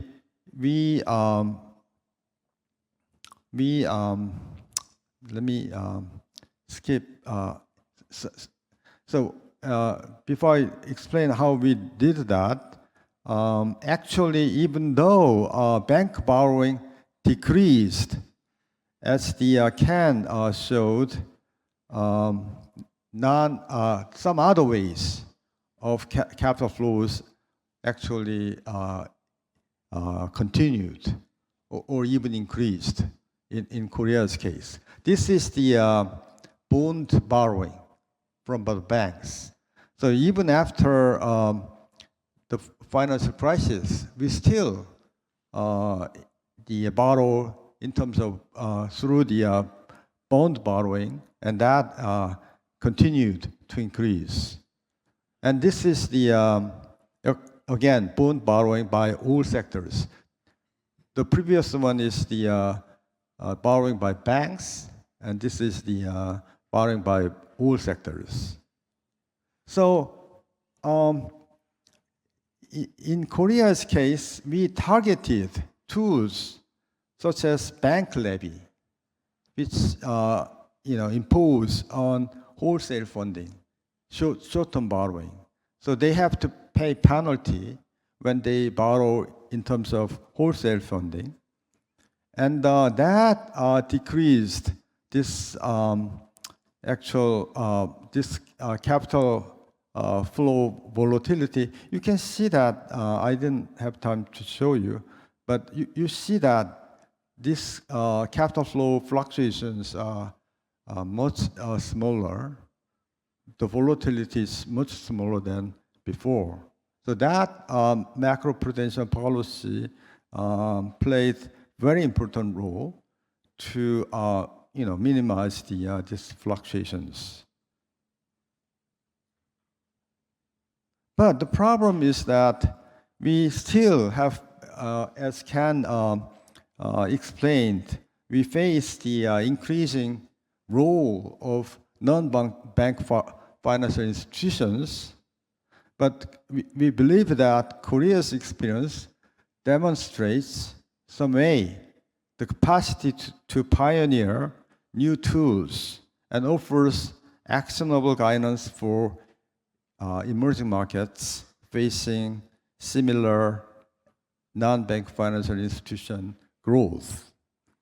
And the key is that we have to target this external funding risk that can come from these non-bank financial institutions which generate systematic vulnerabilities. So I recommend 4 strategic approaches. One is that we have to expand data collection because as Ken explained, we have scarce of data. And for this, we can use the advanced technologies such as AI, machine learning, and big data. And we have to develop macroprudential tools to manage capital flow volatility, specifically tailored to non-bank financial institution risks and business models.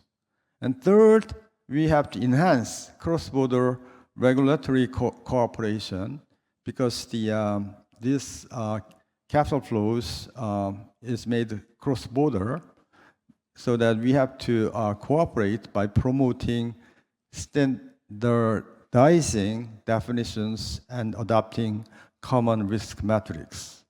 And we have to integrate corporate and financial sector stress testing, capturing interconnected exposures of banks and non-bank across borders. So I'm out of time, so let me conclude here. Thank you.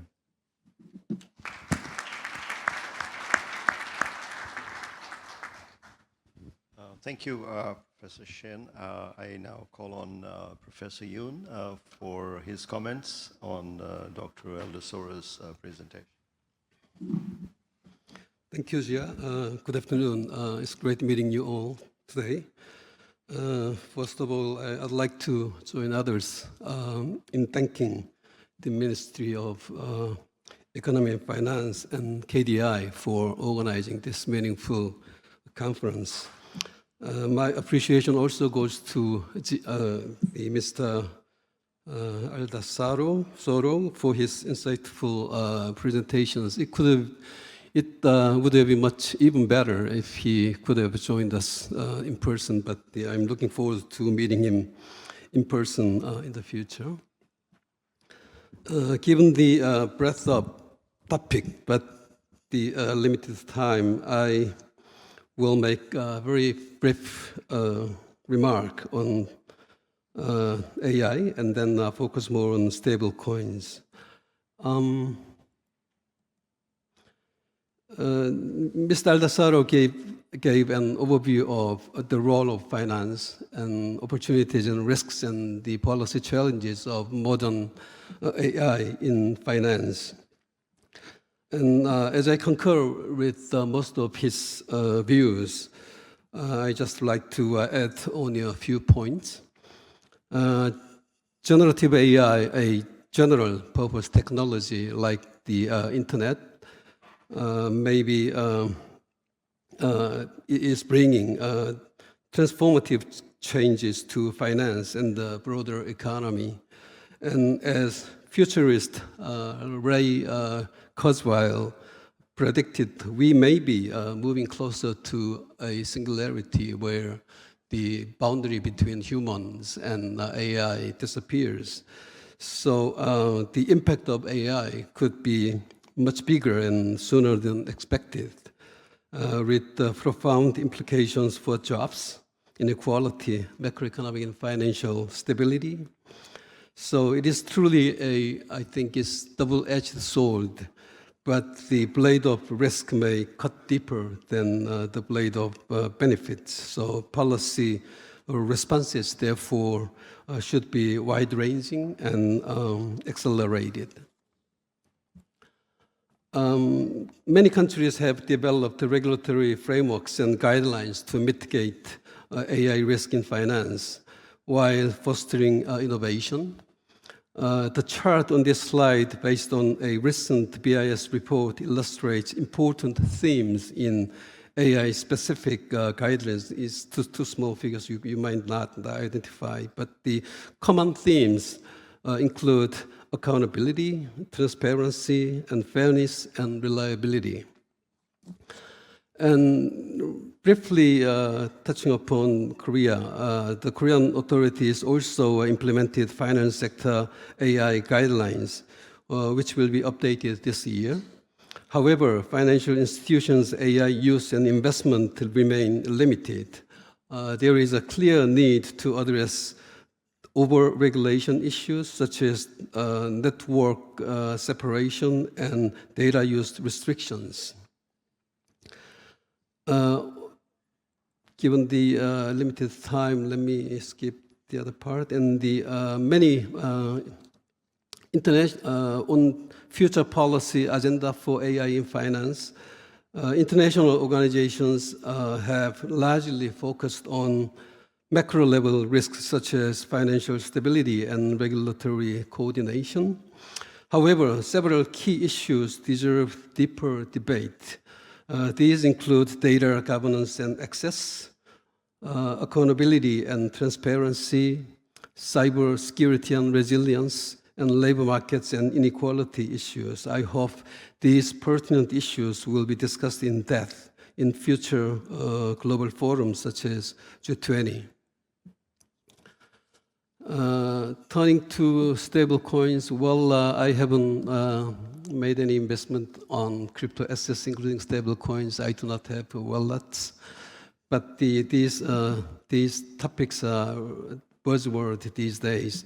Mr. Aldo Saro provided a brief stocktaking of stablecoin markets and highlighted key risks and policy challenges. He suggested bespoke, stricter regulation for greater risks and need for international cooperations. I note the particular characteristics of stablecoins. They are money-like claims. They are digital bearer instruments. They are pseudonymous and borderless. In combination, these features can pose significant risks, such as failure to maintain par convertibility and bypassing regulations and threats to financial integrity. The authorities should properly respond to these risks. First, the promise to one-to-one redemption may break down under stress. So it could lead to coin runs, depegging, or potentially systematic crisis. In such situation, who should guarantee redemption? An issuer, banks, or a central bank? Should there be a public backstops? And current regulations are not sufficient to address financial stability risks. It is crucial to strengthen preventive measures first, including greater disclosure and the development of on-chain RegTech for real-time monitoring. A public backstop ideas could potentially conflict with the decentralized nature of crypto assets and invite moral hazard, but intervention would be inevitable in emergencies. So a careful review of feasibility and desirability is warranted. I'm not gonna cover the Korean one-denominated stablecoins. I mean, briefly saying, the legislation is underway for one-denominated stablecoins, and I'd like to just stress that a clear regulatory framework is essential for the sound development of Korean won stablecoin industry. Looking ahead, there are important questions that are not addressed today. They include what will be the role of CBDC in the digital monetary system, and how might stablecoin reshape the international monetary order, including dollar hegemony. As a vanguard, US dollar stablecoins currently dominate the global market, but will this dominance persist? And a related question is whether the competitiveness of the US dollar stablecoins, other things equal, reflects the strength of the underlying currency. And for the US dollar, fiscal deficits, quantitative easings, and the leveraging of US dollar for geopolitical ends could adversely influence the competitiveness of US dollar. Indeed, the dollar's share of global foreign exchange reserves has been on a declining trend. We identified that trend in the Professor Offsberg's presentations this morning. At this early stage, US stablecoins dominate the dollar asset transactions and cross-border payments. But when stablecoins based on other currencies become facilitated, then the situation might change. On the future of digital money, the interplay among stablecoins, CBDCs, and possibly deposit tokens needs further explorations. So I would like to invite Mr. Aldasoro to elaborate on this issue.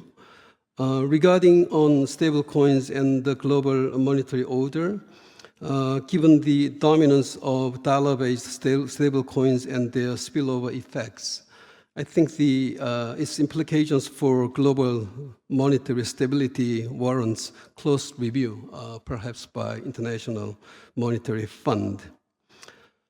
In closing, AI and stablecoins are changing global financial and monetary order. Yet, what matters most is not the technology itself, but trust-based institution and governance. We need to embrace technological advances, but remain aware of their economic logic and risks. As Professor Gorton and Zhang put it, while the technology underlying cryptocurrencies is new, the economics is centuries old. So I'd like to I look forward to further discussions on these issues in G20 or other fora. Let me stop here. Thank you.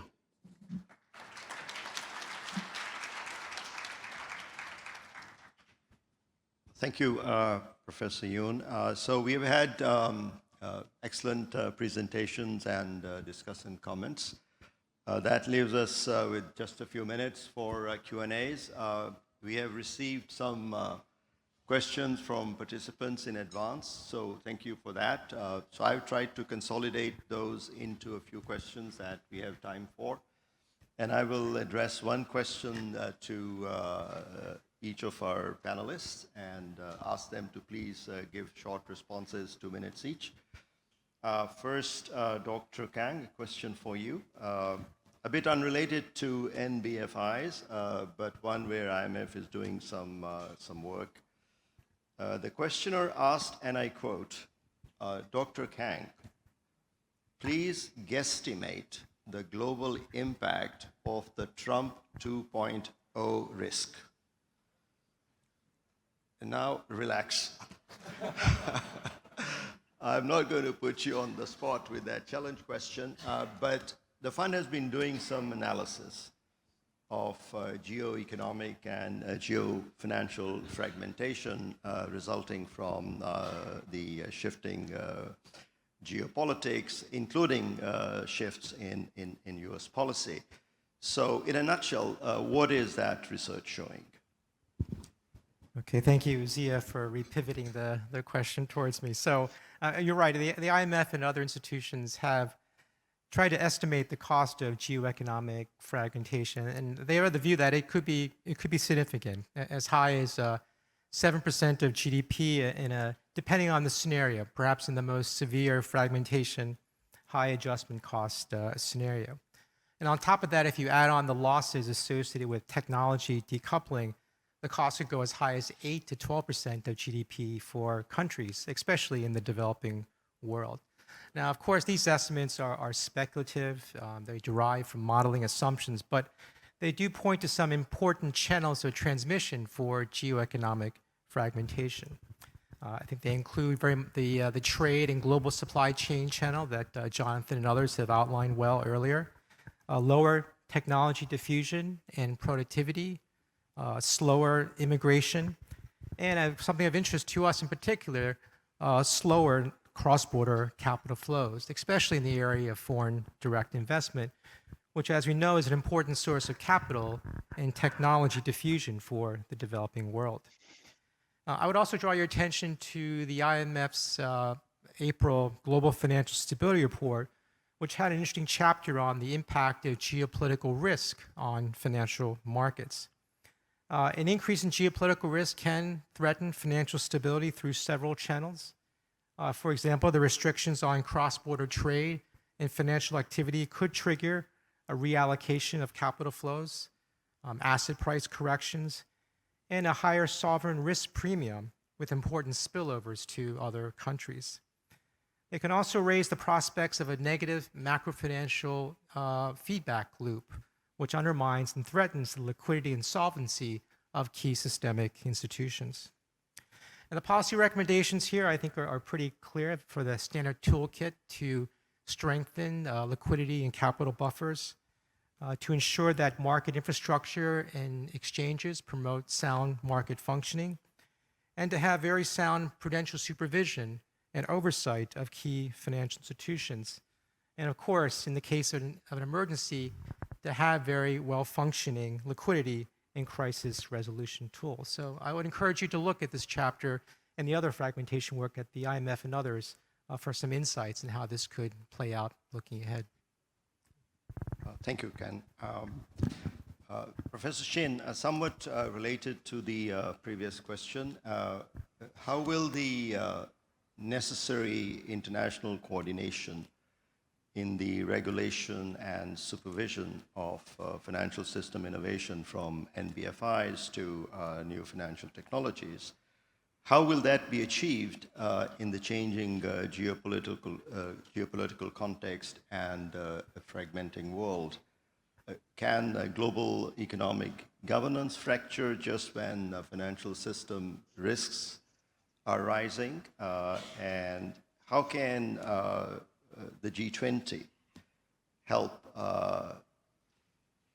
achieve cooperation and coherence in this context? Yeah, thank you very much for that question. I think that first we need to collect the relevant data and share across countries, focusing on cross-border capital flows. But as I said in the discussion, this is not easy because the complexity of non-bank financial institutions.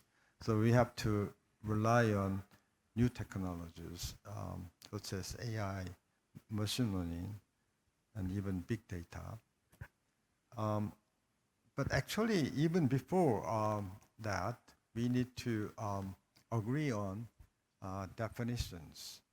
Since the non-bank financial institutions are quite complicated and different across countries, it's not easy to agree on definitions of functions of non-bank financial institutions globally.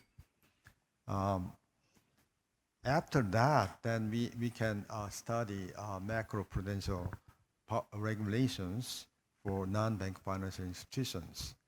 For banks, it is relatively easy because their functions are much simpler. So banks actually receive deposit and borrow funds, then make loans to other entities. So we have many regulations, many tools to impose both sides. For example, bank levy is the we impose on borrowing side of the bank. And LTV or DTI are also popular, but those tools are imposed on asset side of the bank. So we have to be a little bit more clever in imposing those kind of tools on the non-bank financial institutions, so that we have to develop such measures even for our non-bank financial institutions. And for that, I think that global collaboration is the key, because as I said, we have different definitions, and cross-border capital flows play more important role. So we have to form maybe a task force initiated by G20 maybe, or BIS. Those kind of institutions can initiate this kind of task force to study these measures. But given that the US is not very cooperative, I believe that that's not an easy step. But I think that we can start with countries who agree on, right, and try to figure out what they can produce, because as Ken said, this development of non-bank financial institutions is creating even more risk than before, and it is more even interconnected. So I think that we have to do something in any form. So let me stop here. Yeah, thank you. Question for Dr. El Tesoro. Technology is moving fast, and it is not only policy, but also research and analysis that are playing catch-up.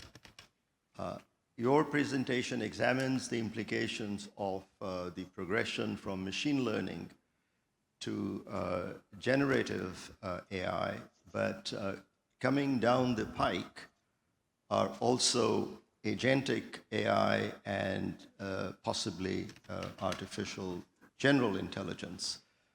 So any brief thoughts on the further financial system transformations that they can bring, and how policymakers can prepare for those?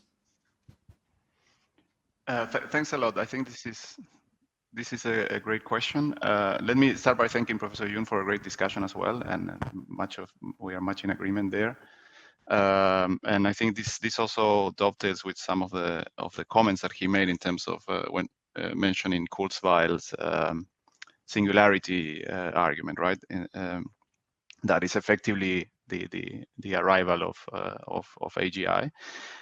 I think in terms of like research playing catch up, research and policy playing catch up, I think this is an area where policymakers are going to be systematically behind, because we cannot be at the frontier of developments of these things, just as a matter of plain budget. But there are ways of catching up in terms of research, and I think many of the institutions, many central banks are very active on this. And doing research both on machine learning, Gen AI, and also there is some work on agentic AI. I have, for example, a forthcoming paper on that, on the impact on payments and using AI agents to help you manage a payment system. There are also applications in terms of monitoring bank runs, and there are a few other applications. All of this to say that work is ongoing, and there is an identification of this as a tool as well to deal with some of the issues. Now, in terms of the risk that this poses, I think it is fair to say that that if Gen AI basically was the risk of machine learning squared, then agentic AI is the risk of Gen AI squared. Because then this issue of interconnectedness, model herding, not knowing what is going on within the black box and how the different black boxes interact with each other is a problem that is only going to get exacerbated. And in terms of the discussion that Professor Yoon mentioned on AGI, which also relates to the comment by the moderator, I think the issue here is that from the policy perspective, it's the importance of planning for different scenarios, thinking ahead for different scenarios. And this is something that my co-author Anton Korenek has emphasized in some of his papers. No matter how far-fetched they may sound, from a policy perspective, we need to think of all possible scenarios because we cannot afford not being ready for whatever may come. So let me stop there. Yes, thank you very much. Last question for Professor Yoon. One participant's question related to the recent passage of the US Genius Act and on stablecoin regulation. The question was whether this mainstreaming of stablecoins could unleash a surge in demand for stablecoins, what the questioner termed a digital coin mania, and whether the rise of US dollar-pegged stablecoins could pose threats to other national currencies, for example, in Asia. I think Maury also touched on this this morning. Thank you, Zia, for the question. I think your question is two-part. First one is whether there will be a stablecoin big surge in demand for stablecoins. And the second is its implications for EMEs, especially in Asian countries.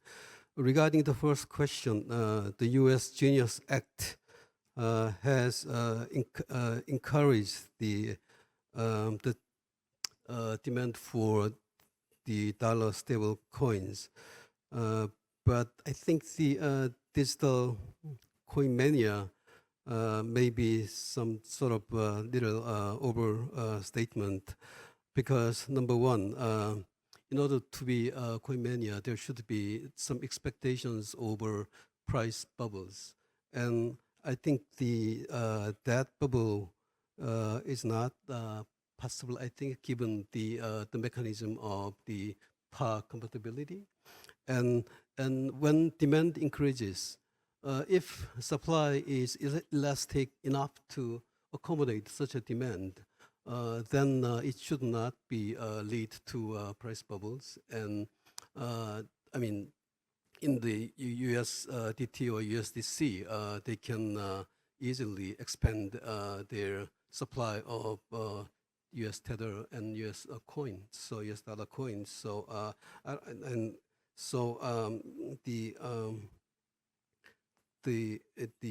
that mania is not.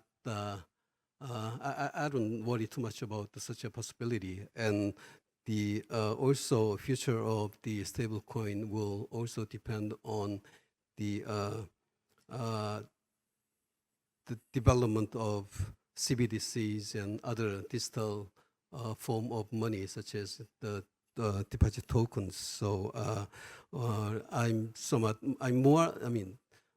more concerned about the sudden outflows of demand rather than the inflows. And the second question about the potential impact on EME's currencies, I think I'm somewhat concerned about that effect, and especially in a country with the high inflation and underdeveloped financial sector, there are competition among currencies, and that there could be a currency substitution, which will lead to moving away from local currencies and digital de facto dollarization. So, and at the same time, the degree of dollarization will depend on the regulatory framework of the EMEs. So, and the regulatory framework as well as the effectiveness of the foreign exchange controls, capital controls. So currently the digital money ecosystem's development is still very early stage, and there are huge uncertainties. So I think we need to see what would happen in the future. And this is clearly a topic that warrants further explorations. Thank you. Thank you. This has been a very rich discussion. We have overrun our allotted time. My very summary takeaway would be that financial system innovation it holds enormous promise, but also carries major risks. Regulation and supervision need to pick up pace to adapt to the transformations that are occurring. And international coordination of national level actions will be important, but that's a task that is made more challenging by the unfolding geopolitics and fragmentation. So with that, let's give a big round of applause to our presenters and discussants for their excellent contributions. Thank you very much. And ladies and gentlemen, please give them another big round of applause, as well as to our online participant as well, our speaker, Dr. Iñaki Aldasoro. Thank you. You may now return to your seats. And now, ladies and gentlemen, I believe that after session 2, we deserve a short coffee break. However, we are running a little bit over time, so we ask that you be brief in the coffee break, and we'll have just about 10 minutes, and we'll resume at 3:42 p.m. to be exact. Thank you very much. Thank you once again, distinguished guests, ladies and gentlemen. I believe that we are ready to start with session 3. If you're still outside, please make your way inside once you have your coffee. I will briefly introduce our moderator, speaker, and panelists to you and swiftly hand over. We'll be discussing evolving sovereign debt landscape, and it will be moderated by Dr. Junil Kim, the visiting scholar at the Korea Development Institute and former deputy governor of the Bank of Korea. And we have online joining us Professor Hyun-Sung Shin, the economic advisor and head of the Monetary and Economic Department of the Bank for International Settlements. Also, our speaker, Dr. Miroslav Singer, the former governor of the Czech National Bank. Our panels, Dr. Miru Kim, the head of the Government Bond Research Unit at the Korea Development Institute. And last but not least, Professor Randall Henning, Professor of International Economic Relations at American University. And with that, I will hand over to our moderator, please. Thank you.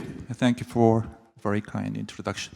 Good morning, everybody, and thank you all for joining us. This session will discuss about sovereign debt landscape and related financial stability risks, which I believe is a topical issue at this time. Given its weight in global debt and the changing investor base towards non-banks, the evolution of sovereign debt will surely matter for global macroeconomic conditions and the financial risk dynamics, which in turn will affect the sovereign debt dynamics itself. So rising debt service burden and resulting reduced fiscal space in advanced economies could also limit emerging and developing countries' access to external financing and the availability of concessional financing for low-income countries. So in this respect, this session is highly timely to discuss these issues and hope to provide some insights that the global community needs to address the global challenges arising from sovereign debt problems. Okay. So this said, let me introduce a very distinguished panel of speakers and discussants of this session. First, Dr. Hyun-Sung Shin, who is joining us virtually. As you know, Dr. Shin is the economic advisor and head of the Monetary and Economic Department of the BIS. And before joining the BIS, he was the Hughes Rose Professor of Economics at Princeton, with having previously held appointments at Oxford and London School of Economics. As we all know well, he has been an intellectual leader in the fields of banking, international finance, and monetary economics, publishing widely in academic and official publications. Our second speaker is Dr. Miroslav Singer, who's next to me. He's a former governor of the Czech National Bank. After a long career at the central bank, including the governor position, he has been a director of institutional relations and chief economist and a member of the executive committee at Generali CEE Holding. And Dr. Singer was awarded a Central Banker of the Year in Europe for 2014 by the Banker and Financial Times Group. We have two discussants here today. First one is Dr. Miru Kim. He's a research fellow and head of the government bond research team at KDI. Dr. Kim is a leading expert at KDI in sovereign and household debt research. He served as a member of the Special Committee of the Presidential Commission for National Cohesion in 2023. Our final discussant is Dr. Randall Henning, a professor of international economic relations in the School of International Service at American University. Professor Henning has published widely in the fields of global governance and international and comparative political economy. And he also authored numerous books on the topics related to global governance, financial crisis, and the global financial cooperation. Okay, without further ado, now I want to invite my first speaker, Dr. Shin, to begin his presentation. Please welcome Dr. Shin here. Do we have? Good afternoon, everyone. Good afternoon, everyone. Hi. And thank you, Dr. Kim, for the very kind introduction. It's really a pleasure to join Governor Singer and the distinguished panel, and also to close off this very important conference. I would like to put the sovereign debt problems in the broader structural changes that have happened to the global financial system. And I will be drawing on two sources. The first is Chapter 2 of the BIS Annual Economic Report. And the second is a supplement that we published as a BIS bulletin on the slide in the US dollar during the April stress episode. And as we gather here today, it is a very timely topic, given the stress that we're seeing in the developed sovereign bond markets right now. So to put this into broader historical perspective, it's worth just to plot the trajectory of credit to the government and credit to the private sector over the years. And this is a chart that begins in the year 2000. In the run-up to the GFC, we have clearly the emphasis on private sector indebtedness, in particular mortgage debt in Europe and the United States. What happens during the GFC is, of course, that the growth rate in private, the credit to the private sector really moderates, and instead we have a shift in the growth rate of government debt. And this reflects partly the subdued nature of private credit after the GFC, but also the fiscal policies that have been in place since the GFC. But this trend received another huge boost during COVID. And you see the red line, there's an upward jump in the red line. And since COVID, there has not really been any consolidation in debt of the government sector. And we are meeting the stresses right now in financial markets against this background. So it's very important that we bear this chart in mind. In the meanwhile, what has happened is that the banking sector has given way to the non-banks as the primary intermediary in the financial system, in particular because the government debt has been issued in the form of sovereign bonds. It is the portfolio managers who are now at the center of the financial system. So it's the portfolio managers who have a global portfolio of sovereign bonds who now find themselves at the center of the big story at the moment, which is the intermediation of sovereign bonds. What this chart shows, this is from chapter 2 of the BIS Annual Economic Report, is the change in the cross-border holdings of sovereign bonds over the period from 2015 to 2023.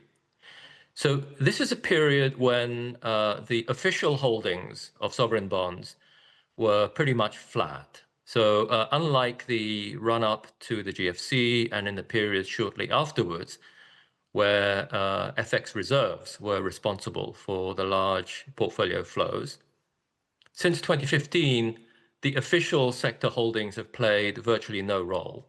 And in particular, it's been the private sector cross-holdings that have been driving the cross-border holdings of sovereign bonds. And the one feature that I would like to point out in this chart is the importance of the gross flows. So in particular, between the US and Europe. So in much of the commentary, there is I think, excessive focus on current accounts and official holdings as a driver of portfolio flows. What this chart is meant to demonstrate is that official holdings are no longer playing such an important role. It is primarily the cross-border private holdings that are driving portfolio flows, and it's the gross flows rather than the net flows and the current account. And what this means is that the global nature of the portfolio flows mean that currency hedging is an integral part of the story. So in particular, if we put ourselves into the shoes of a Euro area portfolio manager, then there needs to be currency hedging so that the dollar exposure can be converted back into Euro exposure. And as you know, the way that a currency swap, and in particular an FX swap, which is a special, which is the most important part of the FX derivatives space. Here, the way this works is that there is an exchange of principal at the date when the contract is put in place, together with a promise to unwind that particular spot trade at a pre-agreed forward rate. The important point is that the dollar borrower is liable to provide the full notional amount at the maturity of this FX swap. Now, this market has become very large, and the BIS compiles the series for the total amount of FX swaps outstanding, and it reached $111 trillion at the end of 2014. And this is a very large number. It's several times the number of the amount of US Treasuries outstanding or other aggregate amounts. And the other important point is that primarily it's been the financial use of FX swaps that have increased most sharply since the GFC. In particular, this pink portion, where the counterparty is a non-dealer financial institution, has tripled in size between 2009 and 2024. So here, non-dealer financial institutions includes asset managers in particular, long-term investors like insurance companies, pension funds. It could also include some banks that are not dealer banks. So it's a very wide range. It's a very wide-ranging category. But as you see from this chart, it's the red portion that has increased the most as compared to the non-financial uses, which is the blue. The blue is your textbook hedging transactions, including for trade. That has remained virtually unchanged, but it's the financial use. Now, how is the financial use actually conducted here? Imagine that we have a euro area-based investor who assesses the gains and losses in terms of euros. And that's because this could be an insurance company that has euro-denominated obligations.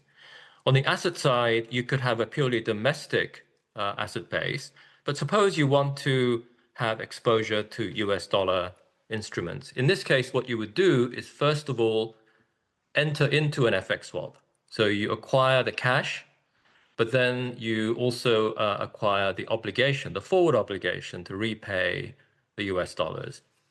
But then with the US dollar cash, you can then buy a US dollar security.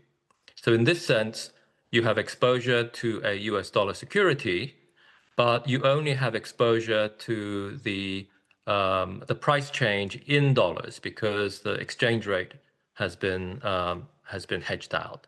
So this is the typical way that FX swaps are used in order to allow a global portfolio of securities. What has happened over the years, though, is that because short-term interest rates in the US have remained high, and because the dollar was quite strong until early this year, the hedge ratios had declined considerably. So as non-US investors entered into the April episode, they had very low hedge ratios in US dollars. In other words, you had non-US investors, and they were holding US dollar securities without hedging, and they were therefore exposed to the decline in the dollar during the April episode. Now, this chart shows you what is the balance sheet when you are holding a US dollar security without a hedge. You see that you have euro obligations, but you have US dollar securities that are held on a naked basis, i.e. without the hedge. But then suddenly you find that the dollar is decreasing. And the decline in the dollar will give you a double whammy, a double shock, because you lose both in the fall in the price, but also in a decline in the dollar. And this is when quite often you do some ex-post hedging. In other words, what you do is you engage in dollar borrowing ex-post, but then you sell the dollars to acquire the euros. So between the second and third chart, you see that US dollar deposits, which is the middle category, have become euro deposits. In other words, in this kind of ex-post hedging, there are spot sales of dollars without the corresponding purchases of US dollar assets. And this puts tremendous downward pressure on the dollar. And if you look at the bulletin that we put out on the slide in the US dollar, we provide some evidence that this was in fact what was going on during the April episode. So we saw the very unusual combination of decline in the stock market, a rise in the yields of US Treasuries, but also a decline in the US dollar, this triple decline, which is very unusual. We see less evidence of underlying sales of the US dollar securities. So if you look at the Treasury tick data, there was a very small outflow in April, but then we have seen very large inflows back subsequently. So we should, I think, be skeptical, I think, of a general sell America trade. But in the short term, there was certainly a lot of ex-post hedging going on. And there is, of course, a lot of potential unhedged liabilities, unhedged exposures to US dollar securities also in Asia. Let me finish with the financial stability risks, because this is perhaps the most important point at the current juncture. Now, I showed you the chart on the $111 trillion of FX swaps by the nature of the counterparty. This is the same chart, but when broken down into maturity. So most of the FX swaps outstanding are very short term. So in our statistics, we classify it into these three buckets: below 1 year, between 1 and 5 years, and over 5 years. Of course, the yellow is the largest part, so most of it is below 1 year. But we know from other data that it is not only below 1 year, it is actually below even a couple of months. So many of them are highly short term, and they need to be rolled over all the time. And this is because FX swaps are provided by the dealer banks, and dealer banks typically have a very liquid balance sheet. They need to roll over their liabilities very frequently. Now, the problem is that the same dealer banks who are providing FX swaps are also very important in a related market, which is the repo market. The repo market is fundamental to the government bond market because it is here that leveraged investors, such as hedge funds, long-short hedge funds, rely very much on repo financing. In other words, you take the treasury security and then you borrow against it, and therefore you can leverage up your position by these borrowing. One of the things that have happened in recent years is that the haircuts on the repo borrowing has been compressed dramatically. So one number that you should bear in mind is that in the US Treasury repo market, over 70% of the bilateral repos using treasuries as collateral has zero haircuts. In other words, you can borrow $100 for $100 worth of treasury securities. What this means is that hedge funds have really no constraint coming from the creditors on the extent of leverage. And the only constraint on leverage would be the internal risk models that is governing the hedge fund portfolios. I think as we look to the events unfolding right now, I think we should bear in mind that the non-banks are really reliant on the banks. So the more that we focus on the non-bank financial intermediaries, the greater is the role of the banking sector in providing the funding for the leverage in the non-banks. The fact that it's the non-banks that are involved both in the FX swap market and also in the repo market, the reason why that's important is that although FX swaps do not count as debt formally, it doesn't appear on the balance sheet, we know from experience that banks treat FX swaps as part of the risk budget when providing the lending to the non-bank intermediaries. What this means is that whenever there's a problem in the repo market, that problem transmits and instantaneously also to the FX swap market. This is why we saw during the GFC the FX swap market get into stress when the repo market was under stress. We also saw it in March 2020 when the hedge fund long-short trades were unwinding. We also saw a sharp increase in the funding premium for dollar financing. So although there is a lot of talk about the decline in the dollar, I think there is a long-term trend that certainly we need to bear in mind. In the short term, it's these market dynamics that have to do with short-term funding and the shortage of dollars. So it's the scramble for dollars in case there is a funding shortage, which will be much more important. So let me stop there, and perhaps we can come to some of these issues during the Q&A. Thank you very much, Dr. Shin. It's a great presentation as always. Now, let me invite our next speaker, Dr. Singer, to the podium. Please welcome Dr. Singer.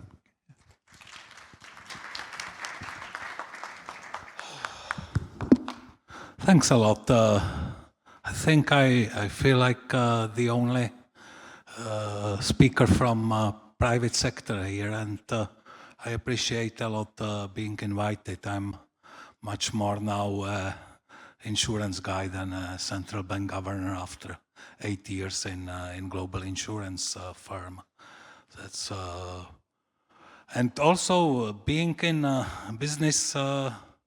I must say I feel like the world is changing in a way that I try to describe as a motto. I mean, like it's way lot easier now to find answers to almost anything, but to ask questions that give something is worth pondering. So I'm not saying I'm too successful in that at all, not at all, but at least I tried.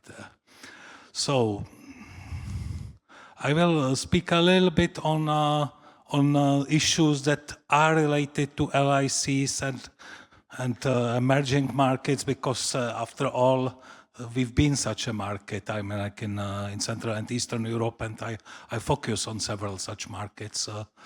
Actually, 11 of them, if I count Montenegro as a independent market. And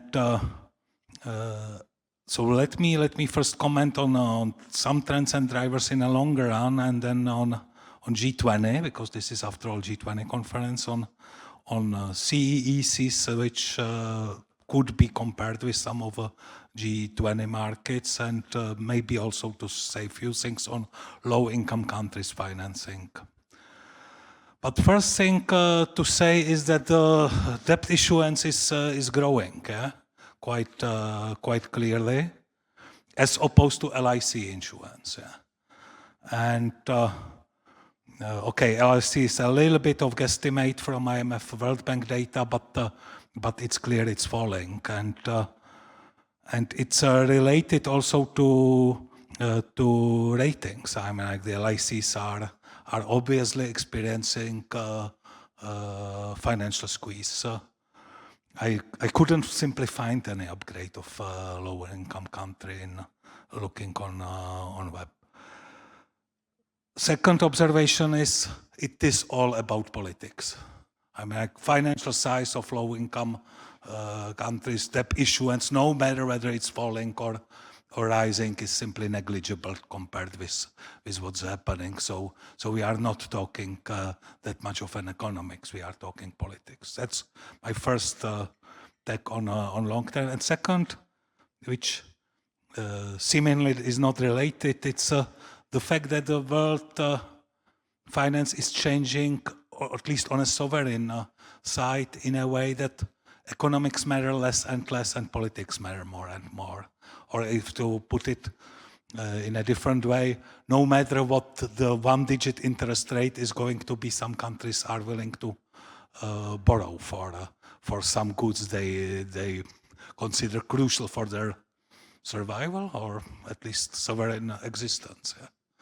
And that's, I think it's been first described by Poshar, at least in pieces I had read, and I quite like for text on that. It's commodity intensive, it's capital intensive, what's happening, it's interest rate insensitive in some way, and it's uninvestable for some countries. Some countries are not going to be willing to invest to some other countries that for pure political reasons.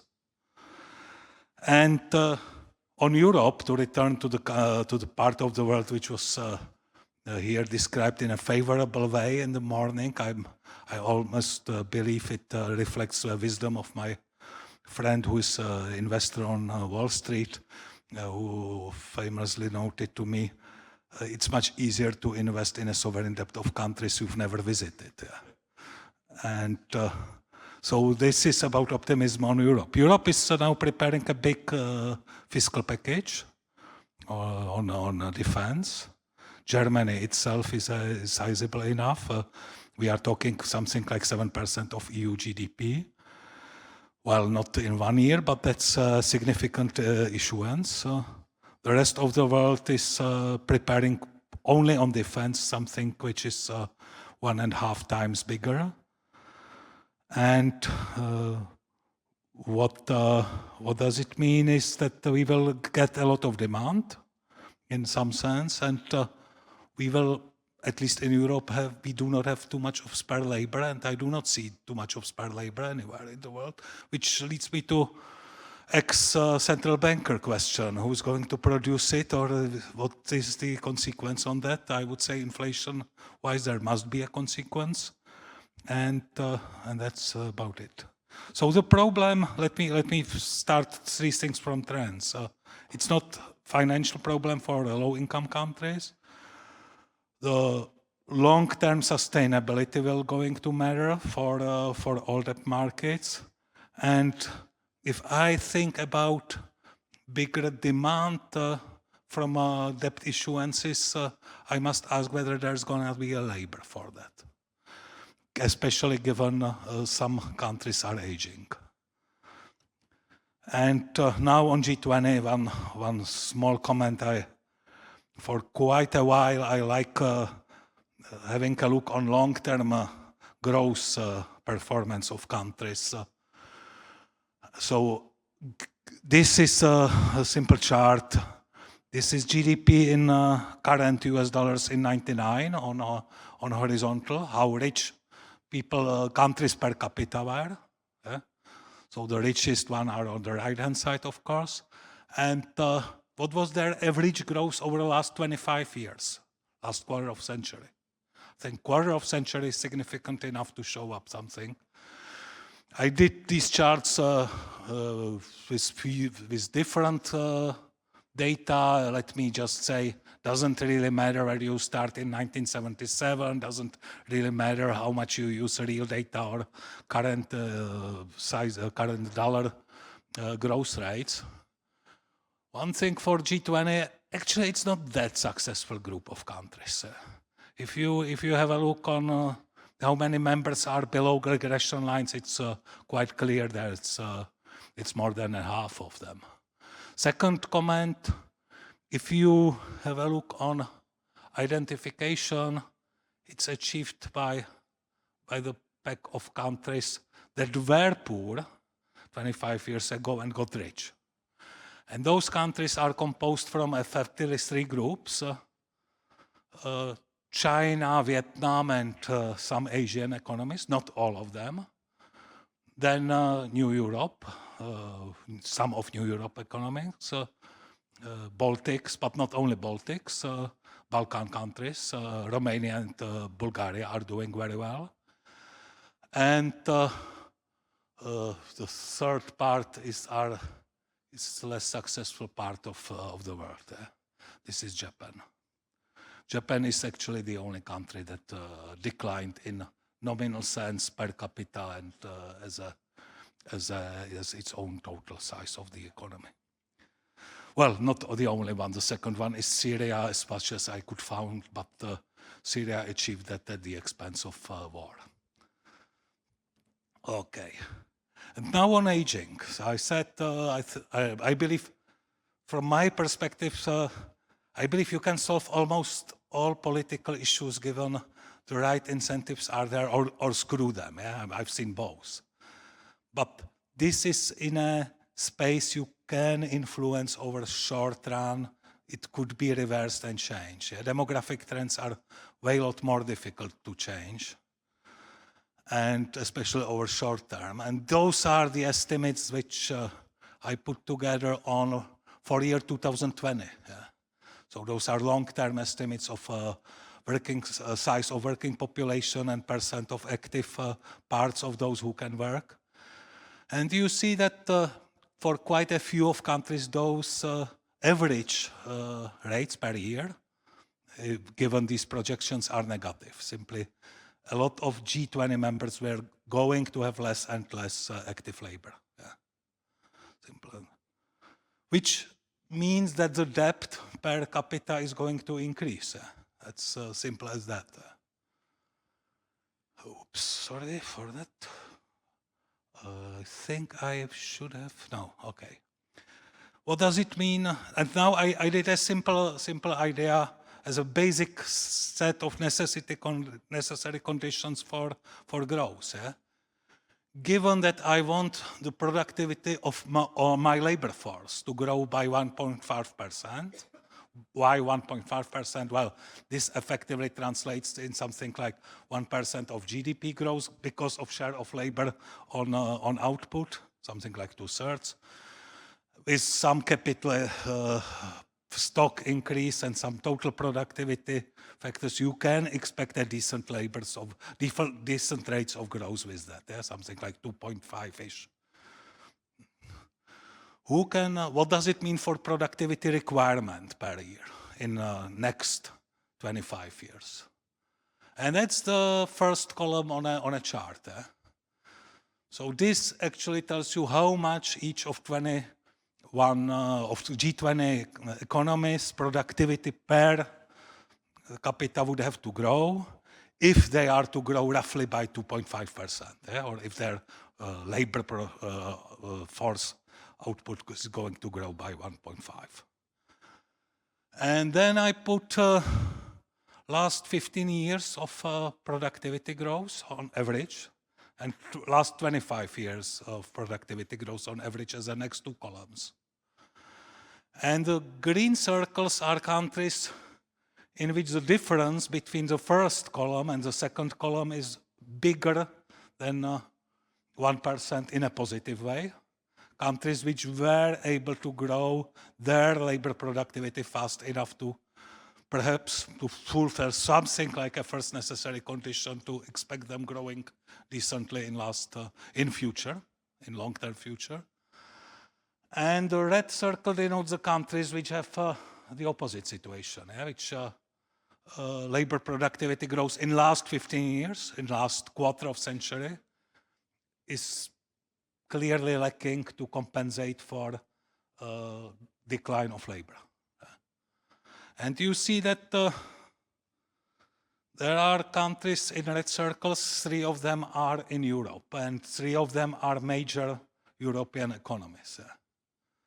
So it's relatively difficult to be optimistic on long-term debt sustainability in Europe.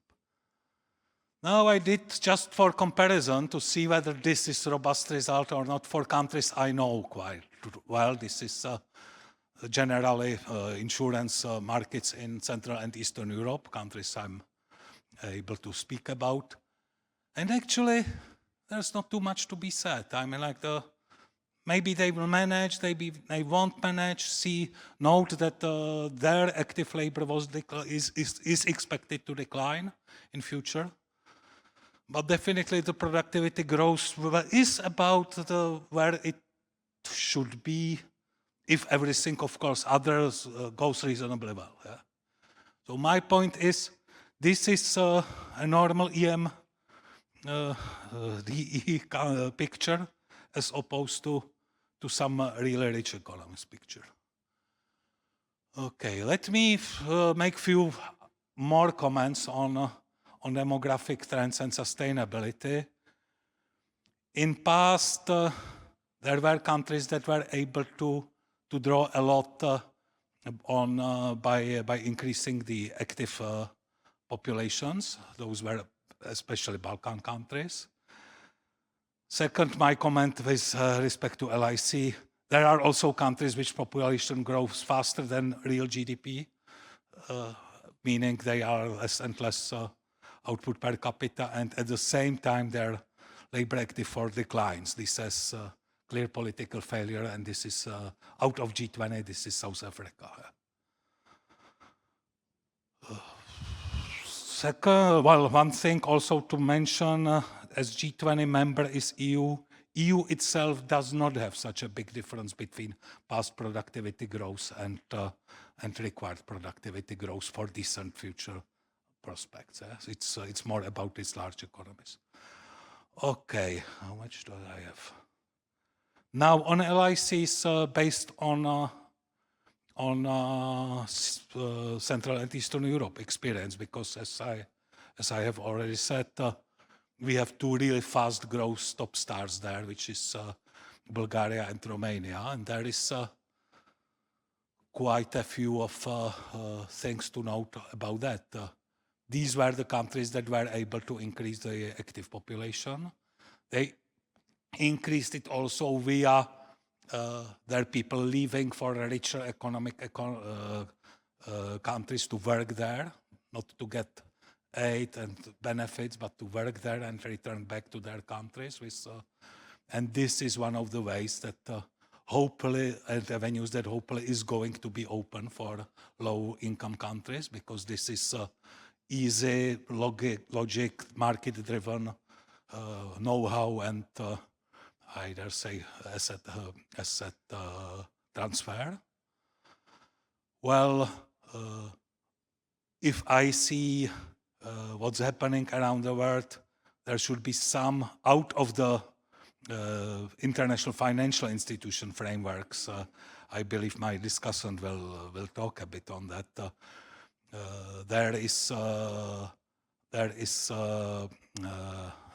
There are other ways. Leveraged digitalization is one of the ways. There is definitely a growth of use of mobiles, working as an alternative banking and stuff like that. But let me return back. I mean, like, if there is a will in rich countries, it's easy to finance, relatively easy to finance low-income countries' needs, and that would probably stabilize the world.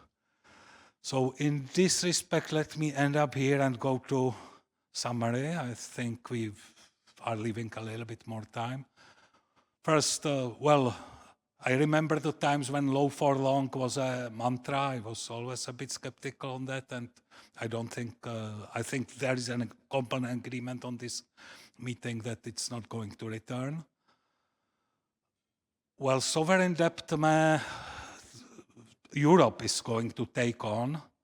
Among other issues, I already expressed some doubts about labor force.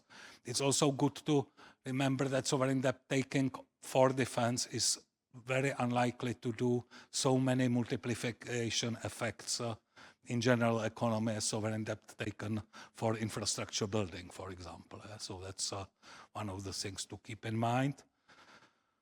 Demographic trends are major risks for many developed economies, not for US, not for out of the world, but for Europe and Japan certainly.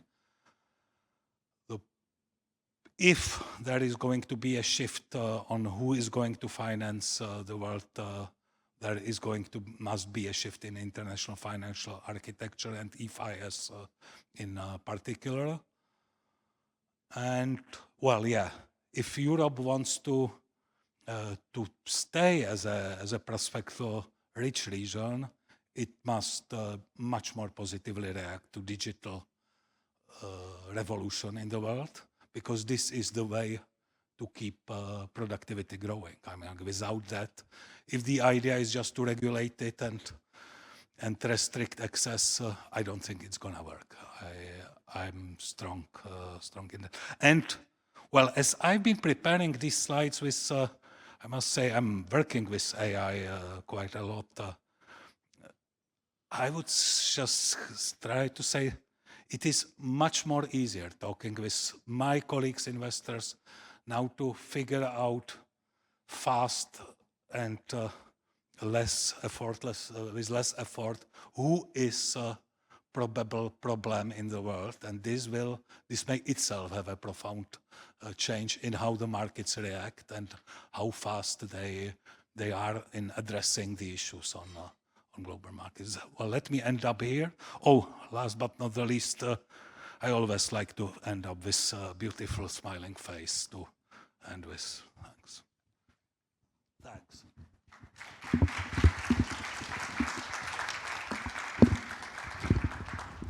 Thank you, Dr. Singer, for a pretty much comprehensive presentation on some debt issues in EMDs and even including low-income countries, covering demography and productivity things. Okay.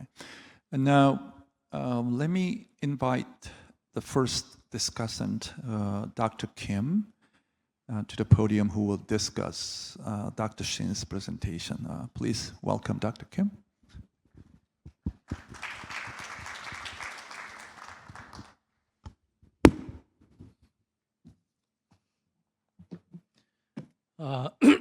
Hi, I'm Miru Kim from KDI, and thank you very much for your introduction.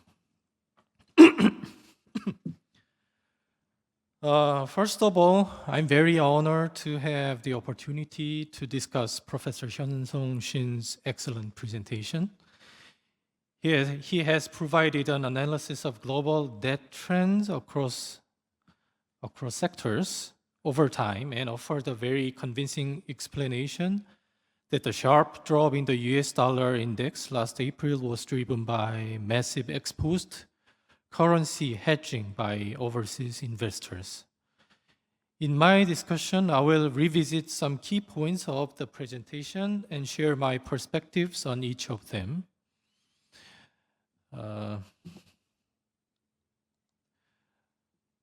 So the Great or global financial crisis was a watershed event that fundamentally altered the landscape of global finance. In its aftermath, we witnessed two major structural shifts in financial intermediation. First, the focus of financial intermediation shifted away from private sector lending toward public sector financing, particularly the funding of government deficits via bond market. And second, global debt dynamics since the crisis have been characterized by government debt rising much faster than private credit. In many advanced economies, the pace of public debt accumulation has greatly outstripped the growth of household and corporate borrowing. Several factors explain why government debt surged post-global financial crisis. In the immediate aftermath of the crisis, many governments ramped up fiscal spending to stabilize their economies, so temporarily boosting deficits.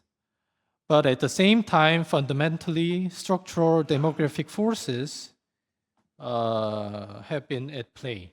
It's notably persistently low birth rate and population aging. Most major economies have experienced rapid aging due to sustained low fertility, as you can see in this graph, causing the share of elderly in the population to rise. This has put upward pressure on public spending for pensions and healthcare and other age-related welfare outlays, even as the tax base grows more slowly with a shrinking working age population. In other words, aging population led to larger structural fiscal deficits. More retirees meant higher pension and healthcare costs, while fewer working age people meant relatively lower tax revenues. Government responded by issuing more debt to finance these chronic deficits, causing public debt to grow much faster than private credit in the years after the crisis. Another demographic factor, like rising life expectancy, has also indirectly supported expansion of government debt from the demand side. As people live longer, institutional investors like pension funds and life insurers have seen their liabilities lengthen, increasing demand for long duration, stable cash flows. These institutions which need long-term safe assets to match their long-term obligations naturally gravitate toward government bond. Strong demand from such investors made it easier for governments to issue large amounts of sovereign bonds at low yield. In a sense, population aging and longer lifespans increased both the supply of government debt and the demand for the debt. And actually, Korea is one of the main example. And let's move on to FX hedging issue, in April 2025, US markets saw an unusual triple decline. Equities, bonds, and the dollar all fell together following a surprise tariff announcement. Normally, the dollar strengthens in risk-off episodes, so its weakness puzzled observers. Some read it as warning confidence in dollar assets, but Professor Shin points to a more concrete driver, large-scale exposed FX hedging by foreign investors, especially Asian investors. During 2021 to 2024, the dollar was strong and hedging cost is high, so many overseas investors held US assets unhedged. When markets tumbled in April 2025 and the dollar turned down, they rushed to hedge via FX swaps and forward.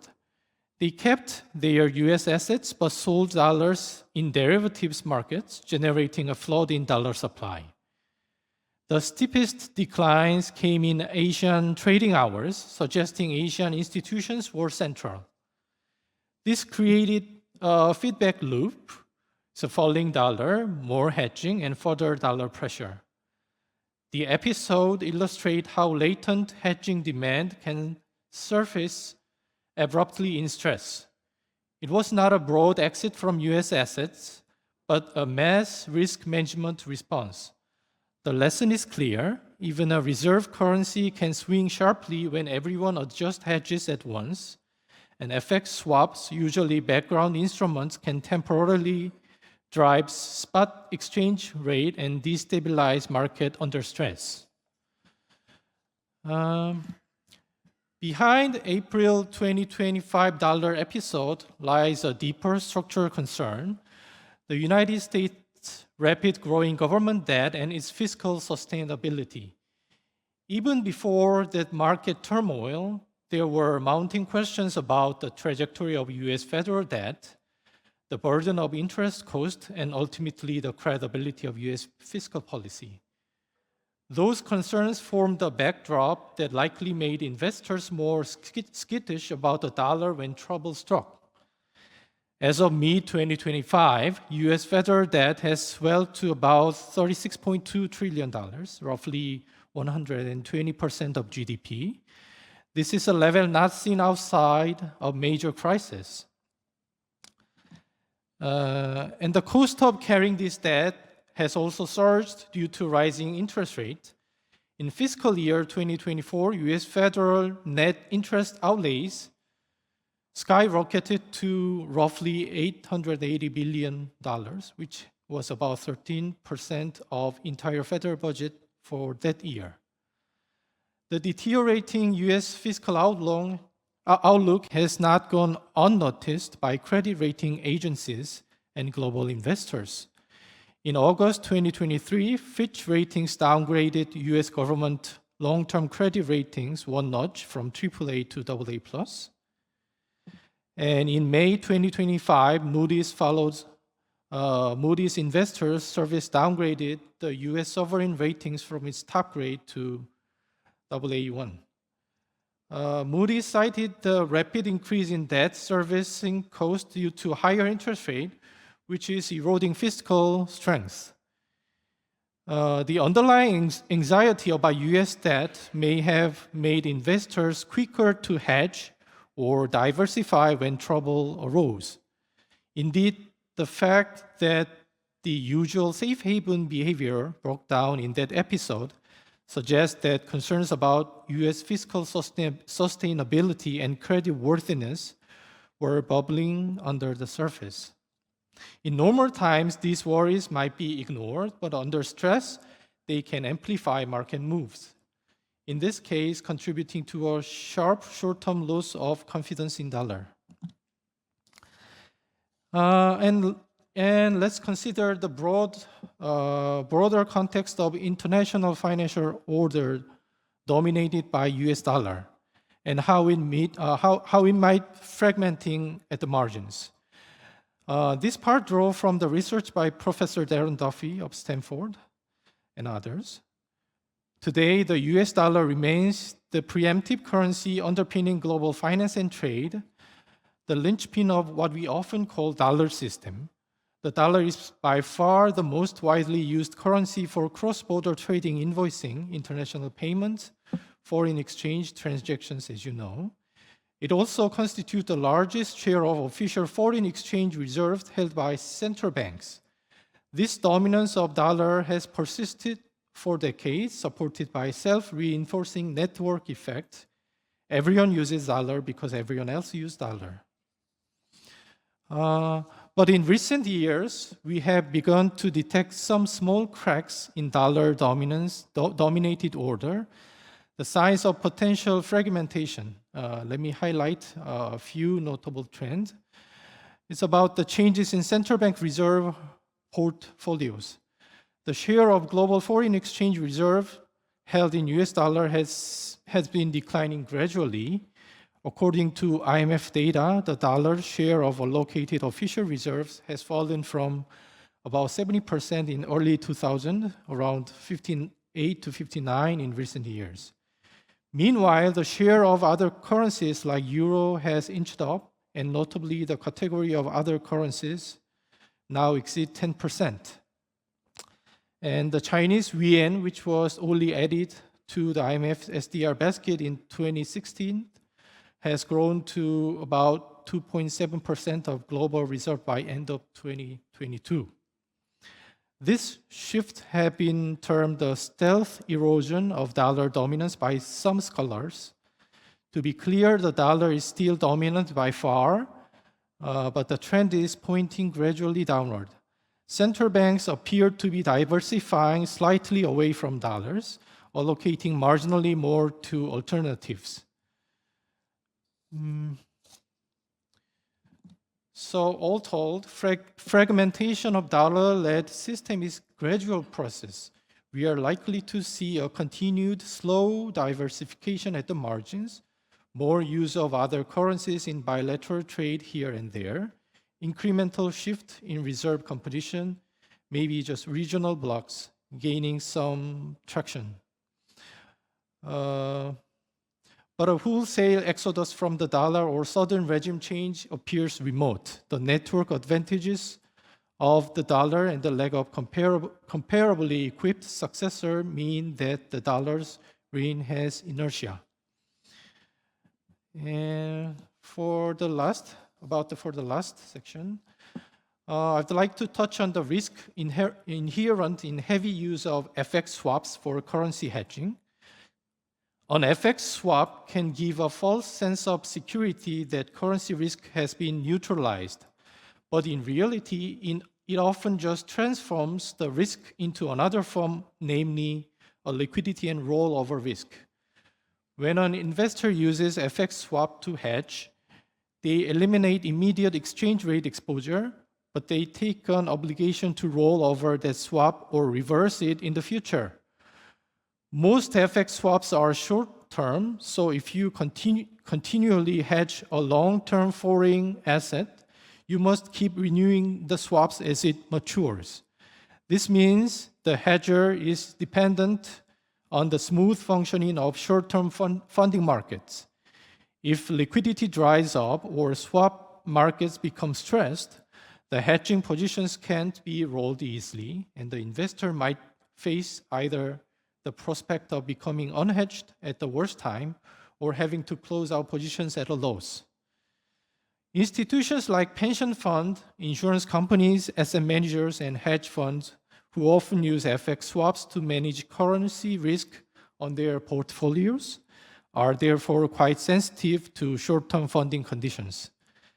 And they may appear to have low currency risk on paper, but they have created an exposure to availability and pricing of swap rollovers. In tranquil times, this is not an issue. Swaps can be rolled at low cost, but in a crisis, when dollar liquidity is scarce and everyone is scrambling for a short-term fund, those with large swap positions could be caught in a pinch. And if they cannot roll over their swaps, they might suddenly find themselves forced to either take currency position or liquidate assets. So with that, I will conclude my discussion, and thank you very much for your attention. Thank you. Thank you, Dr. Kim, for excellent discussion. Finally, let me invite Professor Henning to the podium for discussion on Dr. Singer's presentation and offer some more broader perspectives on the sovereign debt landscape. So please welcome Professor Henning. So thank you very much, Dr. Kim. At the outset, I'd like to acknowledge the Ministry and KDI for their longstanding interest and support for the discourse on global financial architecture and financial stability through these many conferences over the years, which I think have been so valuable. And I've been fortunate to be at least 3 of these now. So as last speaker on the program, I feel a special responsibility to be interesting as well as concise, and I will try my best to do both. So my remarks address the debt restructuring agenda as outlined by in instructions by the organizers. But before that, I will respond briefly to Miroslav Singer's very interesting presentation. So Dr. Singer is optimistic, I'd say, relative to other commentators writing on sovereign debt prospects, at least as far as the low-income countries are concerned. He introduces demographic shift into the discussion for a long-term perspective, population growth, utilization of underemployed workforce, and technical change, including productivity growth through AI, will support economic growth and the sustainability of debt, right? An alternative, pessimistic view gives greater weight to the mounting costs of climate change and the energy transition, disruption of financial markets due to changes in U.S. policy, and more fundamentally, political challenges to rational policy and global economic openness.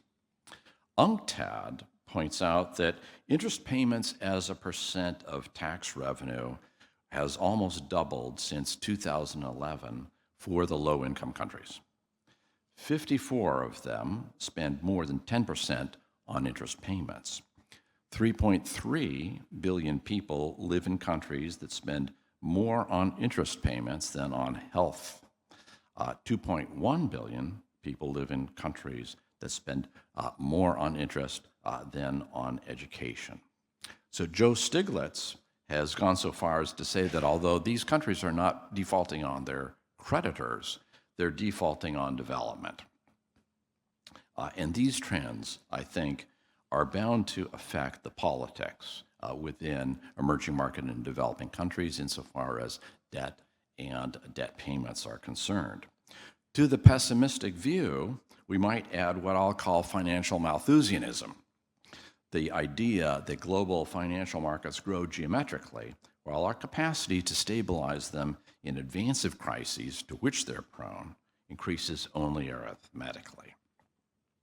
I hope Miroslav is right, but we should prepare for more pessimistic scenarios. He offers 9 proposals to close the financing gap for low-income countries, and these are worthy.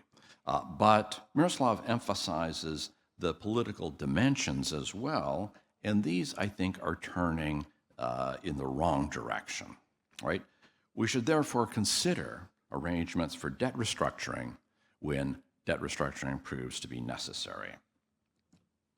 So under this heading, I group proposed reforms, under 3 categories, right? Those that are supported by a consensus in the G20 and thus embodied in the October report of the International Financial Architecture Working Group, which is co-chaired by Korea and France. Those that have broad but not unanimous support within the G20, and those that are transformational ideas that have abundant support but remain contested. So my current research addresses institutional arrangements for sovereign debt restructuring based on studies of recent cases.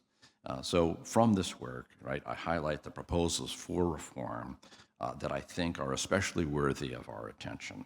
So please indulge me as I select only some of these proposals that I list in the slides that follow in the interest of time, right? The G20 note that came out in October of last year kind of reflected this consensus position, as I've said, and advocated a set of measures to improve the efficiency of the process, including enhancement of information sharing and improvements in communication with the private sector. Right? The G20 also published an interesting paper on the steps of a debt restructuring within the common framework, and the fund and the bank are currently reviewing the debt sustainability framework for low-income countries, which is important. The proposals that have broad but not unanimous support within the G20 are several. They include one by Brad Setzer and Sean Hagan, who proposed simultaneous parallel negotiations between the debtor on the one hand and the official and private creditors on the other, rather than sequencing these negotiations. And more controversially, coverage of the common framework could be extended to include the middle-income countries rather than simply the low-income countries. So much has been made of the shortening of the time to approval of IMF programs and the time to agreement on debt restructuring between the Zambian case and now the Ethiopian case. This is indeed an achievement, but it's not good enough, right? A number of countries that should be asking for debt treatments are not doing so because their finance ministers are daunted by the length and complexity of the common framework process.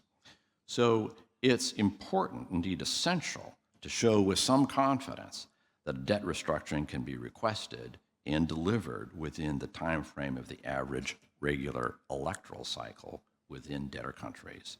Only this can give confidence to leaders and finance ministers that the benefits of restructuring could be worth the political costs and induce governments that are sitting on the fence to initiate the process.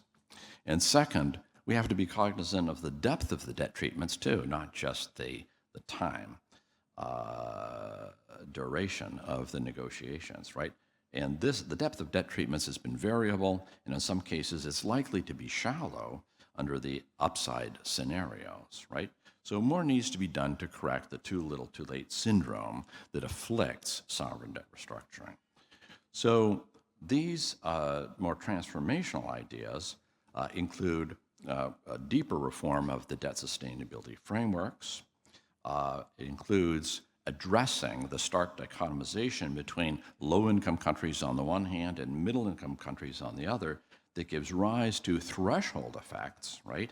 And category gaming, which would be assuaged or could be assuaged, if not eliminated, in reforms to the DSA and in changes to the coverage of the common framework.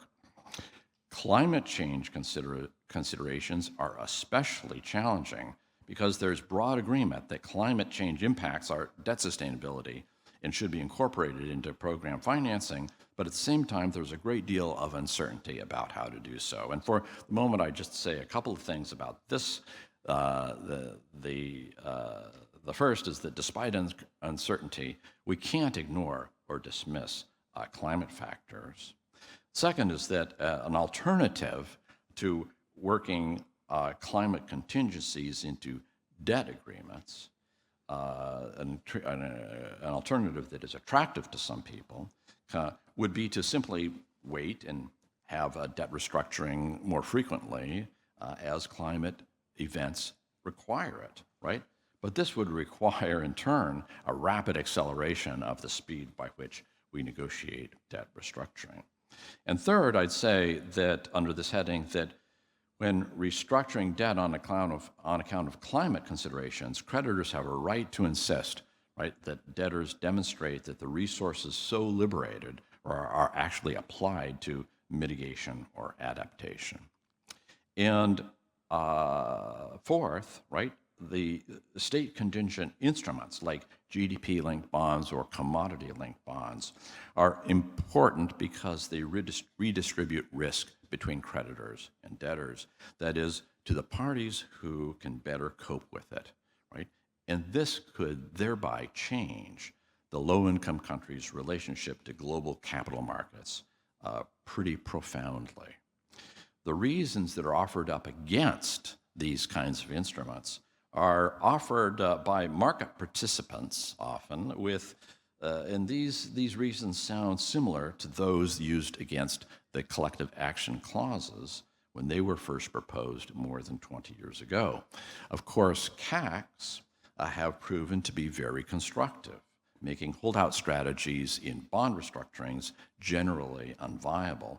So we can draw inspiration from the introduction of CACs in strategizing the wider adoption of state contingent debt instruments.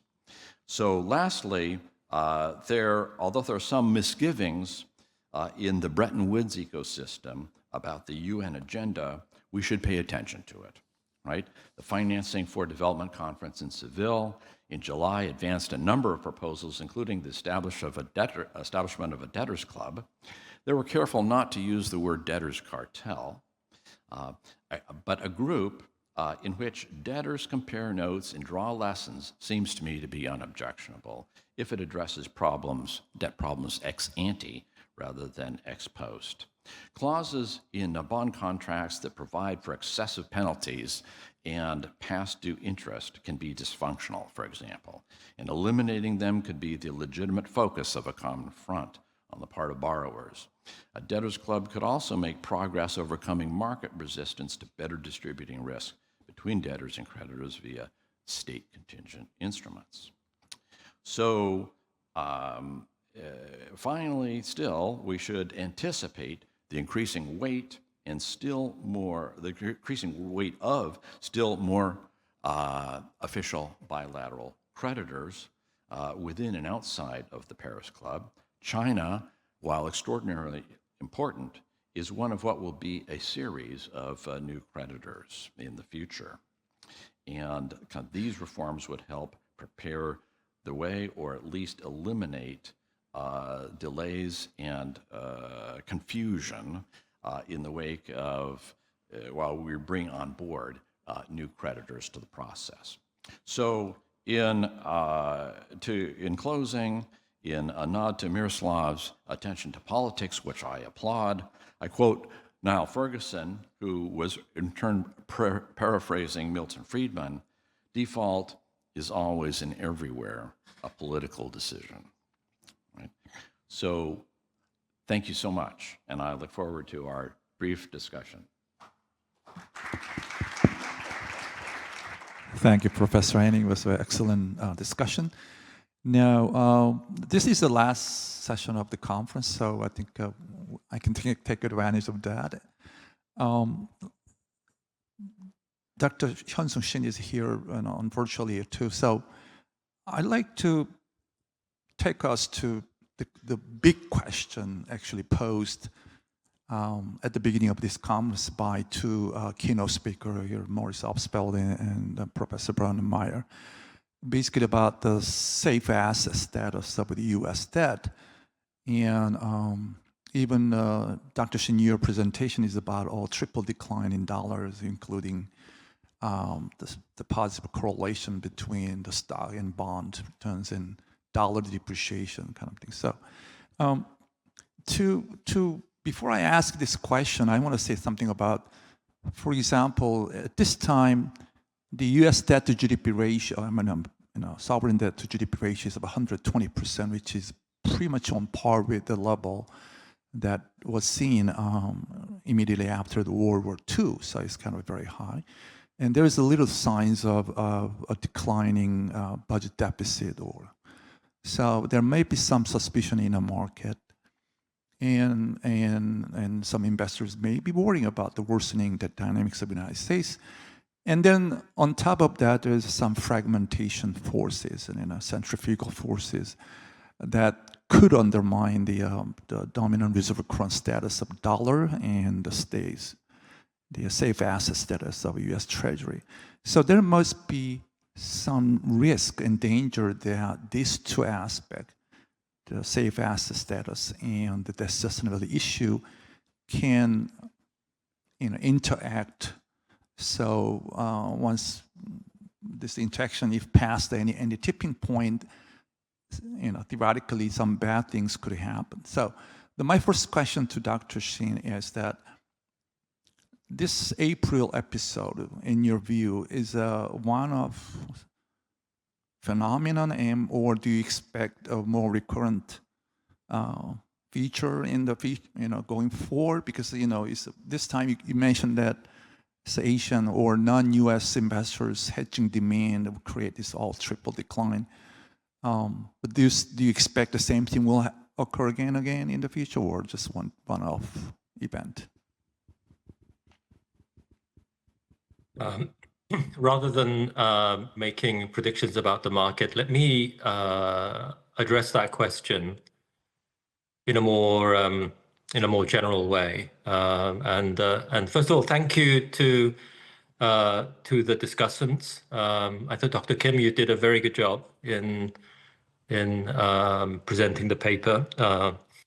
Also, I think what Randall also showed us is that the sustainability and the associated ex-post restructuring issues are really going to be very important. Now, in macro textbooks, the focus is very much on sustainability. And that is really a question of R-G, primary deficits, the race between debt levels and GDP.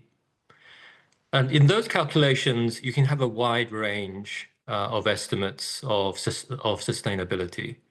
And in fact, there was a recent paper at the Jackson Hole meetings, which suggested that perhaps the US could have sustainability even up to 250% of GDP. And that caused a lot of controversy. And of course, the sustainability calculations can give rise to a large range of estimates. But almost always, something will happen in financial markets well before we reach these theoretical sustainability limits. And we have seen it time and again, where it's the financial market stress which tends to precipitate the restructuring or other remedial measures. So I think as important as the macro calculations of R-G and primary deficits, etc., are, we should bear in mind that in the first instance, it will be financial markets, which will start breaking, which will start to see stress well before we reach those sustainability limits. So I think that's the appropriate question for us. And when we look at financial markets, we should think about the various elements of risk propagation that could kick in. And because these risk propagations are very short-term, they're driven by short-term incentives and short-term constraints, they're only very loosely related to long-term sustainability. Of course, the narratives about long-term sustainability tends to amplify these short-term moves, and we're seeing that being played out right now, both in Europe, in particular France and the UK, as well as other economies. And so when we approach issues of well-functioning government bond markets, I think we have to ask who are the investors, what is the exposure, what is in particular the exposure taking into account the FX element, and what are the potential triggers for financial stress to appear. And I think that would be the set of questions. So rather than addressing your question directly, let me answer your question by saying, here are the right questions that would actually lead to an answer to your question. Yeah, I think it's good enough too. And thank you very much for very illuminating answers. Actually, the question that can be a good answer. But I'm going to ask Professor Henning if you want to add some kind of more political flavor to this story about the interaction between sustainability, financial risk, and safe asset status of the U.S. debt, etc. Yeah. Well, just briefly, I would say that this question as to whether or not what we saw in April is a one-off event or it's a vision of the future, right?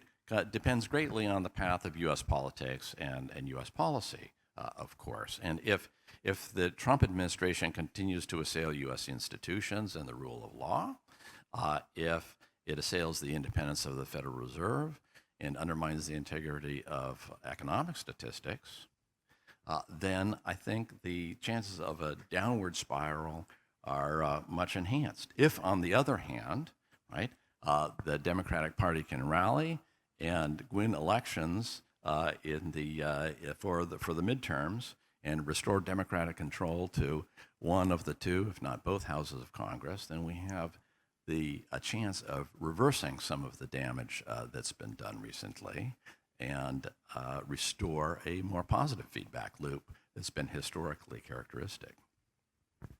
Sorry, we have time. Thank you very much. And I'd like to conclude this session first by thanking Dr. Hyun-Sung Shin from Basel. I really appreciate your participation in this session in the conference. And I also thank all of these distinguished speakers and discussants here. Thank you very much. And please give a big applause to all the people on the stage. Thank you. And of course, a big round of applause to our moderator. Thank you very much. Well, please return to your seats. I think that you've given us lots to think about for our third and final session for this conference. Well, ladies and gentlemen, that brings us to the end of our conference and the end of all of the sessions that we have prepared. On behalf of the hosts, once again, we'd like to send our appreciation to all of the speakers, the moderators, and the panelists who joined us here on site, as well as those online. So today we took a deep dive and looked at various different topics ranging from trade regime change to global safe assets, from global imbalances to key challenges and the sovereign debt landscapes. I hope that it was a fruitful session for all of you, and we look forward to next time. Thank you very much and have a great rest of the day. Thank you very much. 감사합니다.